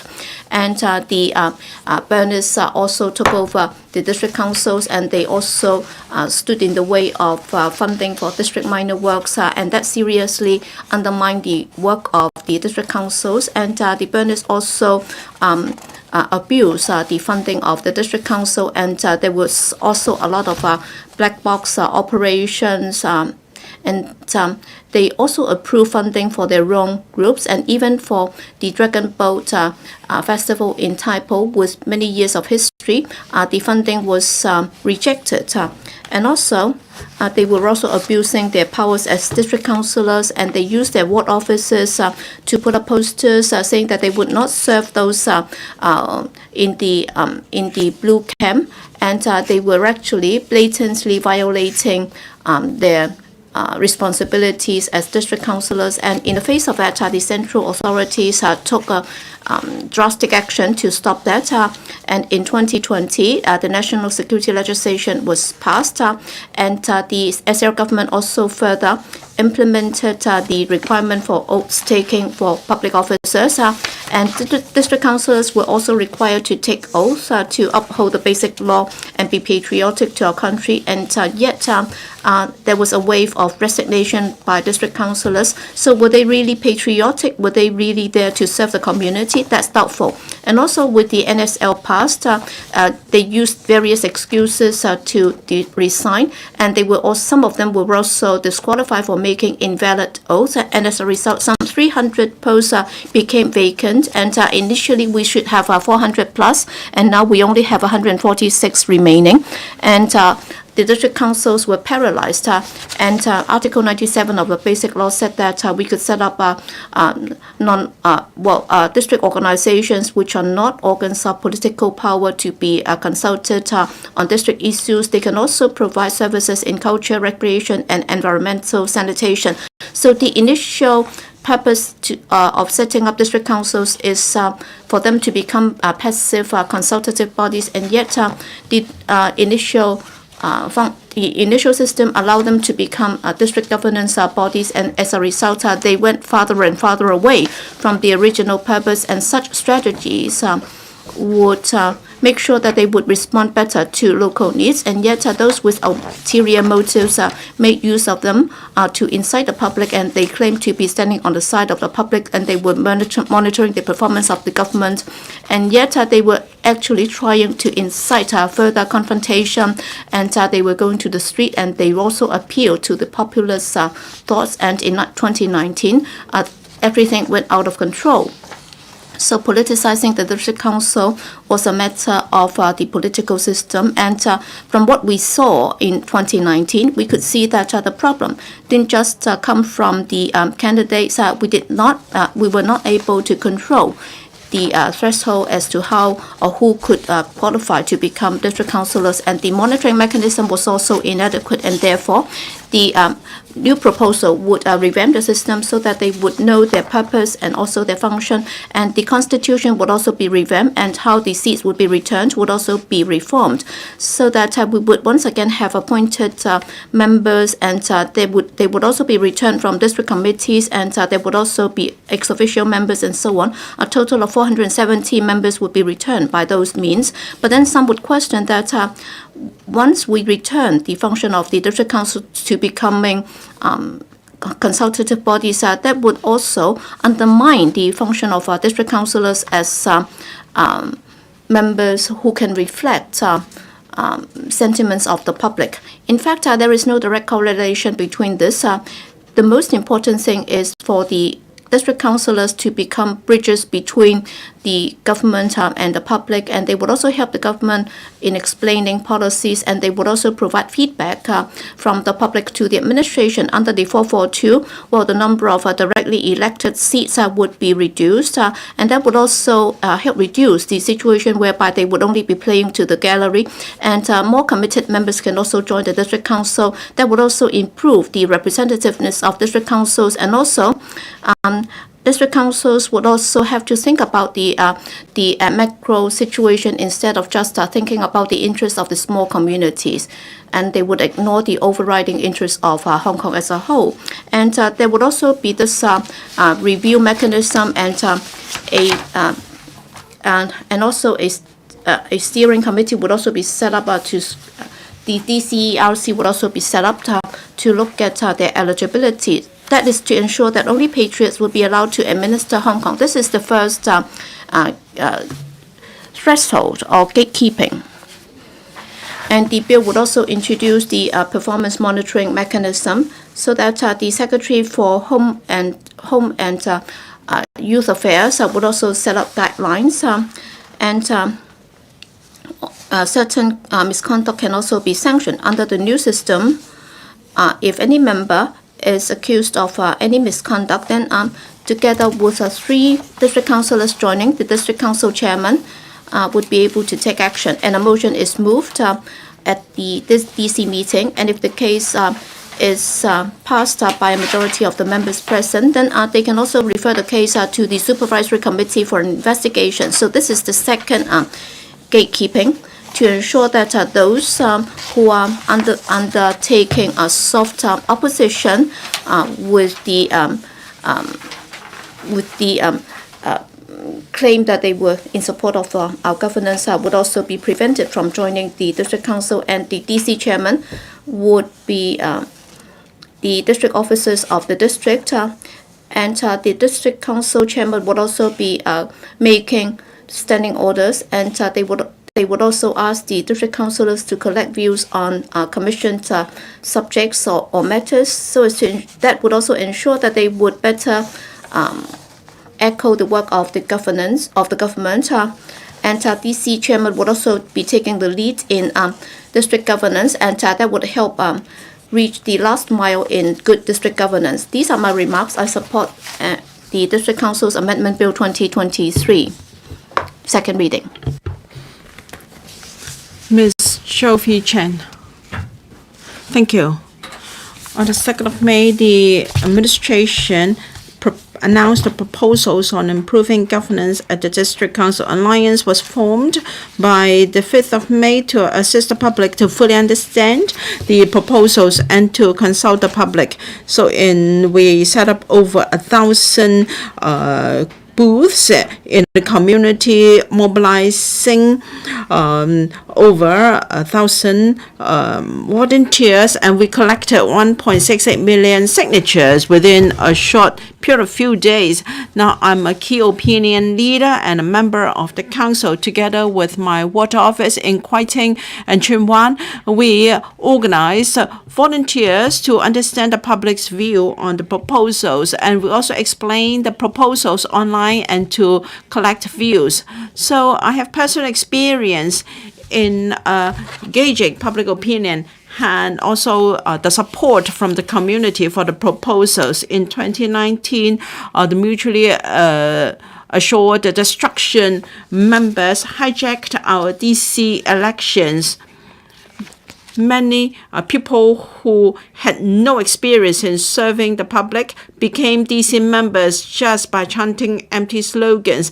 They over-politicized DC affairs. They refused to serve people of different political opinions, and they approved funding for organizations associated or friendly to them without any declaration. In July 2020, some mutually assured members use DC ward officers at the appeal of banning tie and use their officers for polling stations or preliminaries. And then the law was amended to require DC members to take oath and to pledge allegiance for the Basic Law and also the Hong Kong SL government. Some refused to take oath or some were disqualified for making invalid oaths. 70% of the seats were vacant as a result. These mutually assured destruction members made open promises at their campaign, and then they were not willing to uphold their oath. Many of them lacked community experience. They were supposed to provide first-line service as DC members, but because they have vacated their seats or some of them refused service to some members of the public, as a result, we have to resort to community officers and also community organizations and some members of this council to serve the community during the pandemic. So district councils are a major weakness of our district governance structure. Now, we have taken experience from the COVID-19 and then of the chaos of the DCs. We want to support the government, and that's why we support the proposals to improve district governance. Members of the public have support for the proposals as well, and I think we should publicize those proposals and support on different platforms. I attended an FCC a debate or forum held by the Foreign Correspondents Club. Those who opposed the proposals considered district councils as political organs, and I think that improving the DC as a way to improve district governance. In fact, we still have district committees and also care teams. In 1982, the district boards were set up by the then British colonial government, and those anti-China forces hijacked our district councils and added to them powers that they were not entitled to. I have to stress that in 2015, well, apart from ex officio seats, we had a fully elected DC. I was also a DC member. However, in 2019, the fully elected DCs were hijacked by the MAD members. Now, the then British government had an appointment system as well with their own motives. So foreign forces should not criticize our appointment system. The chairperson of our union, the FTU, Mr. Stanley Ng, has written an article about it, and I have done one as well in English, and I asked these foreign forces to read it, to learn about the justifications of our change. And I'm glad that youngsters will have a chance to participate. And in order to diversify the composition of district councils in the committee meeting, I suggested that there should be a percentage of seats reserved for youngsters who aspire to participate in the political circle, because this will provide them with an opportunity to get involved, and this is also a chance for us to train future political talents. The secretary was quite warm towards my suggestion. This also means that there will be more opportunities for our frontline workers. For district councils, they work very closely with the community. The appointment system will allow frontline professionals to participate in the council as well. And I've always used Kwai Ting, my constituency, as an example. In Kwai Ting, there is 279 hectares site, which is the container terminal. Kaiting district after the restructuring of the district governance proposal will allow frontline workers in the container terminal business to participate in district affairs. Well, now after we've had the improved electoral system to improve the election method of legislators and chief executive, now we have another improvement for district councils. We've just had the 25th anniversary of reunification. All patriots has an important duty. We need to improve district governance in order to resolve livelihood issues. I will vote for the government's proposal, and I so submit. Thank you. Mr. Chow Meng Kwong. With the implementation of the national security law as well as the principle of patriots administering Hong Kong, we've had the improved electoral system to improve elections of the CE as well as legislators.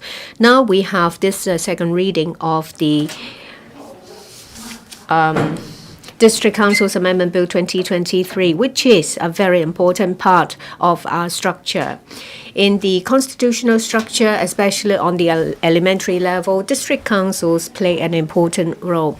In the past, with the involvement and intervention of foreign agents, the district councils have been turned into a place where chaos took place. They've forgotten about their duty to serve the community. So I speak to support the District Council Amendment Bill 2023.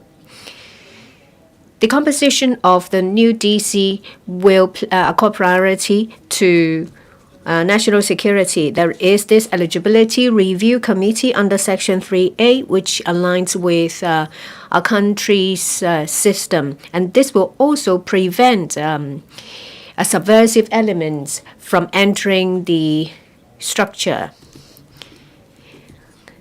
And there is also a replacement of a section, which means that the chairperson of the district council will be the district officer. This is a manifestation of the executive-led approach of Hong Kong. This will also improve efficiency. Hong Kong needs to pick up pace to develop. This is a very timely improvement. As I said, I support the passage of the bill, and I will go into details about how the government can make use of district councils to take the pulse of the community. With the restructuring, then we now turn back to the original position of district councils under Article 93. Under the proposal, district councils will have appointed members accounting for about 40% of the membership.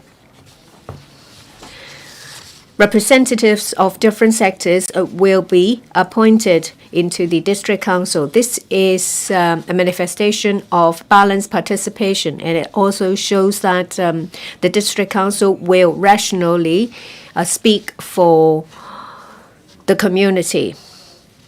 Upon restructuring, the district council will take up an important role to manage district affairs, and they will have the function of assisting in consultation. They will help the government better feel the pulse of the community so that the government will know how to better plan for the future. At the same time, the DCs will explain policies to the community. This means more efficient implementation of policies, which in turn will improve people's livelihood. We need to develop to become an INT center. On top of that, we have the Northern Metropolis. We need to know what people think before we map our way forward. So we need to make decisions. We need to say goodbye to what happened in the past when decisions were not made. We now need to inject impetus to the recovery of the economy after the pandemic. And then there is the development of the Northern Metropolis. And there are deep-seated conflicts.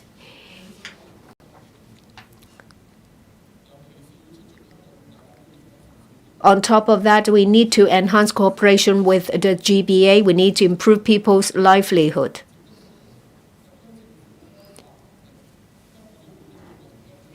The northern metropolis is very important.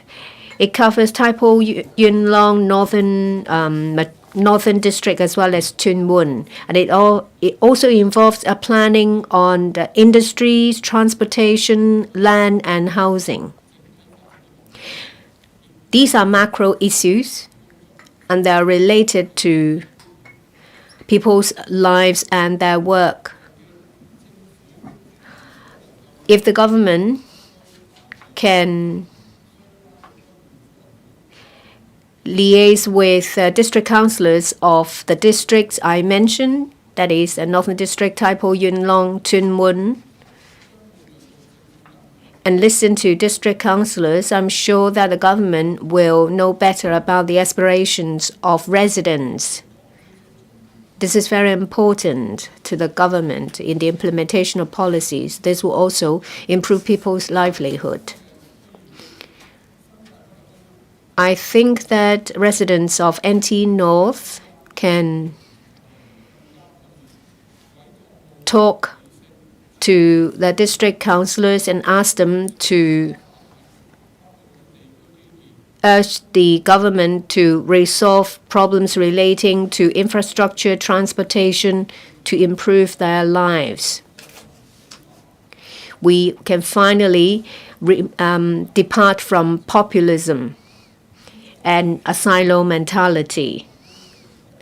The government can take a macro view and plan for a diversified development of industries. This will benefit residents, and they will also create more job opportunities. I believe that the restructured district council will relate demands of the community better and to help the government to resolve livelihood issues.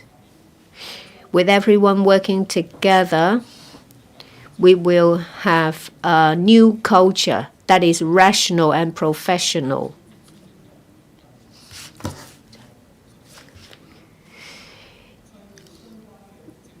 The government will feel the pulse of the community. The policies formulated will meet the needs of citizens. Citizens' sense of happiness will greatly improve, so I support the passage of the bill.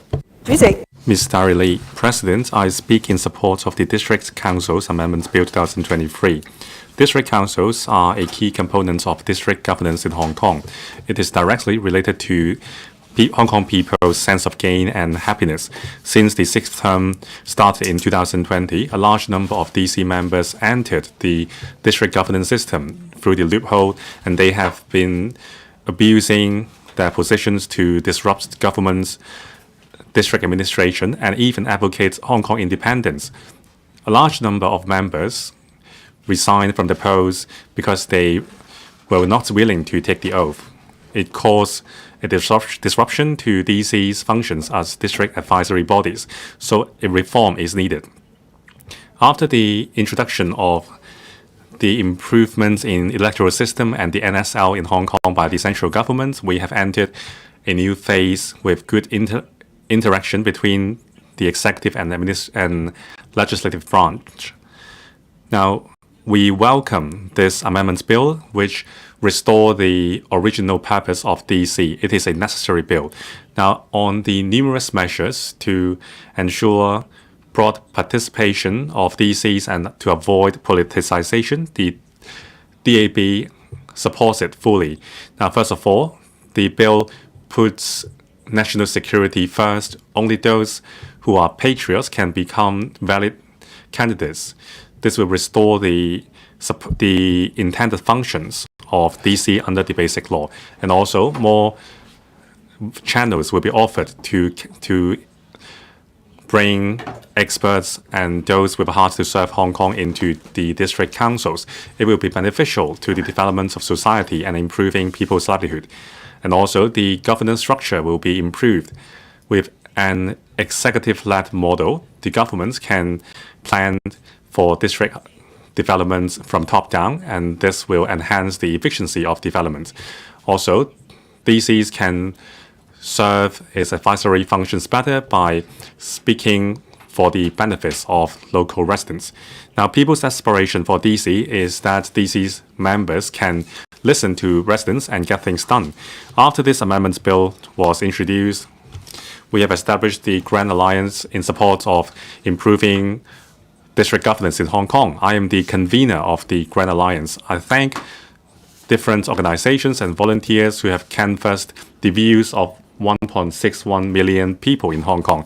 They were all in support of the improvements plan because this will make our community better, inject vibrancy into the community, and better serve our residents. Now, since I became district council members in Kowloon City in 2000, it has been 13 years, and I want to summarize my experience. I have witnessed the change in district councils. Now, we have entered a period of extreme politicism, that is between 2014 and 2019, especially during the extradition bill amendments saga. District councils became a platform for disrupting the jurisdiction of the country and Hong Kong government. Now, we have to restore stability and implement the principle of patriots administering Hong Kong. We have to support this bill. However, we can't ignore all the good works done by district councils in the past and also the efforts made by DC members. DC members are at the front line of serving the community. Now, different affairs in the districts, including a leaking pipe and also sanitary issues, DC members are at the best position to serve the public, and also they can probe public views for government's public policy and help the governments tap the pulse of the people. Now, I've been serving the To Kwa Wan district for 20 years. Going to the community is like going back to my home. Now, when I want to listen to wisdoms, I always reach out into the community because that's where the wisdom lies. People will tell us what they think about public policies. In my 20 years of service, I'm happy to witness the improvements in transport. Now, we have the Kwun Tong extension line as well as the Sha Tin Central Link completed in the area. And also the URA has implemented a lot of redevelopment projects, including the redevelopment projects for the 5 areas. And also the promenade is linked up. Now, of course, after the improvements in district governance, I hope principal officials, district officers, and also members returned as the 3 constituencies will remain close and broad communication with the people, because only by that you can tap people's views and also serve as a gatekeeper of public policies and act as a bridge between governments and people. Now, there will be a strengthened top-level design. There will be the steering committee on district governance and also the task force on district governance. The DC will be chaired by district officers, and also the 3 committees will serve the public well. I have high aspiration for the improved structure. I hope more people with high caliber can enter DCs. I hope they can act together and address people's livelihood issues and turn over a new page for people and help enhance the sense of gains and happiness for the people. And also, I hope that the district governance system can continue to be an incubator for political talents. Now, we have to learn experience from our work serving the public. This is how future political talents can gain experience.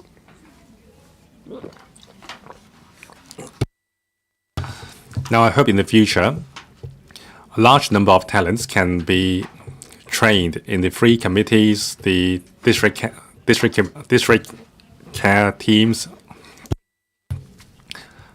and the DCs itself, so that we can nurture a group of political talents for the governance of Hong Kong. Now, with the experience in district governance, they can serve well in different positions. I so submit I support the second reading of the bill. Mr. Lam Chun Sing. Thank you, President. Now, in the past, the District Council have faced many issues. I'm not going to repeat these problems.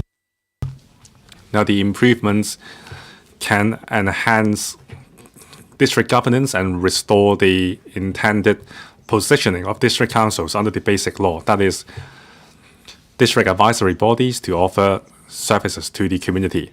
Now, with the reform package, the advisory and service functions of district councils would be improved. This is the key components of the bill. At the top level,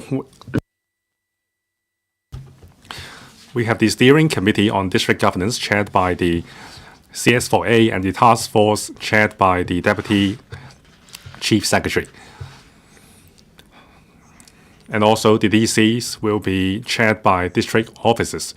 Now, this will be a manifestation of the executive-led approach. It can help DCs grasp district governance better and also ensure the smooth implementation of policies on a local level. This will ensure consistency of policies and help the governments better make plans for district management. This will be a more efficient model in addressing livelihood issues. Now, under the reform, DOs will chair district councils.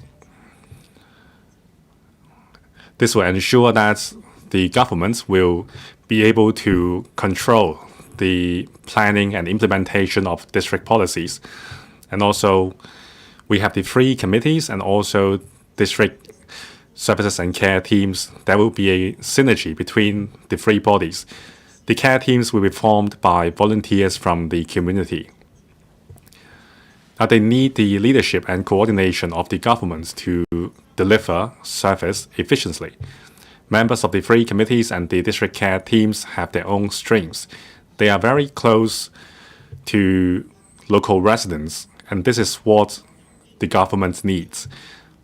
By combining the strengths of these bodies and the DCs organically, we can achieve much good. Now, after canvassing the local views, government departments would coordinate efforts between care teams and government officials to get things done.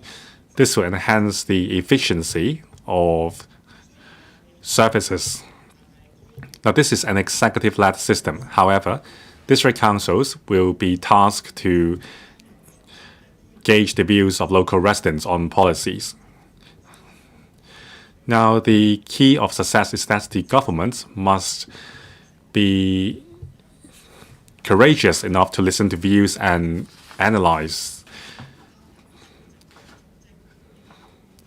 the problems. Now, say for example, the Labour Advisory Board, it is not a statutory body, it is just an advisory body advising the Secretary for Labour and Welfare on general labour issues. Now, there are 5 members nominated by Chamber of Commerce and also 5 members elected among trade unions in Hong Kong. And also the government would appoint a employer and employee representative respectively, and the Secretary for Labour and Welfare would chair the Labour Advisory Board. Now, the chairman would listen and would respect and listen to members' views and then strike a balance between different views. And then a policy which can meet the need of society can be formed. Now, district affairs are no less complicated than labor affairs. District officers must find a balancing point in formulating policies which will enhance people's lives. The DOs burden is unprecedented.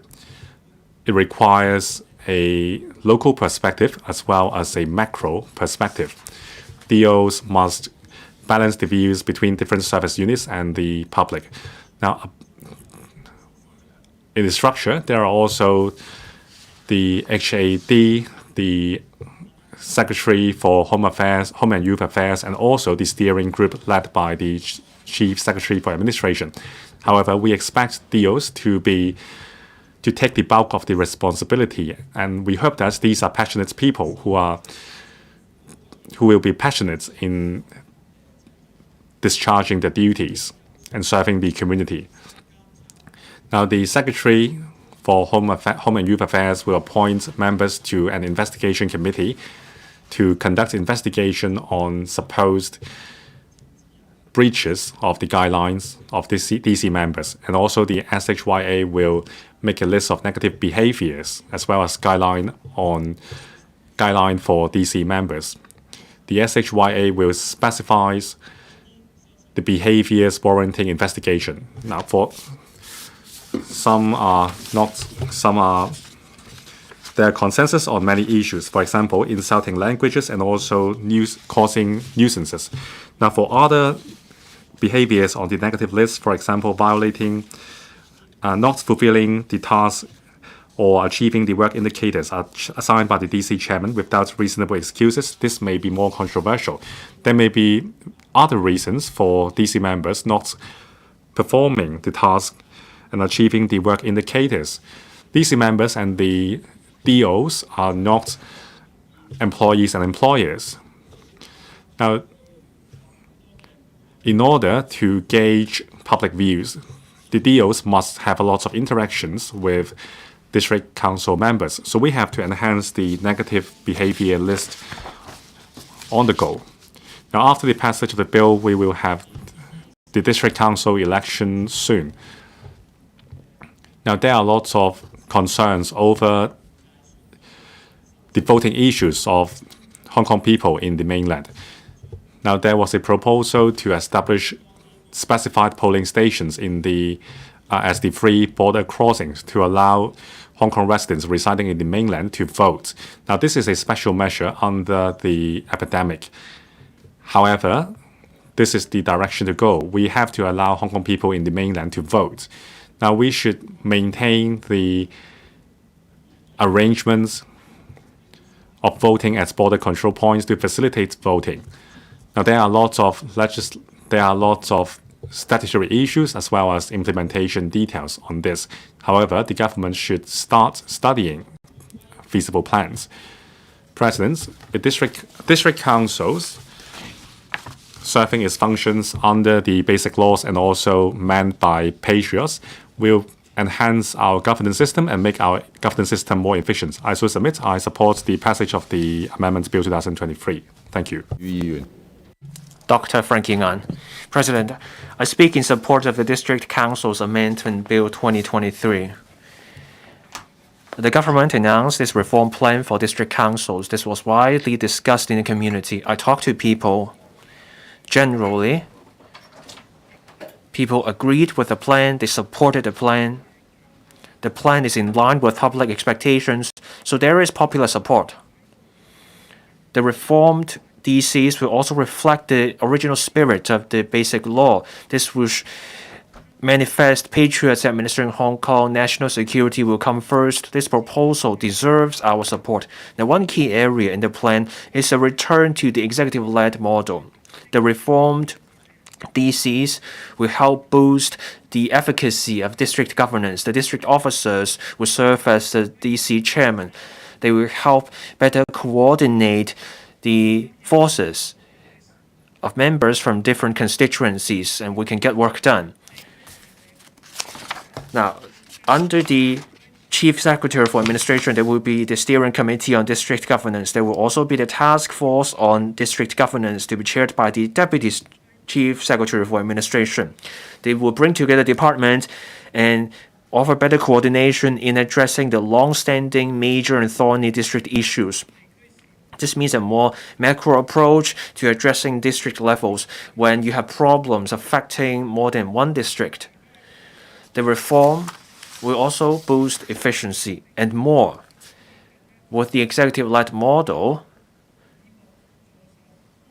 DCs will help the government gauge popular opinion so that policies can truly be implemented. Now, this reform is also about implementing patriots administering Hong Kong. And we will have the eligibility review mechanism. This is to make sure DC members bear allegiance to the basic law, they bear allegiance to the Hong Kong SAR. This is a well thought out process. The nomination process also shows there is respect for the principle of broad representation. This represents the overall interests of the community, such that we won't have a small number of people hijacking the DCs. DCs are a key part of our governance, so we really have to put in place patriots administering Hong Kong. For anti-China forces, they need to be shut out of DCs. We need to ensure every DC member is a patriot, and this will mean success or failure for DCs. 2019 saw the Black Flag riots. DCs, unfortunately, became a hotbed for anti-China forces. They exploited institutional loopholes. They captured the DCs and turned that into a platform for advocating Hong Kong independence and calling for subversion of state power.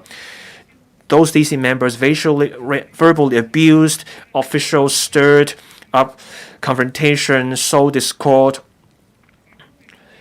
These anti-China forces stopped at nothing to obstruct administration and stir up confrontation with the central administrative government. I was a Kwun Tong district councillor myself. I saw that firsthand. These people would use any means, fair means or foul. So the reform is absolutely necessary.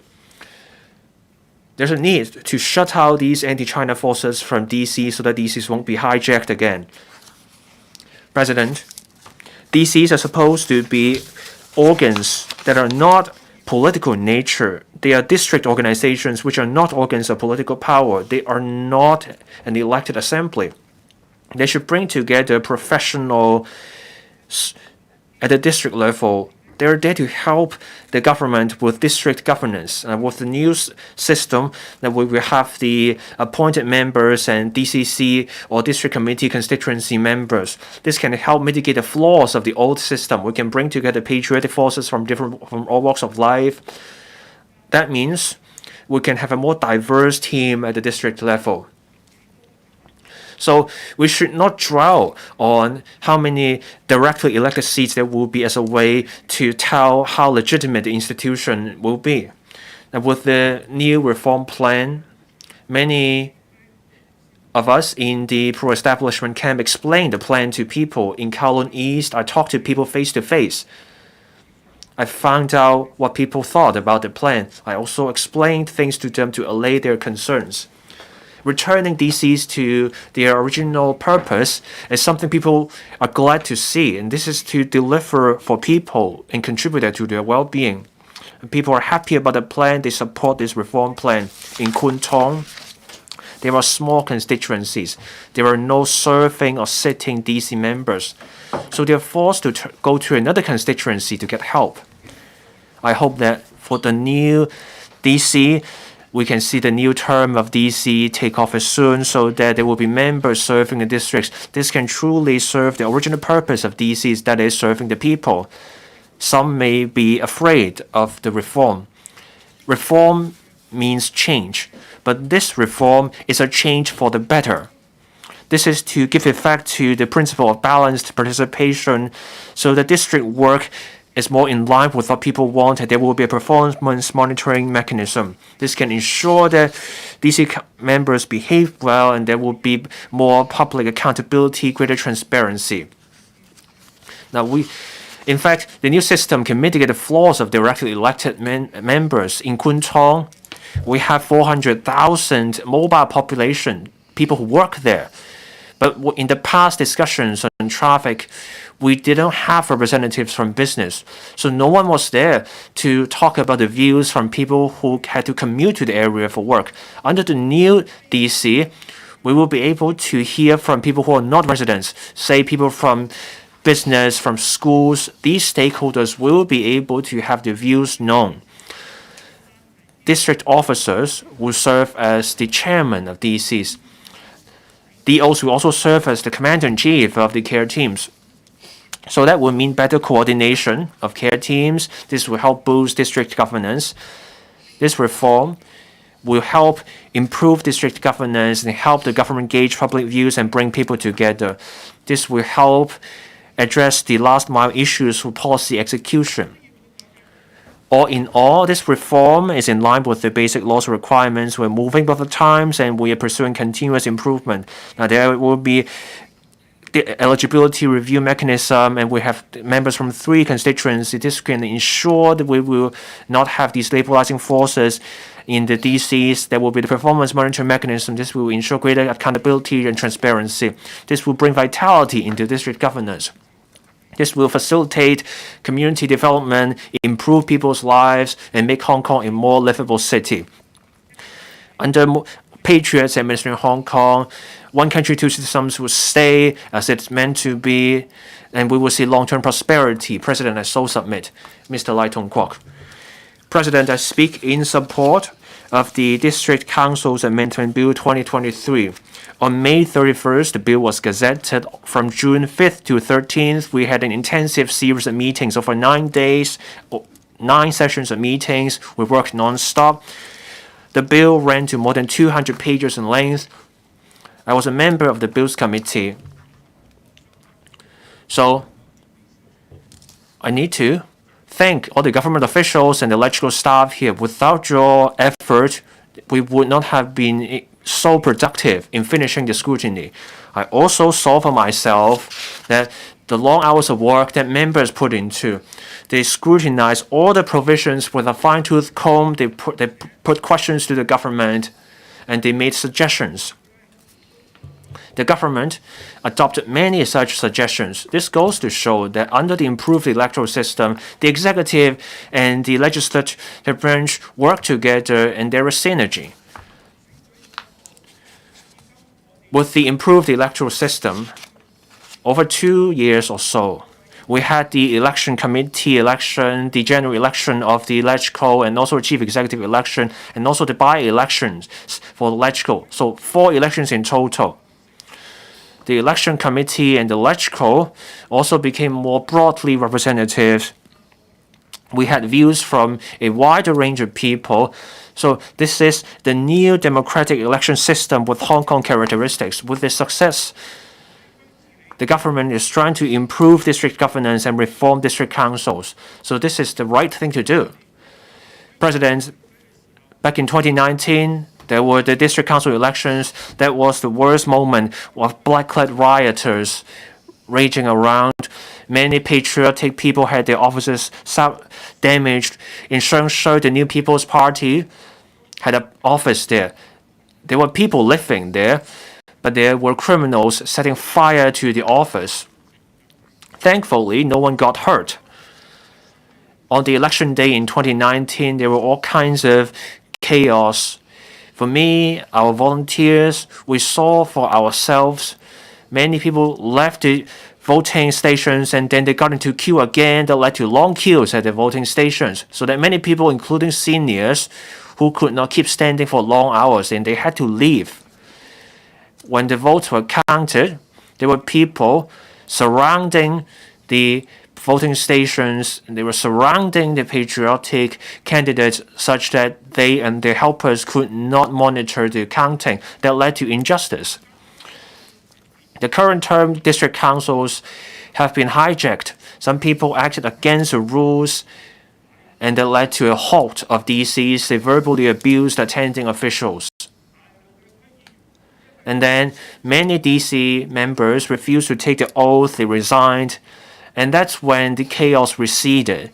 President, this shows the current term government, whether it's before, during, or after the elections, was caught up in chaos. This pointed to shortcomings and defects in the system. This bill here is there to put things right, and this is a crucial step in the process. The bill covers 3 major parts. First, amending the jobs and functions and composition of DCs, and second, setting up District Council Eligibility Review Committee, and third, setting up a mechanism for sanctioning DC members. Article 97 of the Basic Law says that the Hong Kong Special Administrative Region can set up district organizations of an advisory nature to be consulted by the government on district administration or other affairs, or to be responsible for providing services in such fields as culture, recreation, and environmental sanitation. Now, Part 1 of the bill is about the functions of the DCs. This is in line with the Basic Law. It sets out 9 functions of DCs. This way, we can return DCs to its positioning under the Basic Law. So we are putting things right, making DCs do what they are supposed to do. Parts 2 and 3 of the bill have to do with the gatekeeping before and after the elections. In the former, we learned from the example of improving the electoral system. So there will be a District Council Eligibility Review Committee. This time, candidates will be vetted. Appointed members and those of ex-official members will also be vetted. This shows that the decision of the NPCSC on the 31st of March 2021 was respected. Now, with the new system, there is also a mechanism to investigate members who are the subjects of complaint. There is also an appeal mechanism. So there is gatekeeping before and after the election. So this will make chaos at DCs very slim. I agree with the proposed performance monitoring mechanism. Under this system, I do take issue with the powers of the Supervisory Committee, Section 72C, and also in the committee stage amendments of the government, are silent on the powers of the committee and the rights of the member under investigation. For example, can the committee call witnesses or call materials? Can the member being investigated make representations? During the deliberations, the government did reply to me and made clear that in the future, there will be administrative guidelines setting out the powers of the Supervisory Committee. For investigations to be done in the future, there will be wide-ranging implications.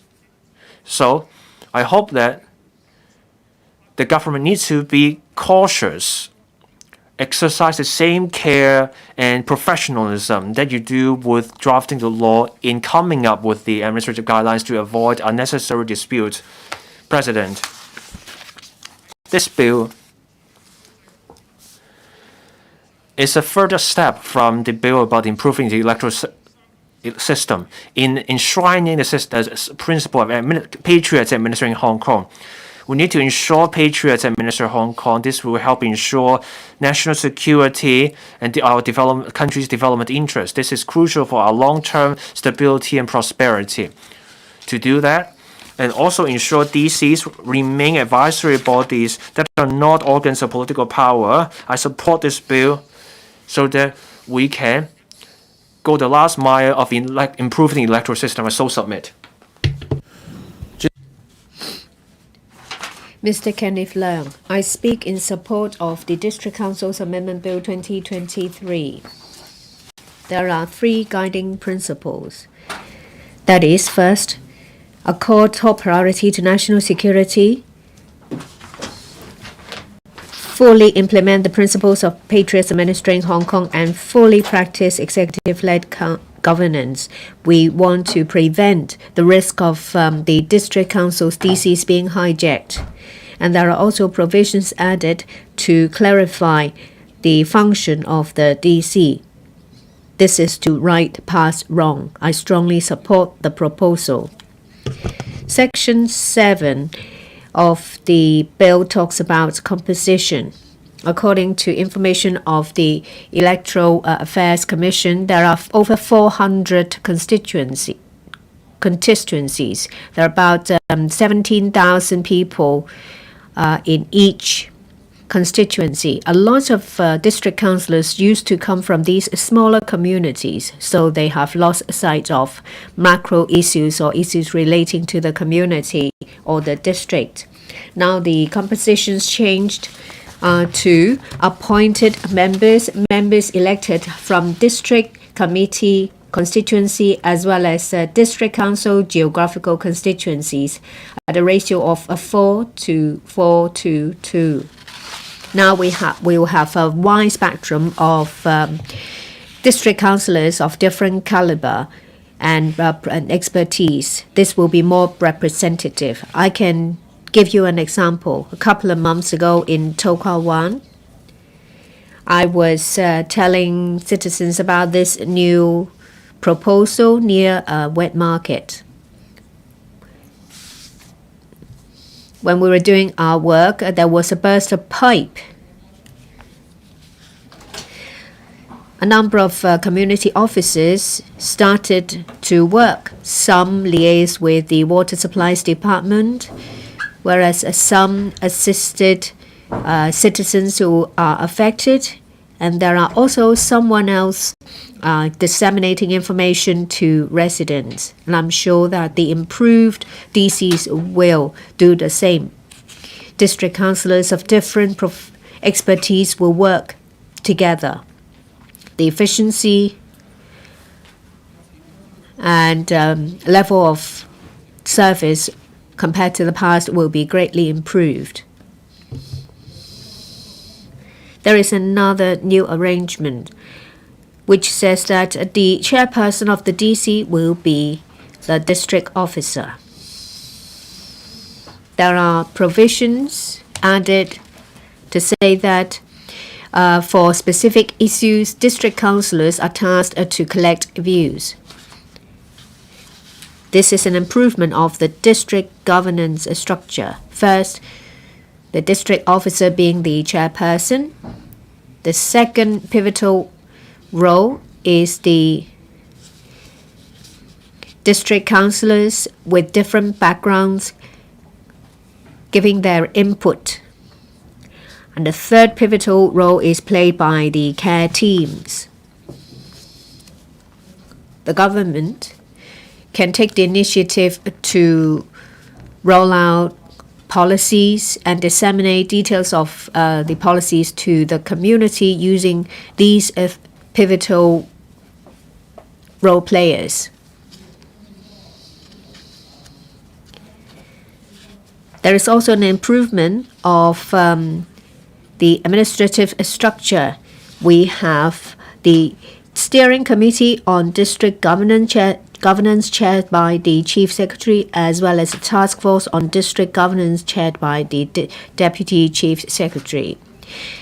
We will have a top-down approach. Say, for example, nowadays transportation network is now taken up by the district councils, but in the future it will be coordinated by the higher echelon.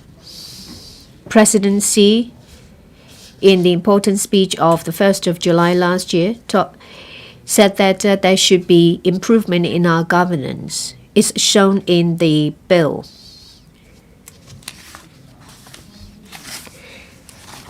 There will be a performance monitoring mechanism with sanctions put in place. Guidelines will be issued. There will be investigations of misconduct. Some of the sanctions include suspension of duties. These are not seen before. In the past, we have seen district councillors, some of which are subpar. There were district councillors referring cases to past district councillors. So I think the proposals will ensure quality service and smooth operation.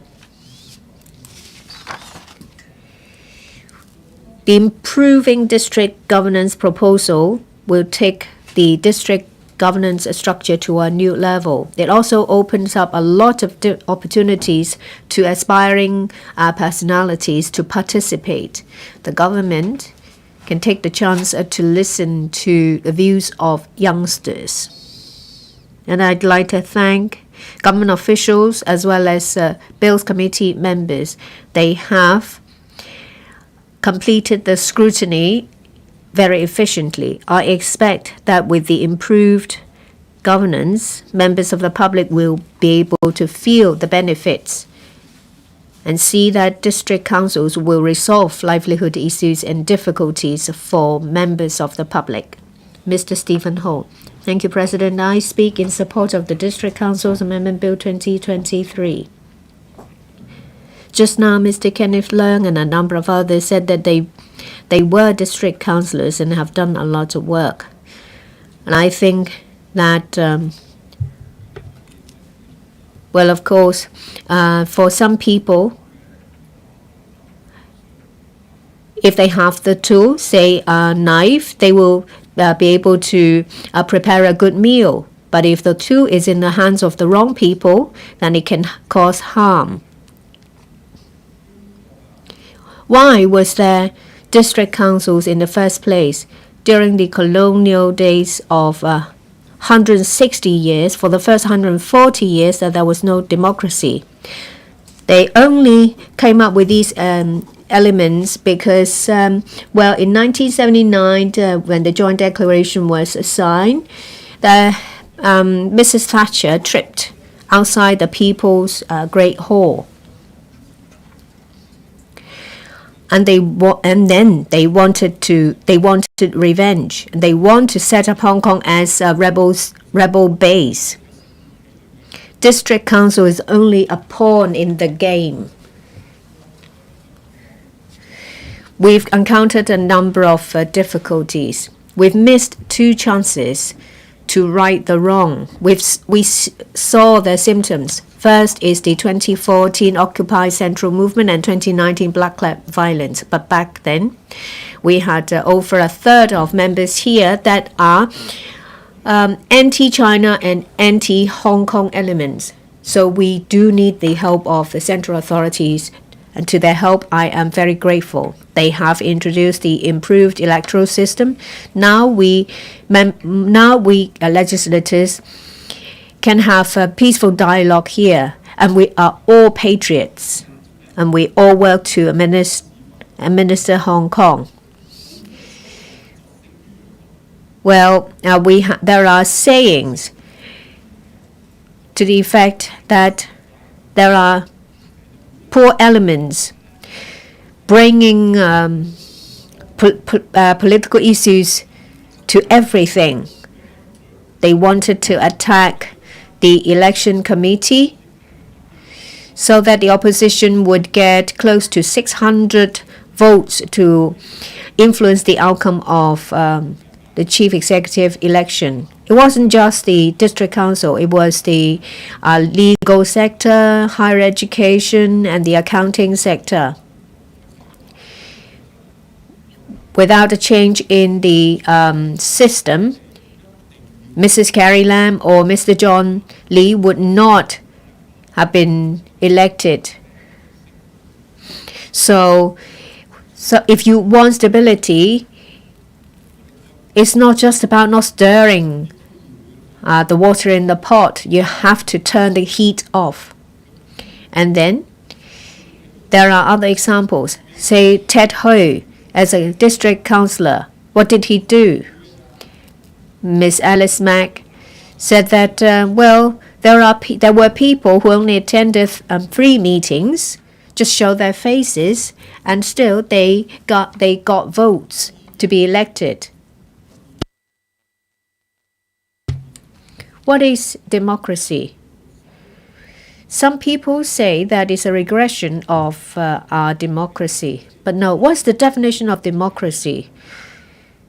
The last term, 2019, we all had 1 vote. What was the result? It didn't work. So what's better than 1 person, 1 vote? 1 person, 3 votes? In the past, we had 1 person, 2 votes for electrical, but now we have appointed members, 40%, and District committee's constituency 40% and the geographical constituency 20%. If that is not democracy, what is? Sometimes I will gate crash into groups of different views to argue with them.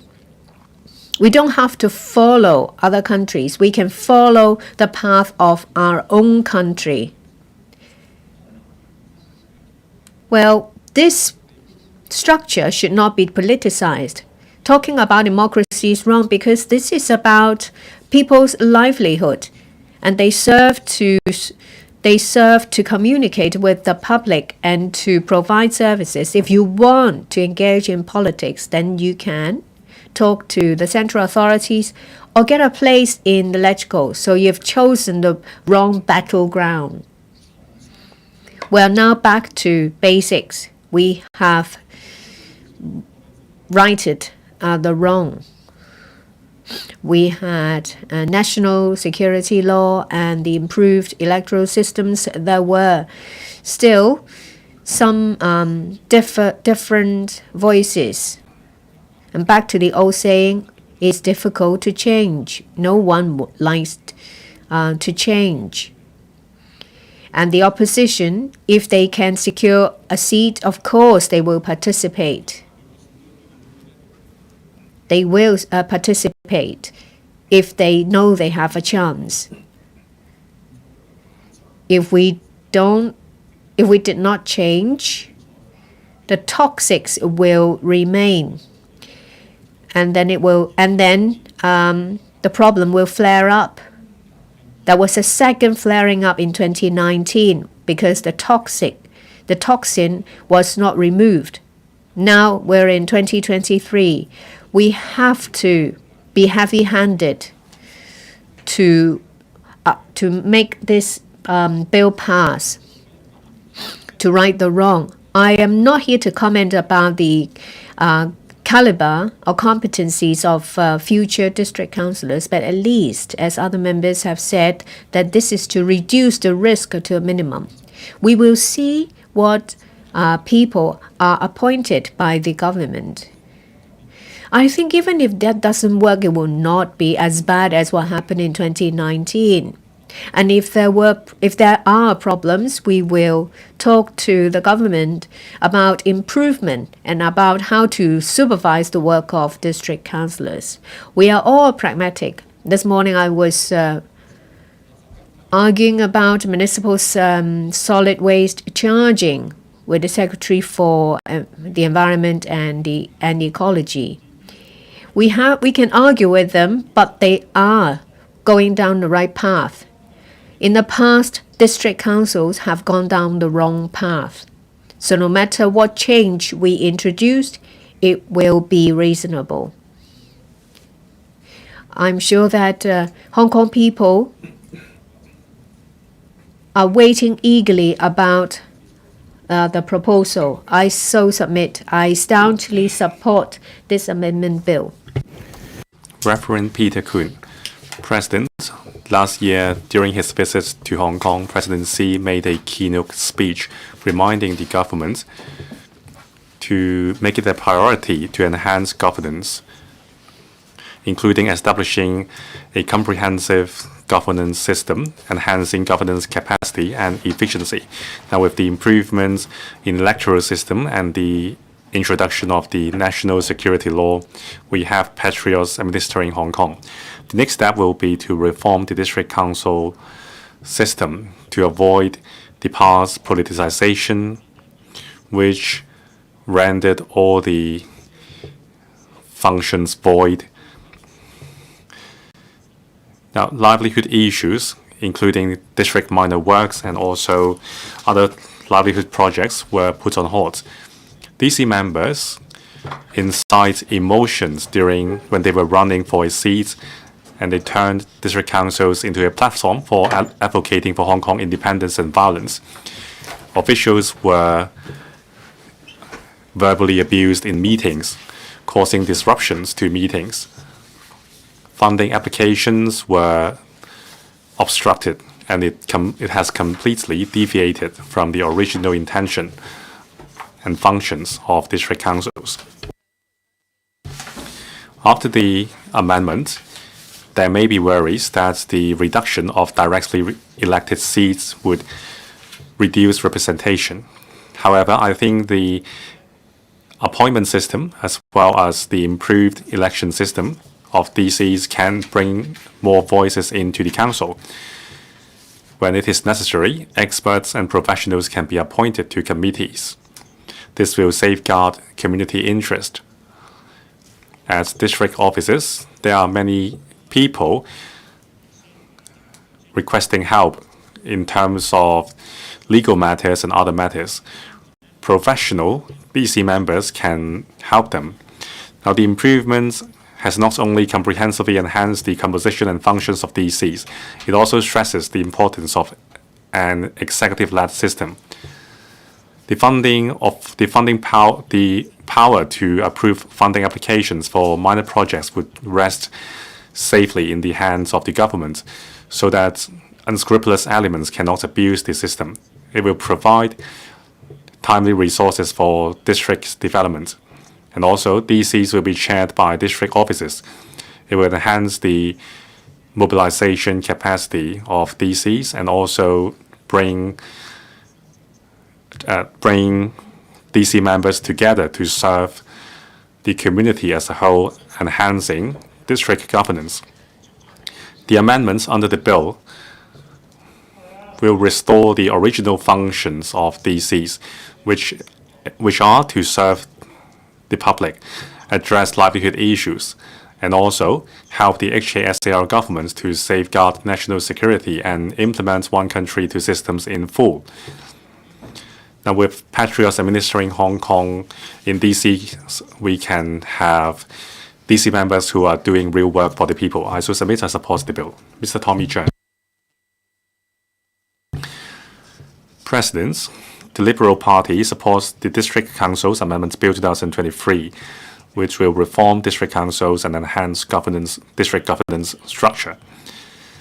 It covers the advisory and service functions of DCs and also appointing DOs to chair DCs, enhancing the composition of DCs, and also enhancements to the selection or election method of DC members, as well as the improvements in the nomination system with candidate eligibility review mechanism, and also a performance monitoring system. We strongly believe that the improved district councils will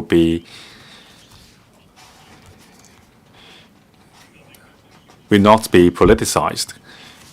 The principle of patriots administering Hong Kong can be implemented in DCs, and also Basic Laws Article 97's the position given by Basic Laws Article 97 to DCs, that is, district advisory bodies, which are not organs of political power, can return.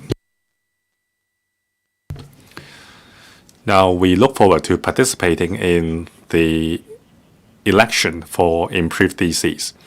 Now, after the proposals were made public, there are people who question the wealthiness of an appointment system. Well, I myself was an appointed member. This is how the government can nurture people with a passion to serve the public. And also we can enhance the representativeness of the district councils. Now, in 1997, I was appointed to the district boards or the urban council. I was a member of the catering industry, and I brought the views of the industry into the advisory bodies, especially by serving as a member at the liquor licensing board. I could bring the voice of the business into the system. I was also an appointed member at the Eastern District Council for 8 years. Now, the Eastern District Council, they had meetings running from 2 p.m. to 9:30 p.m. back then. Similarly, I could bring in the voice of the business sector into the council to make it more representative. Now, my example shows how the appointment system is valuable. People like me who have expertise can serve the public. Now, I never intended to join politics. However, the system helped nurturing talents. Now, Ms. Alice Mack mentioned that she became an appointed member as district councils at the age of 22. Now, 10 years ago, the Central and Western District Councils passed a resolution with no binding effect. Now, they didn't think that government's land should be used by private individuals. So the then Development Bureau made reference to this resolution passed by the district councils. And they sought to ban all alfresco dining businesses in the central districts because of this resolution. Well, it would have brought a lot of hardship to the business. Luckily, the incident was addressed satisfactorily, but it is due to the unclear positioning of district councils. Sometimes government bureaus would look at district councils more than an advisory body. So I welcome this bill, which will give clear positioning to district councils. I so submit, I support the bill. Thank you.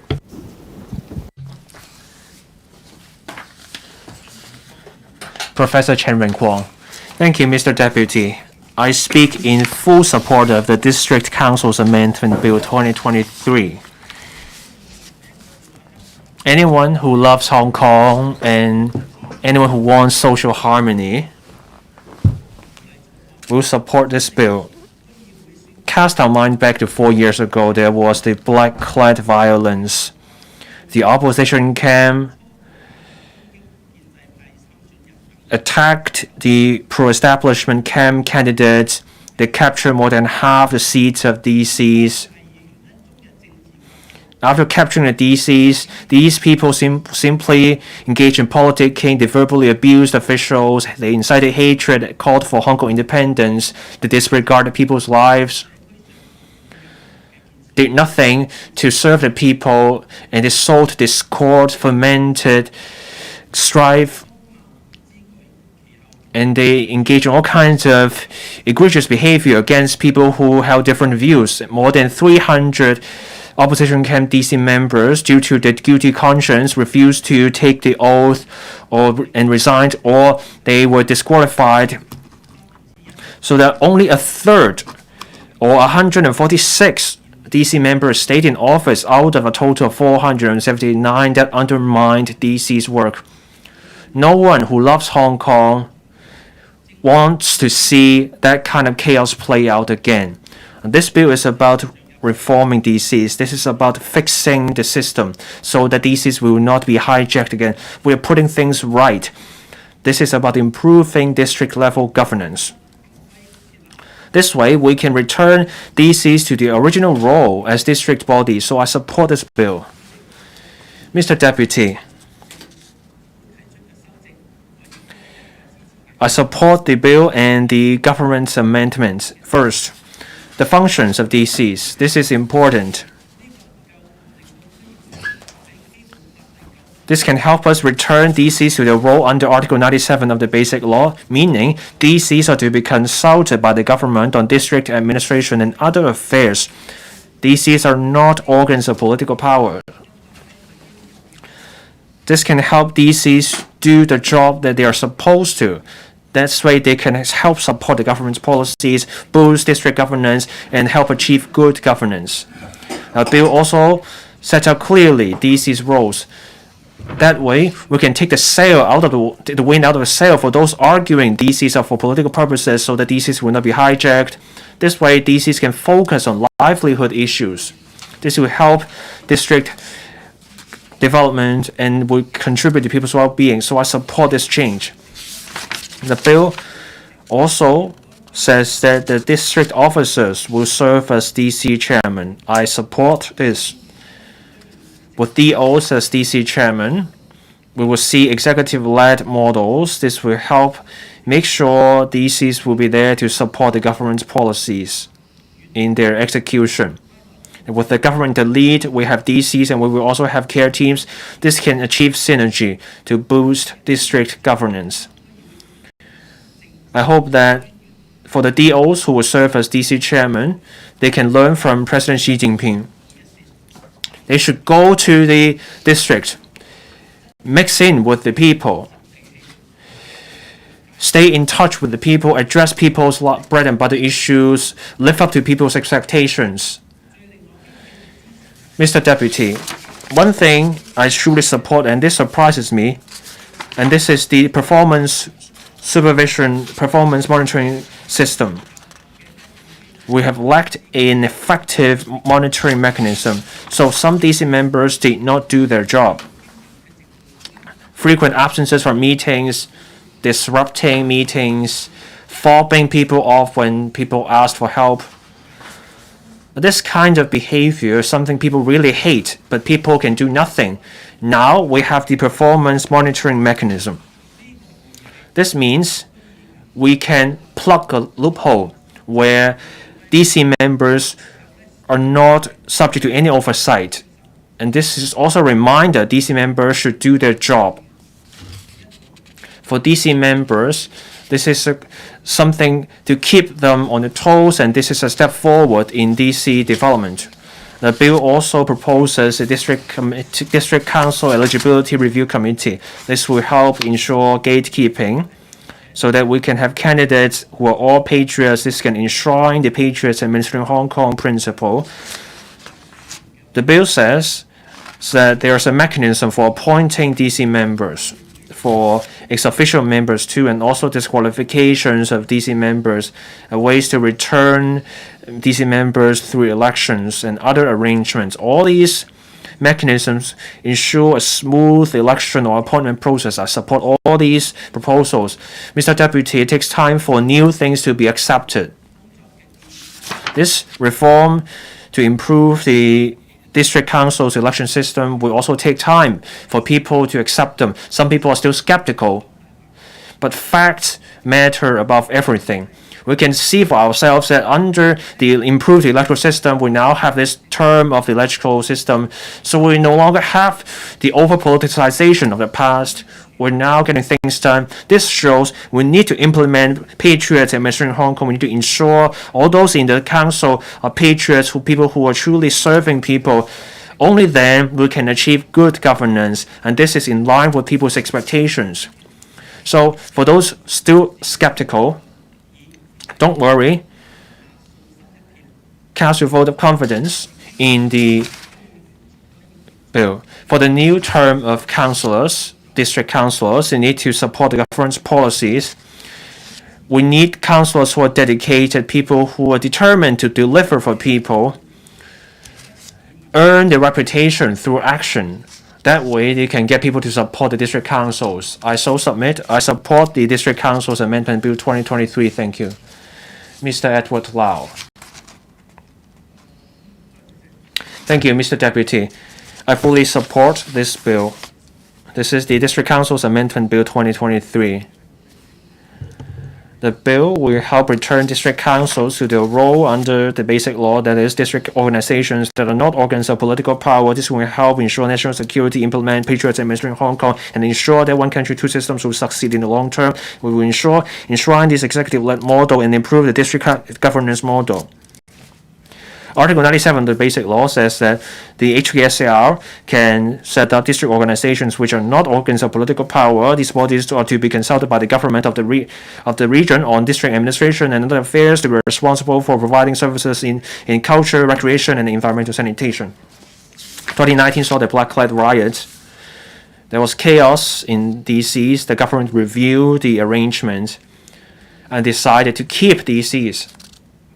I welcome this, and I'm pleased to see this. I served as district council for more than 10 years. And I was also in the constituency 1 among the electrical, that is, DC members also serving as electrical members. I saw for myself that DC members contributed a lot to the community. DC members were dedicated. We still have electrical members who went through the stage of DCs and then they went on to become the electrical members they are today. So DCs are a way for us to build out the community. But then there are also the other side of the argument. Those with ulterior motives, they coerced people, they adopted various means to capture the seat. Then we got DCs that were not bodies building the community. They ended up becoming platforms to oppose China. There were many DC members engaging in unbecoming behavior, and they went beyond what they're supposed to be.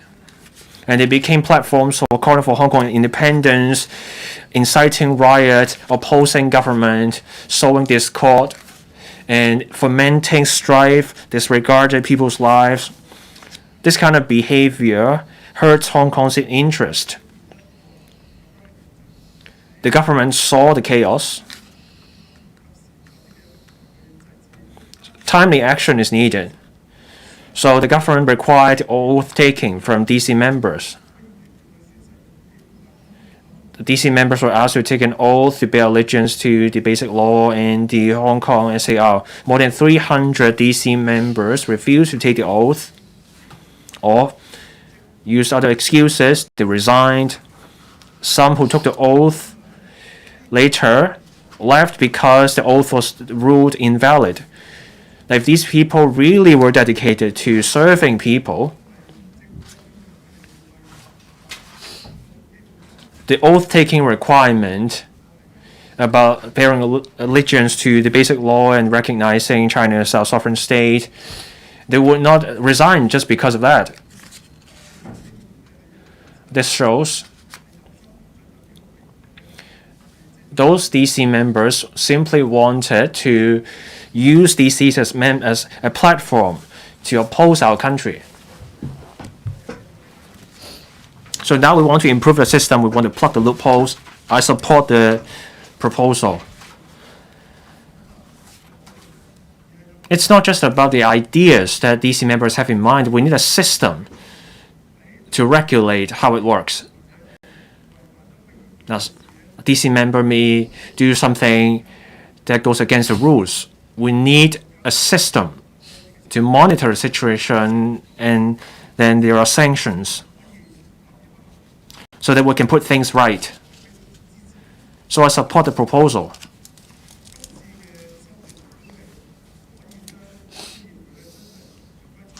This bill will also return DCs to their role, that is, serving the community. Under the bill, there will be appointed members and DCC members in addition to the directly elected members. This way, we will see a more diverse DC. Now, with electoral under the improved electoral system, we can see from the experience over the past year that we have been keeping an eye on what the government does, and we also have executive-led model. New policies came out, laws were amended. This way, we bring normal life back, we put COVID behind us, and we start making things work for people. Now, with this bill, there are all kinds of changes. I served as a district councillor for more than 10 years. Expanding the constituencies will mean DC members will also see the wood and not just the trees. So this is good for the district.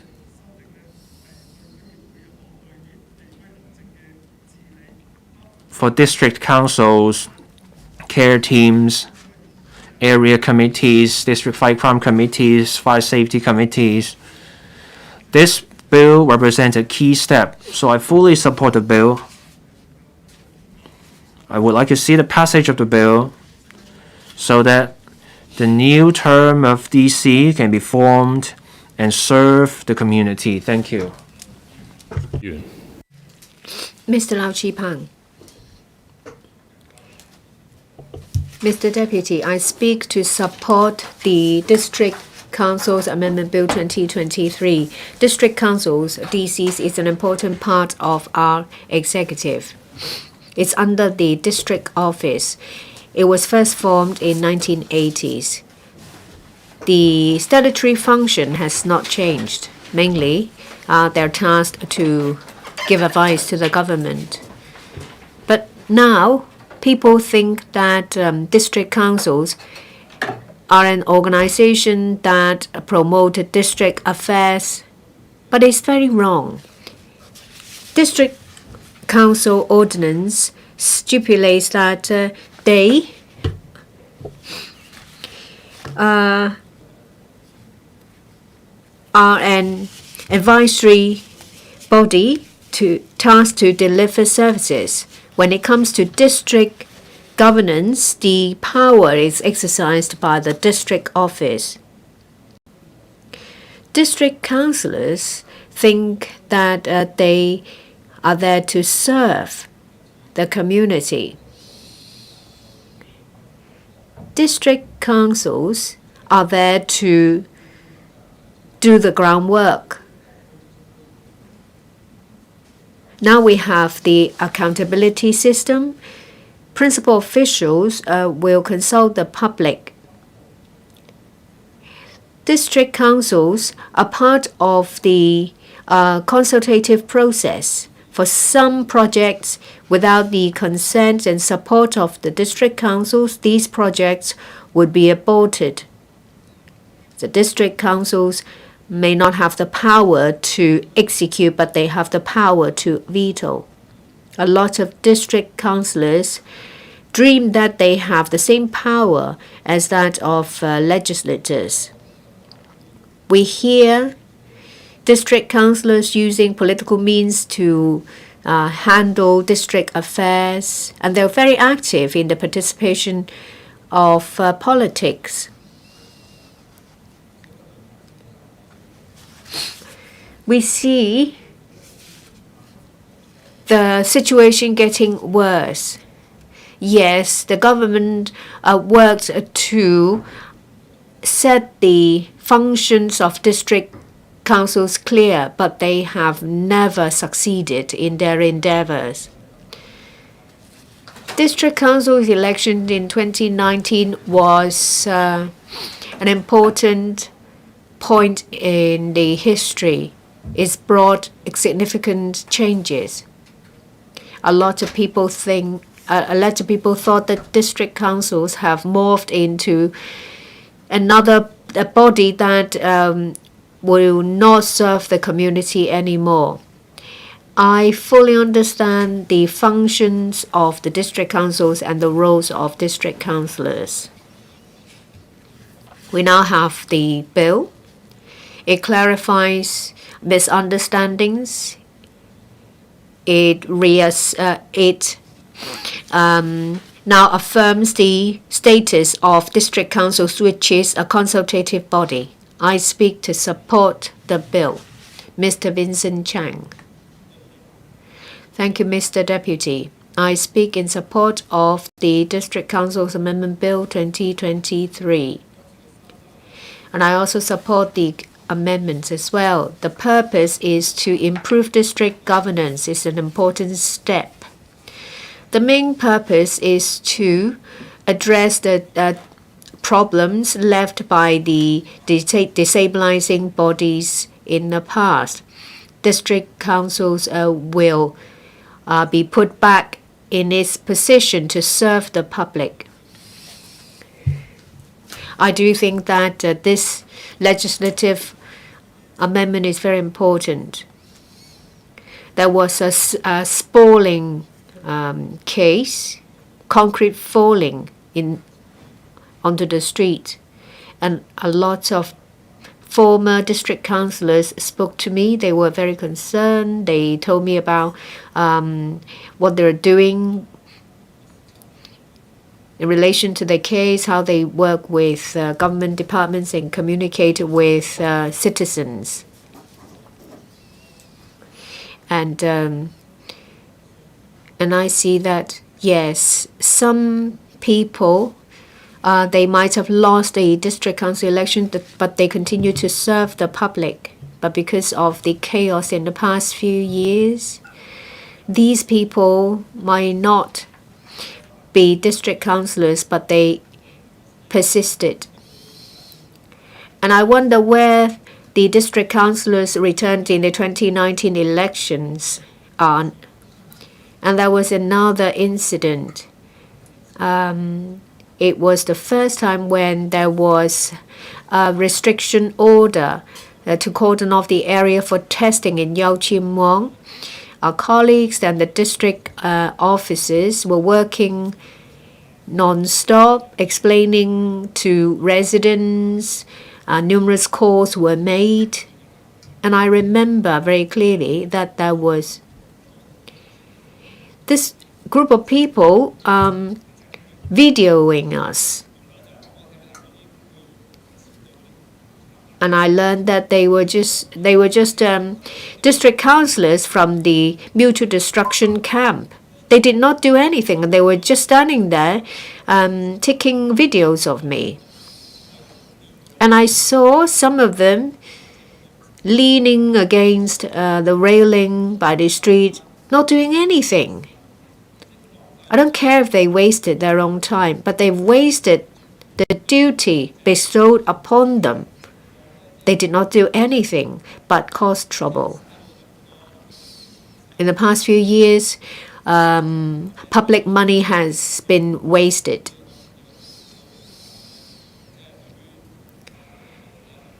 So this bill is very important. We've wasted a lot of time. We see policies formulated, and many of them are related to communities. They need to work with district councillors and explain these policies to the public. But there is a vacuum in the past few years. Of course, I see that the district officers are doing their best. But if we have district councillors are doing their work, serving the community, then it will be much better.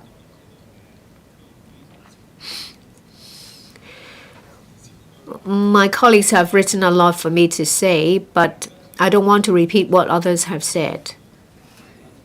Anyway, if this bill is passed, and with the election at the end of the year, I have high hopes. I know that a lot of work has been put into it. And I hope that with the assistance of new district councillors of the new term, we will be able to play into our advantages as a great city of Hong Kong. Mr. Tang Fei, Mr. Deputy, I speak in support of this amendments bill. The government has announced the reform of district councils and the composition of DCs. There will be a 4-4-2 ratio, that is 40% of the membership would be appointed by the government, 40% elected among the three committees, that is the area committees, district fight crime committee, and the district fire safety committee. And the remaining 20% would be returned by this direct election. And there are 27 ex-official members altogether, some 470 seats. Now there is a district council eligibility review committee. Now candidates must be supported by 3 members of the 3 committees, and for geographical constituency, candidates must get nomination from 50 electors. Now the 2019 Black Letter violence is still fresh in mind. At the time, not just the Legislative Council, DC's functions were also distorted. They were no longer district advisory bodies. For a very long time, political issues took precedence before livelihood issues. Now they denounced the PRC, but they were running for election in the DCs of the Hong Kong SAR of the PRC. Now they ignored livelihood issues and undermined our interests, endangering national security. They completely deviated from the original functions and positioning of DCs, going against its very purpose. As of now, there are only some 100 members serving community. This is not satisfactory. Since we have improved our electoral system and since the national security law came about, we have entered a new phase of prosperity. Now, this is only natural that we reform district councils, and we have to implement patriots administering Hong Kong at the district level. Now, we are righting the wrong, and we are enhancing district governance so that people can be well served. Now, there will be 4 highlights after the improvements. First, patriots administering Hong Kong. Mr. John Lee said the new plan will have to give priority to national security, and we have to adhere to one country, two systems unwaveringly. We have to implement the principle of patriots administering Hong Kong for effective governance. As a result, we have a candidate eligibility review committee for DC elections, as well as a performance monitoring system for DC members. We will ensure all DC members are patriots, so that district governance are safe in the hands of patriots. Second, rule of law. Now, Article 97 of the Basic Law says that the Hong Kong SAR governments can establish district advisory bodies, which are not organs of political power, to be consulted by the government on district administration and other affairs like culture, recreation, and environmental sanitation. Now, we have to keep district councils because they are worth keeping. We just have to make them more aligned with the basic laws. Now, the improvements will ensure that district councils return to the right path of organs which are not organs of political power. And also, we will enhance the service and advisory functions of DCs. One major move is to appoint the district officers as the chairman of district councils. This will ensure that the government has control over district governance, and also there will be coordination among the district council, the government departments, and also community care teams. Now, this is a manifestation of the principle of executive-led administration. Governments can canvass views through various channels so as to formulate policies which meet people's need. And also, there is the consideration of public acceptance. Now, there will also be members appointed to DCs, people who are public-minded and have different expertise will be appointed to DCs. A wide range of talents will be canvassed. I believe that the future DCs will be comprised of members from various views.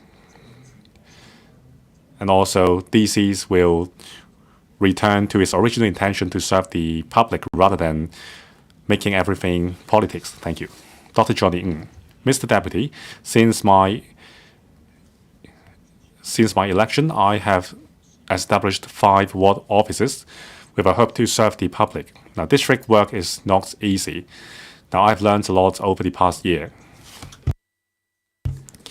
Earlier on, the government implemented road improvement works in Kwai Chung Estate.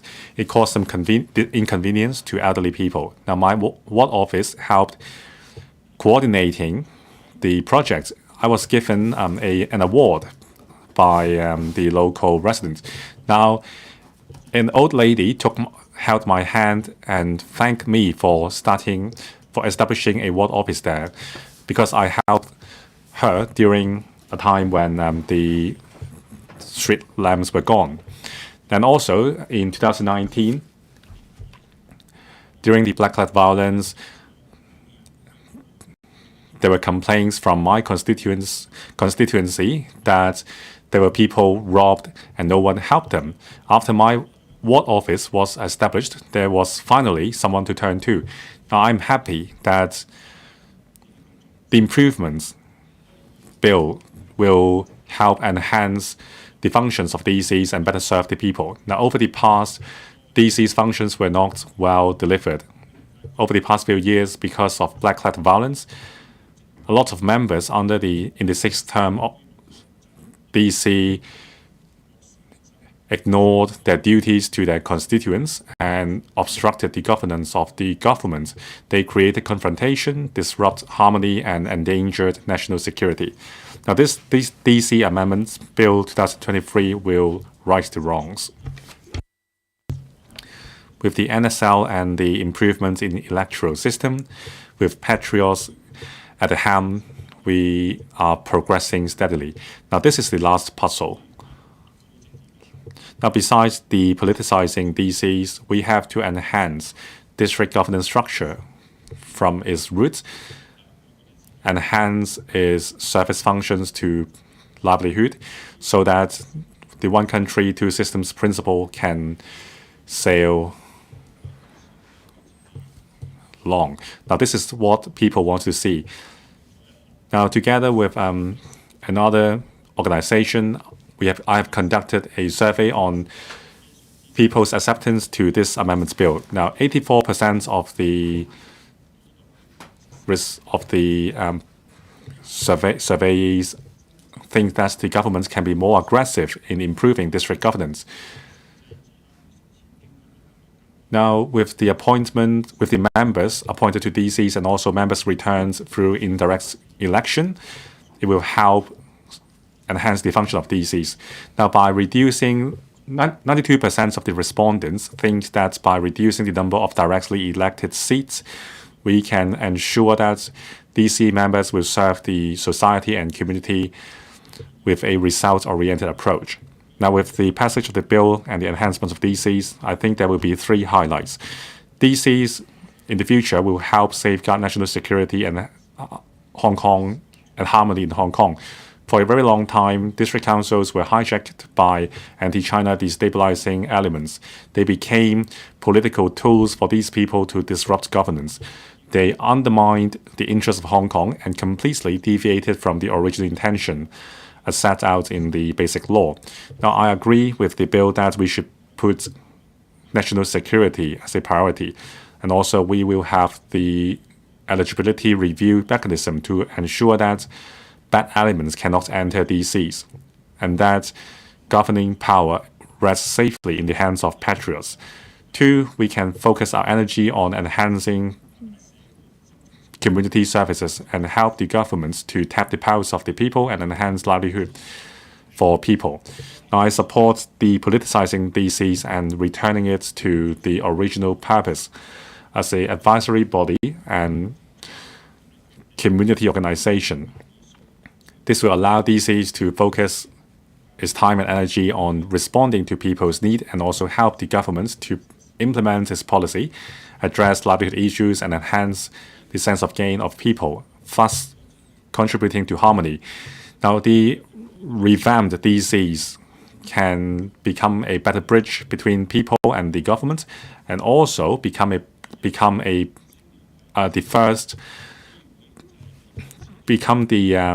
the first post where young people with a mind to serve the public can shine. The government should encourage young talents to join the DCs. It will become an incubator for future political talents. It will also foster a sense of being the master of Hong Kong, and also contributes to the development of the country. Young people will be encouraged to help build a better Hong Kong. In general, I support the passage of the bill, and I hope that the new district councils can be formed as soon as possible. I submit I support the bill. Ms. Kaman Khan. Thank you, Mr. Deputy.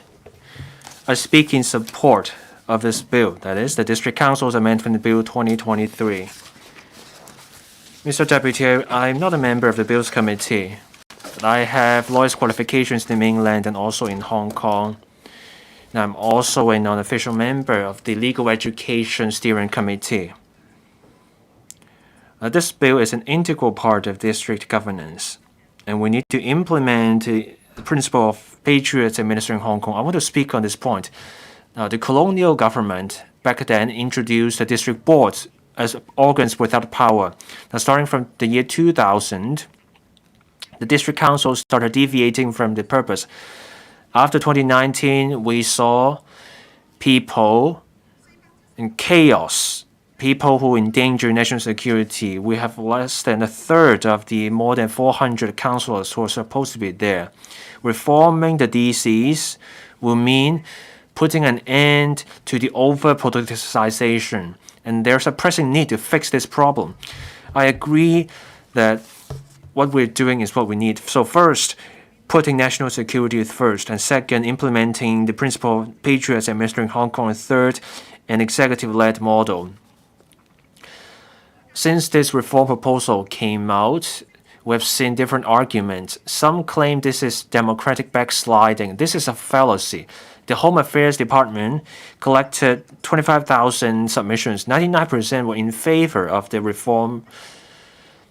So let's return to the basic law. Let's focus on the legal basis of the reform. Article 97 of the basic law says the district organizations which are not organs of political power may be established in the HKSAR so that they can be consulted by the government on district administration and other affairs, or to be responsible for providing services in culture, recreation, and environmental sanitation. So we're talking about district bodies that are not political in nature. So district councils are not like executive bodies or the legislative council. District bodies are not supposed to make policies. They're not there to monitor the government. They're not there to offer checks and balances. They're not there to approve funding proposals or budget. The reformed DCs will simply return to their role under Article 97 of the Basic Law. That is, district organizations that are not organs of political power. So there's no democratic backsliding. The Basic Law provision also says the bodies are there to be consulted by the government. So the DCs are not supposed to be providing advice in a proactive way. So it's the government that's in the driver's seat. When to consult, what to consult about, these are the things in the control of the government. Despite that, the bill also says this: DC members will gauge people's views and they will reflect what people think. Now, we will have the eligibility review committee, and it's a necessary part. Since DCs will not be organs of political power, we will have the eligibility review committee. Now, this time, with this bill, we will have the District Council Eligibility Review Committee. It's there to ensure patriots take part in the elections. This will help ensure national security, patriots administering Hong Kong, and ensure an executive-led model. The government needs to make clear the requirements for the eligibility requirement committee. They need to meet three requirements. First, executive-led model. We need to fully enshrine this model. Article 97 of the Basic Law says that the government may set up district organizations. So the government is not required to do this. This means district governance is the responsibility of the government. And this is something about the executive-led model.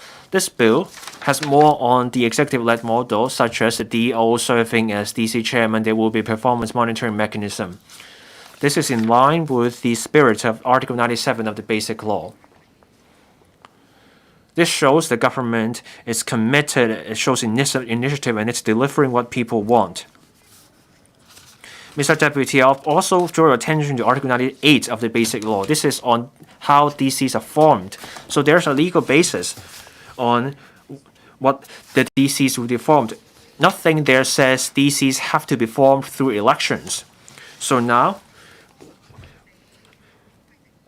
there is a legal basis for how the DCs will be formed. Now, apart from the legal basis, I also want to say this.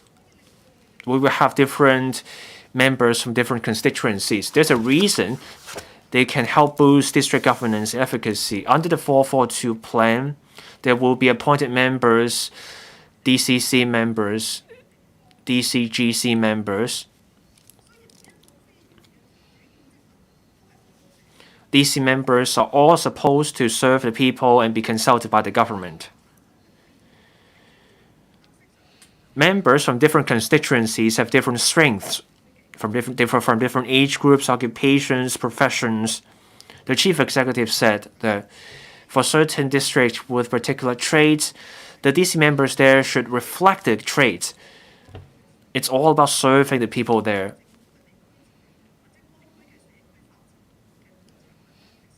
This is also supposed to help deliver better services and be in line with the government policies. Appointed members will help deliver the local strategies. Now, we have the dual engine strategy, finance in the south, IT in the north. So in the central western district and the northern district, we can appoint people with characteristics of those districts. Now, in West Kowloon, it's all arts and culture. We can consider appointing people with relevant experience as appointed DC members. For DCC members, they come from the 3 district committees, or they can be local people who are committed and able. For DCGC members, they can focus on serving the local district, and though they have to meet the 3 requirements. So whichever constituency we talk about, they should come together and work together to serve the district. As President Xi Jinping said last year, there were 4 proposals.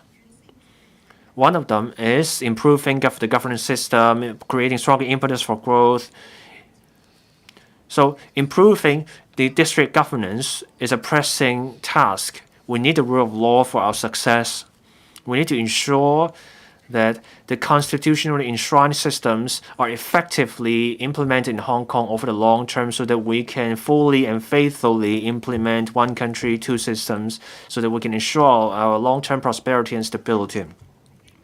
The bill's passage will mean we can return DCs to their role under the Basic Law. Reforming DCs is rested on solid legal basis. Now, this bill is not the only part of the work we do to improve district governance. Now, there will continue to be work for the HAD, the DCCs, the care teams. They will have to work with the local bodies and the bodies of local townsmen. They all need to work together to deliver well-being for people and deliver development for Hong Kong. Mr. Deputy, I so submit I support this bill, District Council's Amendment Bill 2023. Mr. Kenneth Lau. Mr. Deputy, the government proposed the District Council's Amendment Bill 2023. There will be clear guidelines on how DCs will be formed, and this will lay a solid foundation for DCs. We all worked non-stop. I visited different parts of the rural districts. I attended seminars, street booths. I explained how the bill will work. Most people supported this bill.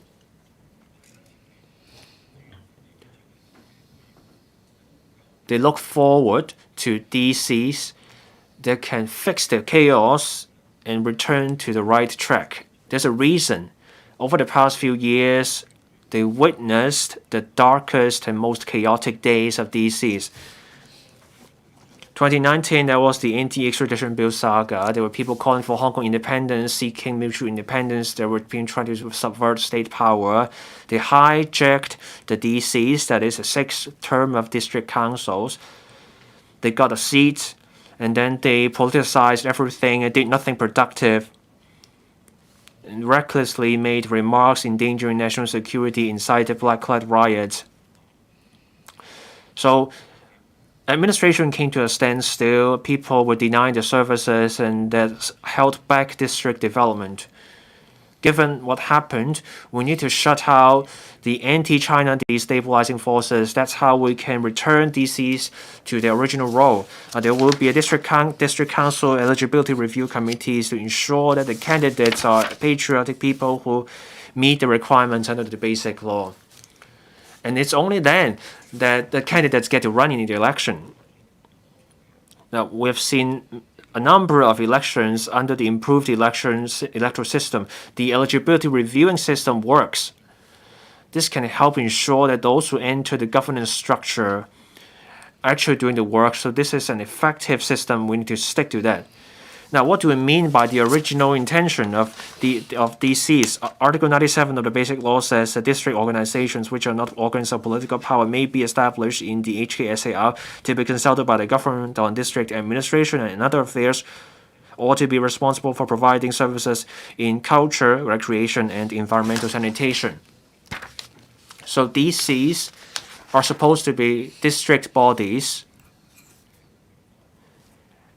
not political in nature. They are there to give advice. This bill is about returning DCs to their role as district advisory bodies. This can help give full play to the role in the district governance system. So this is a net positive for people. The bill sets out clearly the role of DCs. There will be a new way that the seats will be returned. So there will be appointed seats and DCC seats. Appointed seats will be those appointed by the government. This way we can bring together the experienced people in the districts. Now for DCC seats, this will be people from the District 5 Crime Committees, area committees, and the District 5 Safety Committees. These members are in the district. They have been there for a long time. Under the new system, appointed seats will make up roughly 40% of the seats. So I urge the government to get it right with gatekeeping, appoint able people, and consider the needs of the various districts and appoint the right people. Otherwise, you get a mismatch, and that will end up holding back district development. We will keep 27 ex-official members who are chairmen of the rural committees in the new territories. The Hernie Cook and I support this idea. The rural committees are a bridge between the local people and the government, and they also represent the indigenous villagers locally and those in other parts of the world. Keeping the ex-official members will help ensure harmony in the new territories. In the next few years, we will see the development of the northern metropolis. The rural committee chairmen have been around the new territories for many years and know the conditions there.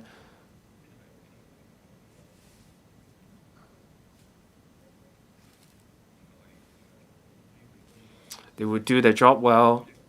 Mr. Deputy, and with the national security law and the improved electoral system, Hong Kong successfully held 4 elections, including the election committee subsective election, legislative election, chief executive election, and the rural committee or representatives election. Now this bill is the last puzzle in the bid to implement one country, two systems and patriots administering Hong Kong. This is part of a broader plan for Hong Kong's future. This is an effective solution. This will mean an overhaul. We will fix the problems in the past. This also shows we're entering an era of good governance. I'm confident that people will support the passage of the bill. That way, people can better serve the people, improve planning for districts, and do better in district development. I need to make a declaration. I'm a chairman of the Two Moon Rural Committee. I'm also an ex-official member of Two Moon District Council. I support the District Council's Amendment Bill 2023 and its passage. Mr. Yim Kong. Thank you, Mr. Deputy. In May this year, the government put forward the proposal to improve district governance. This is to restructure the district councils to its original purpose and to enhance its function to serve the community. I fully support this proposal. As we all know that the current district council has severely deviated from its purpose and function. A lot of district councillors use the district councils to advocate Hong Kong independence and engage in activities that undermine national security. They stir up trouble, cause conflicts, divide our society, and harm people's well-being. And these behaviors are all irresponsible. We do need to right the wrong. The bill enhances the function and roles of district councillors. The district officer will be the chairperson of the DCs. District councils will collect views from the public on issues specified by the chairperson. The DC will formulate solutions, and this returns DCs to the original position under the Basic Law, and this will allow the government to listen to the community more extensively. The bill also stipulates that the district councils will promote government policies and assist the government to conduct consultation and publicity activities. It means that district councils will listen to communities for their views and will also have to implement policies and to help the public understand the purpose of government policies. The bill also makes significant changes to the election methods. This will be conducive to attracting people of the right caliber to join the DCs. This will also expand the spectrum of caliber of the candidates. This will further enhance the efficiency of district governance. DCs will make proposals for the good of the community. To implement the principle of patriots administering Hong Kong, under the bill there is the District Council's Eligibility Review Committee. Members will have to swear allegiance to the Hong Kong SAR and to uphold the Basic Law. This will be a gatekeeper function to ensure that there won't be any destabilizing elements entering the DCs. The DCs will implement the patriots administering Hong Kong principle. When it comes to youngsters, DCs can be used to attract them to participate. And it will also work with the 2 district committees for youths.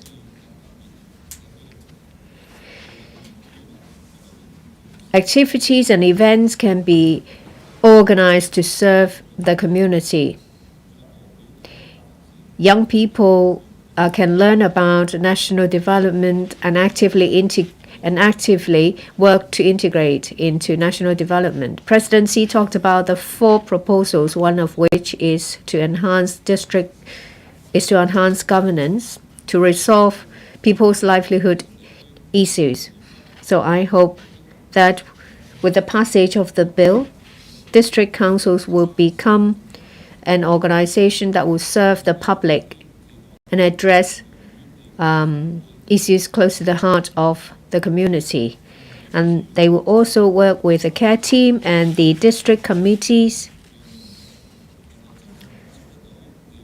to disseminate information so that members of the public will feel the benefits of the improved system and the benefits of good governance.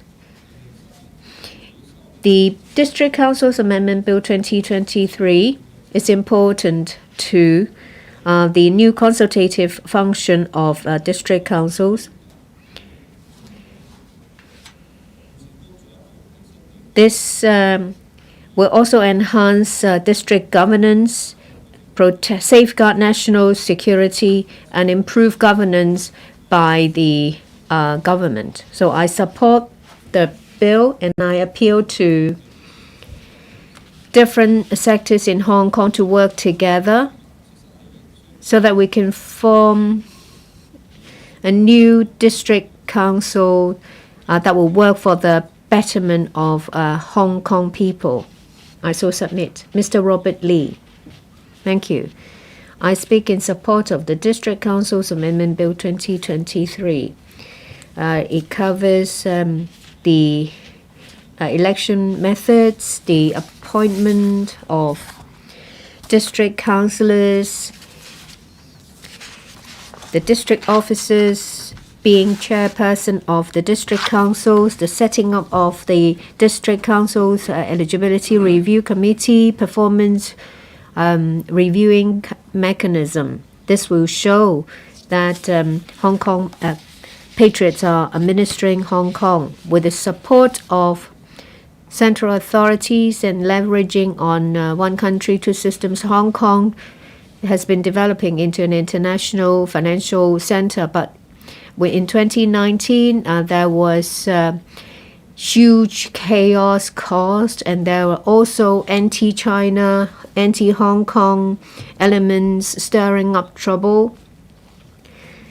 They have undermined the status of Hong Kong as an international financial center. They have neglected the well-being of Hong Kong people. They have pushed Hong Kong to the brink of a crisis. But with the support of the central authorities, we have improved electoral system, and now we're moving from chaos to stability and to prosperity. Well, the district councillors elected in the 2019 election have hidden agendas. Some of them have been disqualified, so far there are only about 146 district councillors left from the 479 seats. Some district councils could not call a general meeting, and this has caused a lot of trouble. Now with this proposal, the district councils will be restored its status and position. The proposal fulfilled the guiding principles of top priority to national security, patriots administering Hong Kong, and executive-led governance. I am a representative of the financial sector. I do hope that everyone in Hong Kong will lead a good life. We should not allow these anti-China, anti-Hong Kong elements to do anything to harm Hong Kong again. We need to tackle the problem from the system itself. We want the seats to be in the hands of patriots. And district council should perform its functions in accordance with the basic law as a consultative body.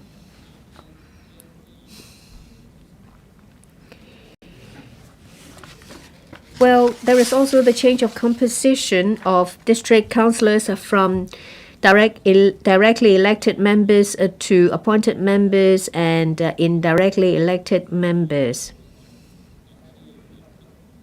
We need people from different backgrounds to work for community and district affairs. This will diversify the background of district councillors. We can have district councillors with experience and expertise. District councillors can collect views from different channels so that a more comprehensive picture can be given to the government for the government to formulate better policies. This will be conducive to good governance. For appointed members, I hope that the authority will listen to the views of districts regarding the performance monitoring mechanism. Everyone should be treated equally. There should be objective criteria to ensure that district councillors will provide quality service. I also support the DC Eligibility Review Committee set up under the bill.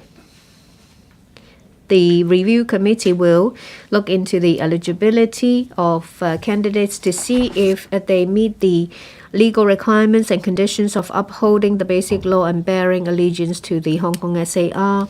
The views of Committee for Safeguarding National Security will be taken into account. This is to ensure that district councillors or candidates will be patriots and will not undermine national security. The bill itself is of a vision and is also pragmatic. It will enhance the authority of district councils. It will depoliticize district councils and restore district councils as a district body that are not organs of political power. People of different background can become district councillors, and I so speak to support the bill. Mr. Sunny Tang. Mr. Deputy, I speak in support of the District Council's Amendments Bill 2023. Since 2020, we have witnessed the chaos in district councils. It is still fresh in our memory. A majority of the DC members hijacked the district councils, and they made use of this platform to disseminate messages to disrupt the governance of the government as well as advocate Hong Kong independence. The DCs were stripped of its original functions. Now the government is proposing this amendments bill to ensure that district councils can once again become organs without political power. This is a necessary move. Now, the bill proposed reforming the composition of DCs and introduce an eligibility review mechanism. This is plugging the gap from the root. It is giving priority to national security as well as ensuring the implementation of patriots administering Hong Kong, keeping the powers in the hands of patriots. This is how we can ensure the long and steadfast success of one country, two systems. Now, I will now talk about my views on the bill on several aspects and also my aspirations. Now, in terms of composition and election method, now the constituencies, geographical constituencies, will be merged from some 400 to 200 or 40. It will allow DC members to address district issues from a more macro perspective. In the past, DC members only work for the constituents in a small area, and they work in a silo manner. Now, under the 442 mechanism, we have appointed members as well as members returned at geographical constituency and the free committees. Now, the purpose is to widely canvass as much talents as possible and bring them into the district governance system. There will be experts from the INT industry and medical care industry. This will enhance the quality of debate as well as its capacity to tap the powers of the community. Now, I look forward to having more experts from different fields to join DCs, including representatives from Klansmen associations. Now, under the epidemic, Klansmen associations rose to the call and gathered a lot of anti-epidemic materials. We helped a lot, including my Klansmen association, that is Fujian Klansmen Association. Now, besides appointing more Klansmen associations representatives into the free committees as well as district community care teams, they can also be appointed to DCs, and this will help pool community forces. Now, they can be encouraged to establish, to enter charters to make the structure of Klansmen Association more organized and also help nurture youth. Now, the other highlight of this bill is improvement of governance, district governance structure. Now, this is a manifestation of the executive-led principle. There will be more and better high-level steering for enhancing cross-bureau and departmental collaboration. Deep-rooted district issues can finally be resolved. District resources can be better allocated to programs which will better people's life. We have to rise up to people's aspiration. Now we have entered a new stage of prosperity. I believe that DCs comprising members who are all patriots will be able to address these deep-rooted issues better and enhance the sense of gain, happiness of people, as well as a sense of security, thus creating better lives for them. I support the bill. Mr. Kwok Wai-keung. President, thank you. I speak in support of the District Council's Amendment Bill 2023. As a member of the Bills Committee, as well as a serving District Council member, I have a lot of feelings in the deliberation process. My mind casts back to the chaos back in 2019. Now I'm happy to contribute my strength to return DCs to the right path. Now we had 9 sessions of meeting. Now I have attended every meeting, and every member worked tirelessly and in a determined manner to help better the bill. Now with the NSL and the improvement of electoral system, we have turned over a new page, which is marked with stability, and LegCo has returned to its right track. However, this term of District Council had some 300 DC members resigning because of invalid oaths or not taking oaths. Now they had their mind solely on chaos, and they had no will to serve the people, and they are a national security threat, and they undermined the implementation of projects which will better district livelihood. So it must change. Now the bill involves enhancing the structure of district councils and district governance, including the establishing the steering group led by the chief secretary for administration, and also the task force on district governance led by the deputy chief secretary, and also district council's advisory and service functions will be enhanced so that it aligns with Article 97 of the Basic Law, that these are district organizations which are not organs of political power, and also there will be a fairer participation and broader participation by the people. And also there will be a performance monitoring system plus the care teams. Now the major proposal is to reform district councils to enhance the executive-led approach so that district councils and the government can collaborate better to implement district projects. With DOs appointed to the seat of chairman of DCs, DOs can better coordinate the 3 committees, the DCs, as well as the care teams to better serve the residents.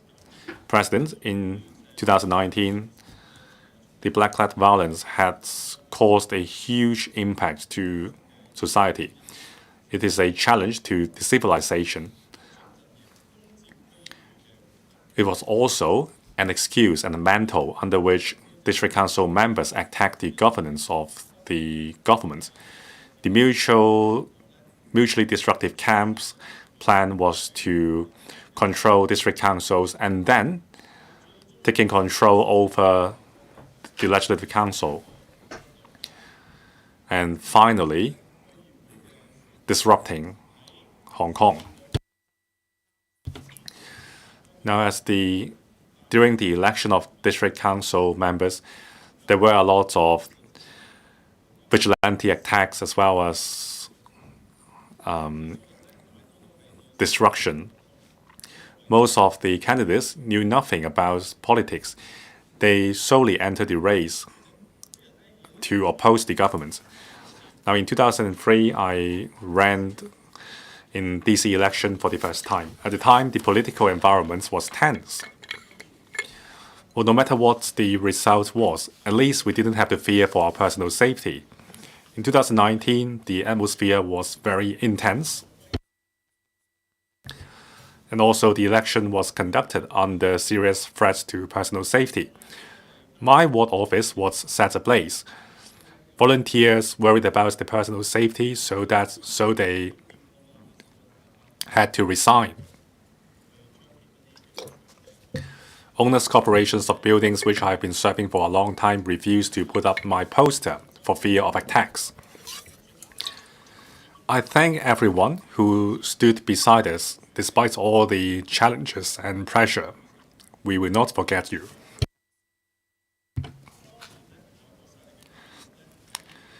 Now, in 2019 district council election, there were already signs of foreign external interference.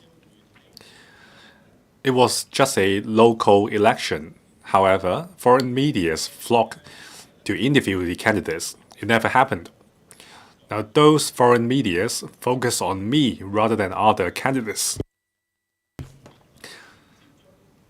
They wanted to prevent me from reaching out to my constituents, and then the interviews were never broadcast. Fortunately, I survived the DC election in 2019, and I became one of the 50 pro-establishment council members. However, there was no cause for joy.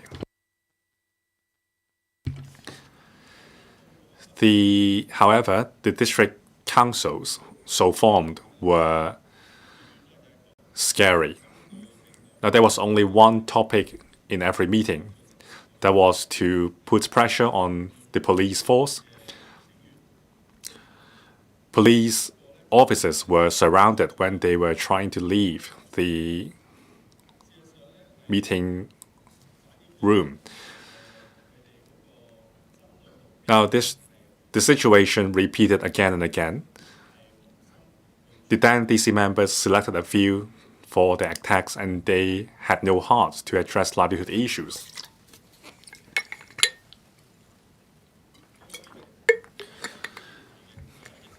President, under the epidemic, we work selflessly together. The FTU's volunteer teams sent out anti-epidemic goodie bags. Now, in the Eastern District Council, there were only 3 pro-establishment council members and 3 members with no political affiliation. Now, we were able to conduct council meetings. However,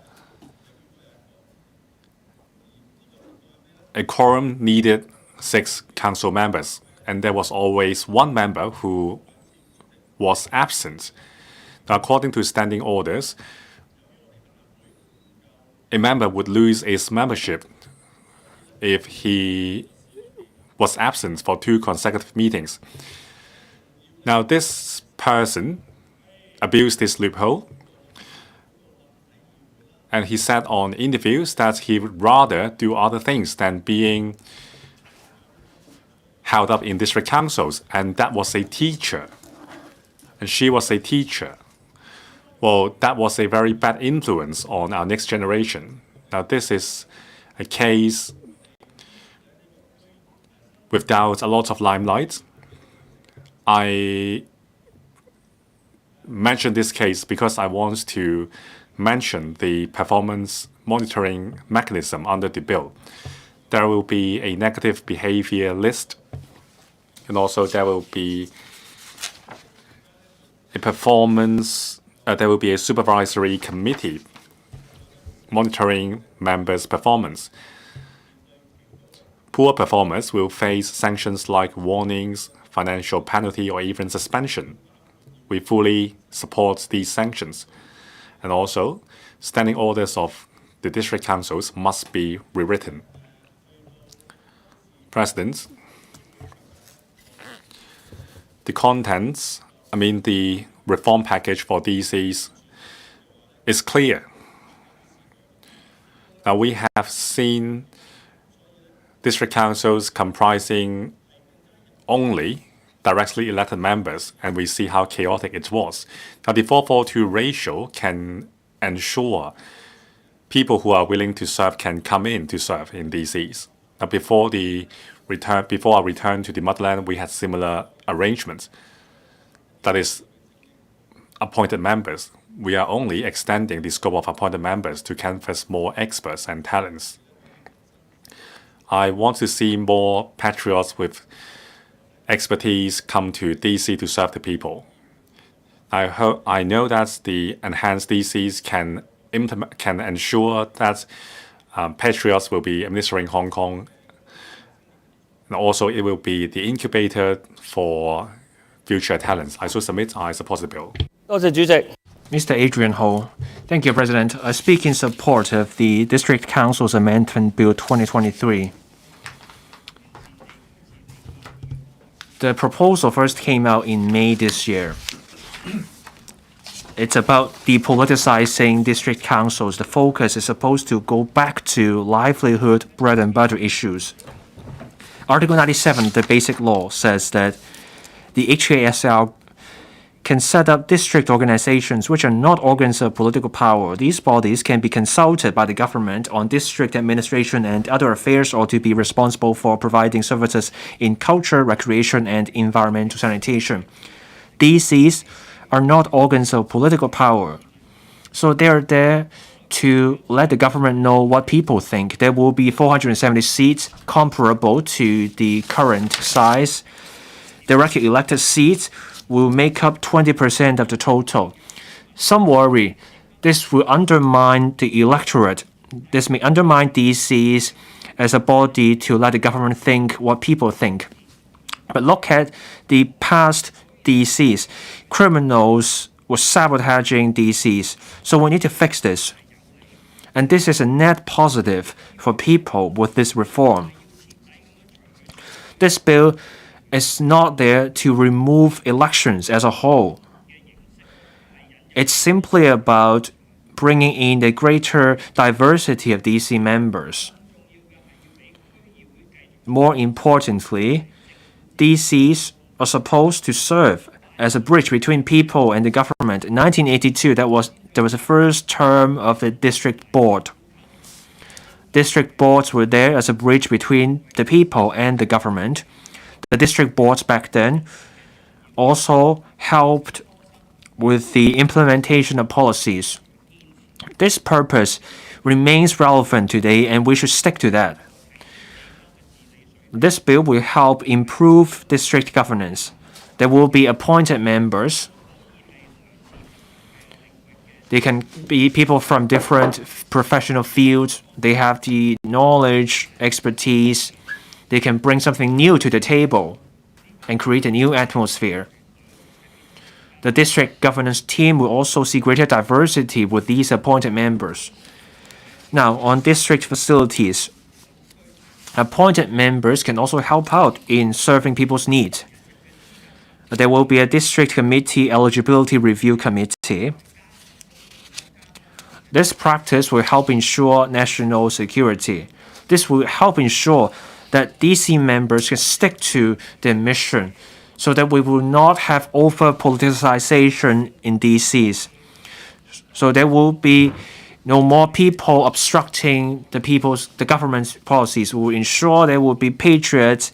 This will implement the principle of patriots administering Hong Kong. This district governance reform is a key step towards effective district governance. I hope that we will start this new chapter with district governance. I hope to see continuous improvement to improve people's lives and ensure social stability. That way, we will see a brighter future and brighter prospects. President, I so submit. Mr. Ben Chen. President, I support this proposal to improve district governance.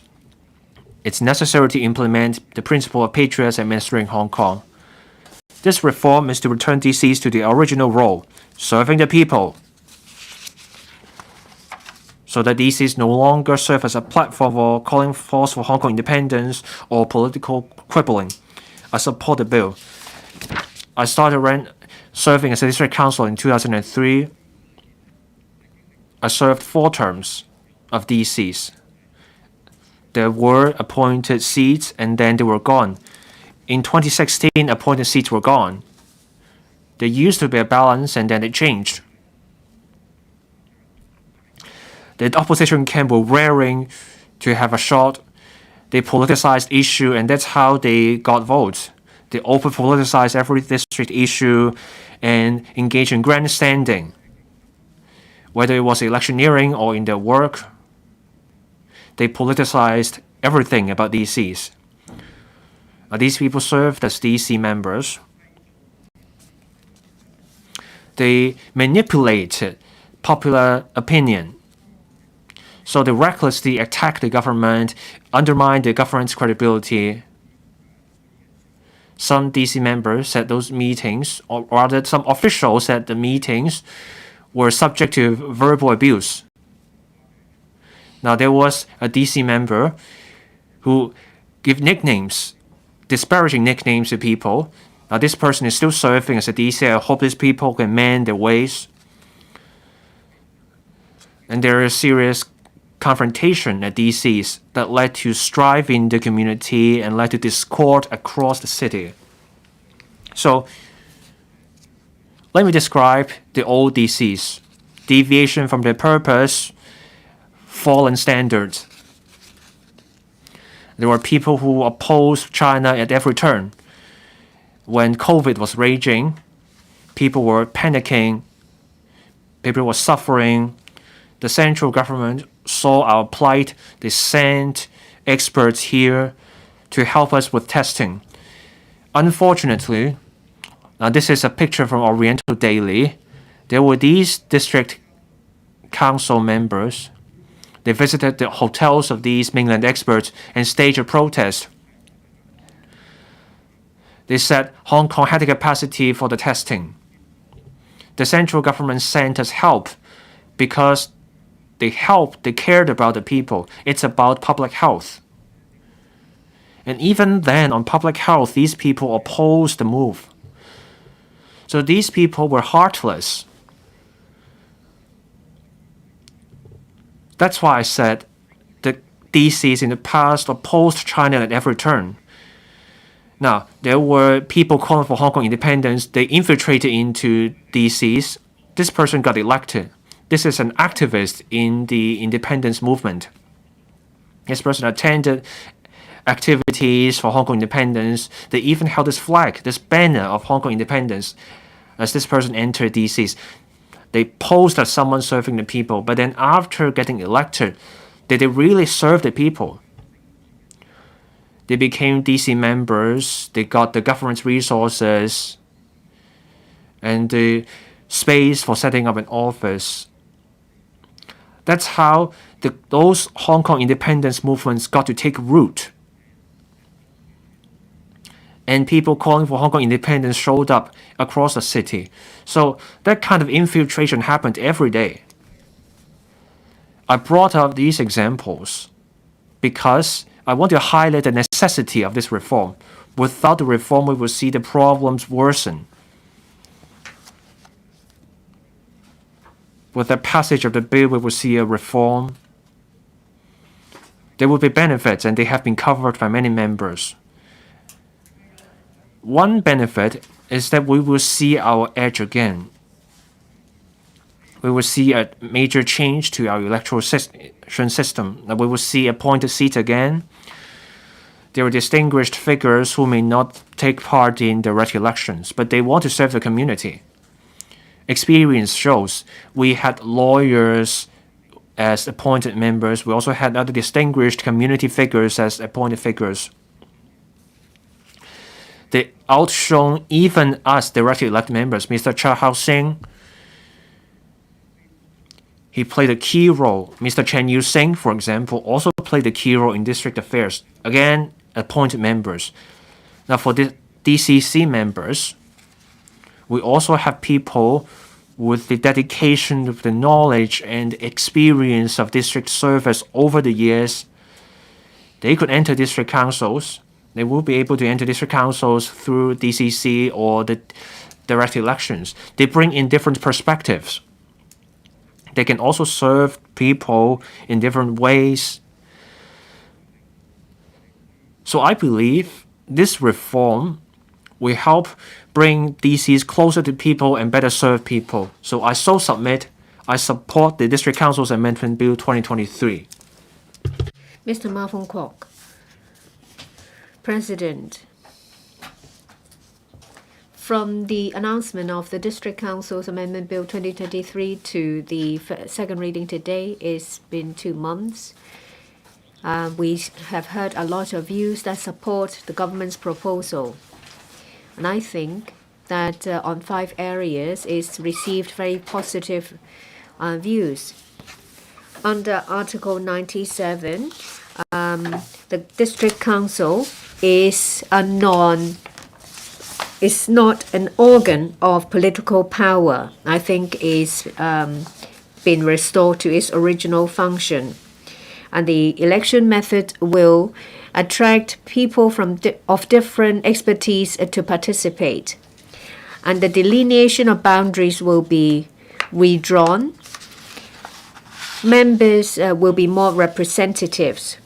And there is also the DC Eligibility Review Committee and the performance monitoring mechanism to ensure that district councillors will serve Hong Kong because they are patriots. The district officer will become the chairperson of the district councillor. It will better liaise between the government and district councils. Hong Kong is a small city. Do we need 2 tiers of administrative structure? Under Article 66, the LegCo is the legislature of Hong Kong. That's it. Article 97 of the Basic Law says that not district organizations may be established. The function is clearly clarified that it is to be consulted by the government on district administration and to be responsible for providing services in different fields. The original intention is good to delegate power, but this approach has been hijacked by a number of people, and district councils turned into a platform for them to promote their agenda. The government's proposal is to right past wrong. This will strengthen the government's coordination capability. And this is good for improved governance, and it will also rebuild confidence of citizens on district councils. The composition of district councillors will be at a ratio of 4 to 4 to 2. Some people asked whether it is a reduction in the number of directly elected members. On a number of occasions, the administration said that different districts and their situations will be taken into account before appointment of members to best serve the community. And I do think that that is good. And 40% of the members will be from the District Fire Crime Committee, District Fire Safety Committee, as well as area committees. They are from the districts, so they feel the pulse of the aspirations of residents. Sometimes in the past, the constituencies are too small, and the vision of district councillors was limited. But now with the improved arrangement, district councillors will have a more macro role. And I strongly support the performance monitoring mechanism and the eligibility review committee. We need to ensure that candidates are patriots that love Hong Kong and our country. If LegCo members, if candidates of LegCo have to go through the eligibility review, a similar approach should be put in place. Well, we have heard previous cases that that some candidates or district councillors only show up when there is an upcoming election. For electoral attendance, we have statistics, and we are subject to the monitoring of the public. The same should apply to district councillors. We want to make sure that district councillors mean to serve the community because they are patriots. The chairmanship is to be taken up by the district officer. The position of the deputy chairperson is to be removed. This is conducive to the coordination capability of the government. The powers and duty of the district officer will be greatly enhanced. In the past, a number of projects relating to livelihood issues could not take off the ground. But we think that with the new term of the DC, the situation will be completely different. Regarding implementation of government policies, I think it's a test for district officers of their coordinating power.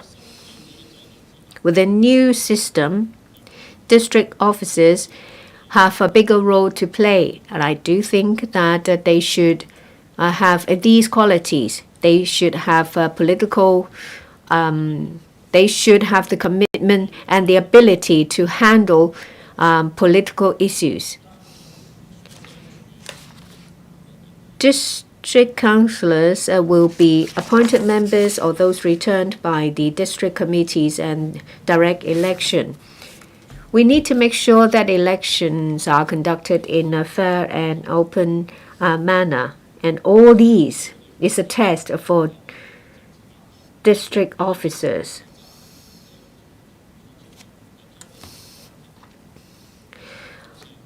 Currently, the DO usually administrative officers with about 10 years of experience. Of course, the administrative officers are put in to work in different departments to accumulate experience.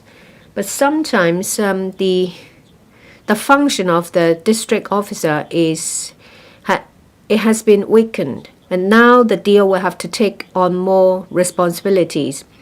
I urge that the DO and their team will have to go through special training. Suitable candidates should be selected to become district officers so that the team will know clearly about their duties, and the team will better support the operation of the district council, and this will restore confidence of the public on district councils, and this will be better to resolve livelihood issues. I speak to support the bill. The meeting is suspended to resume at 9 o'clock tomorrow.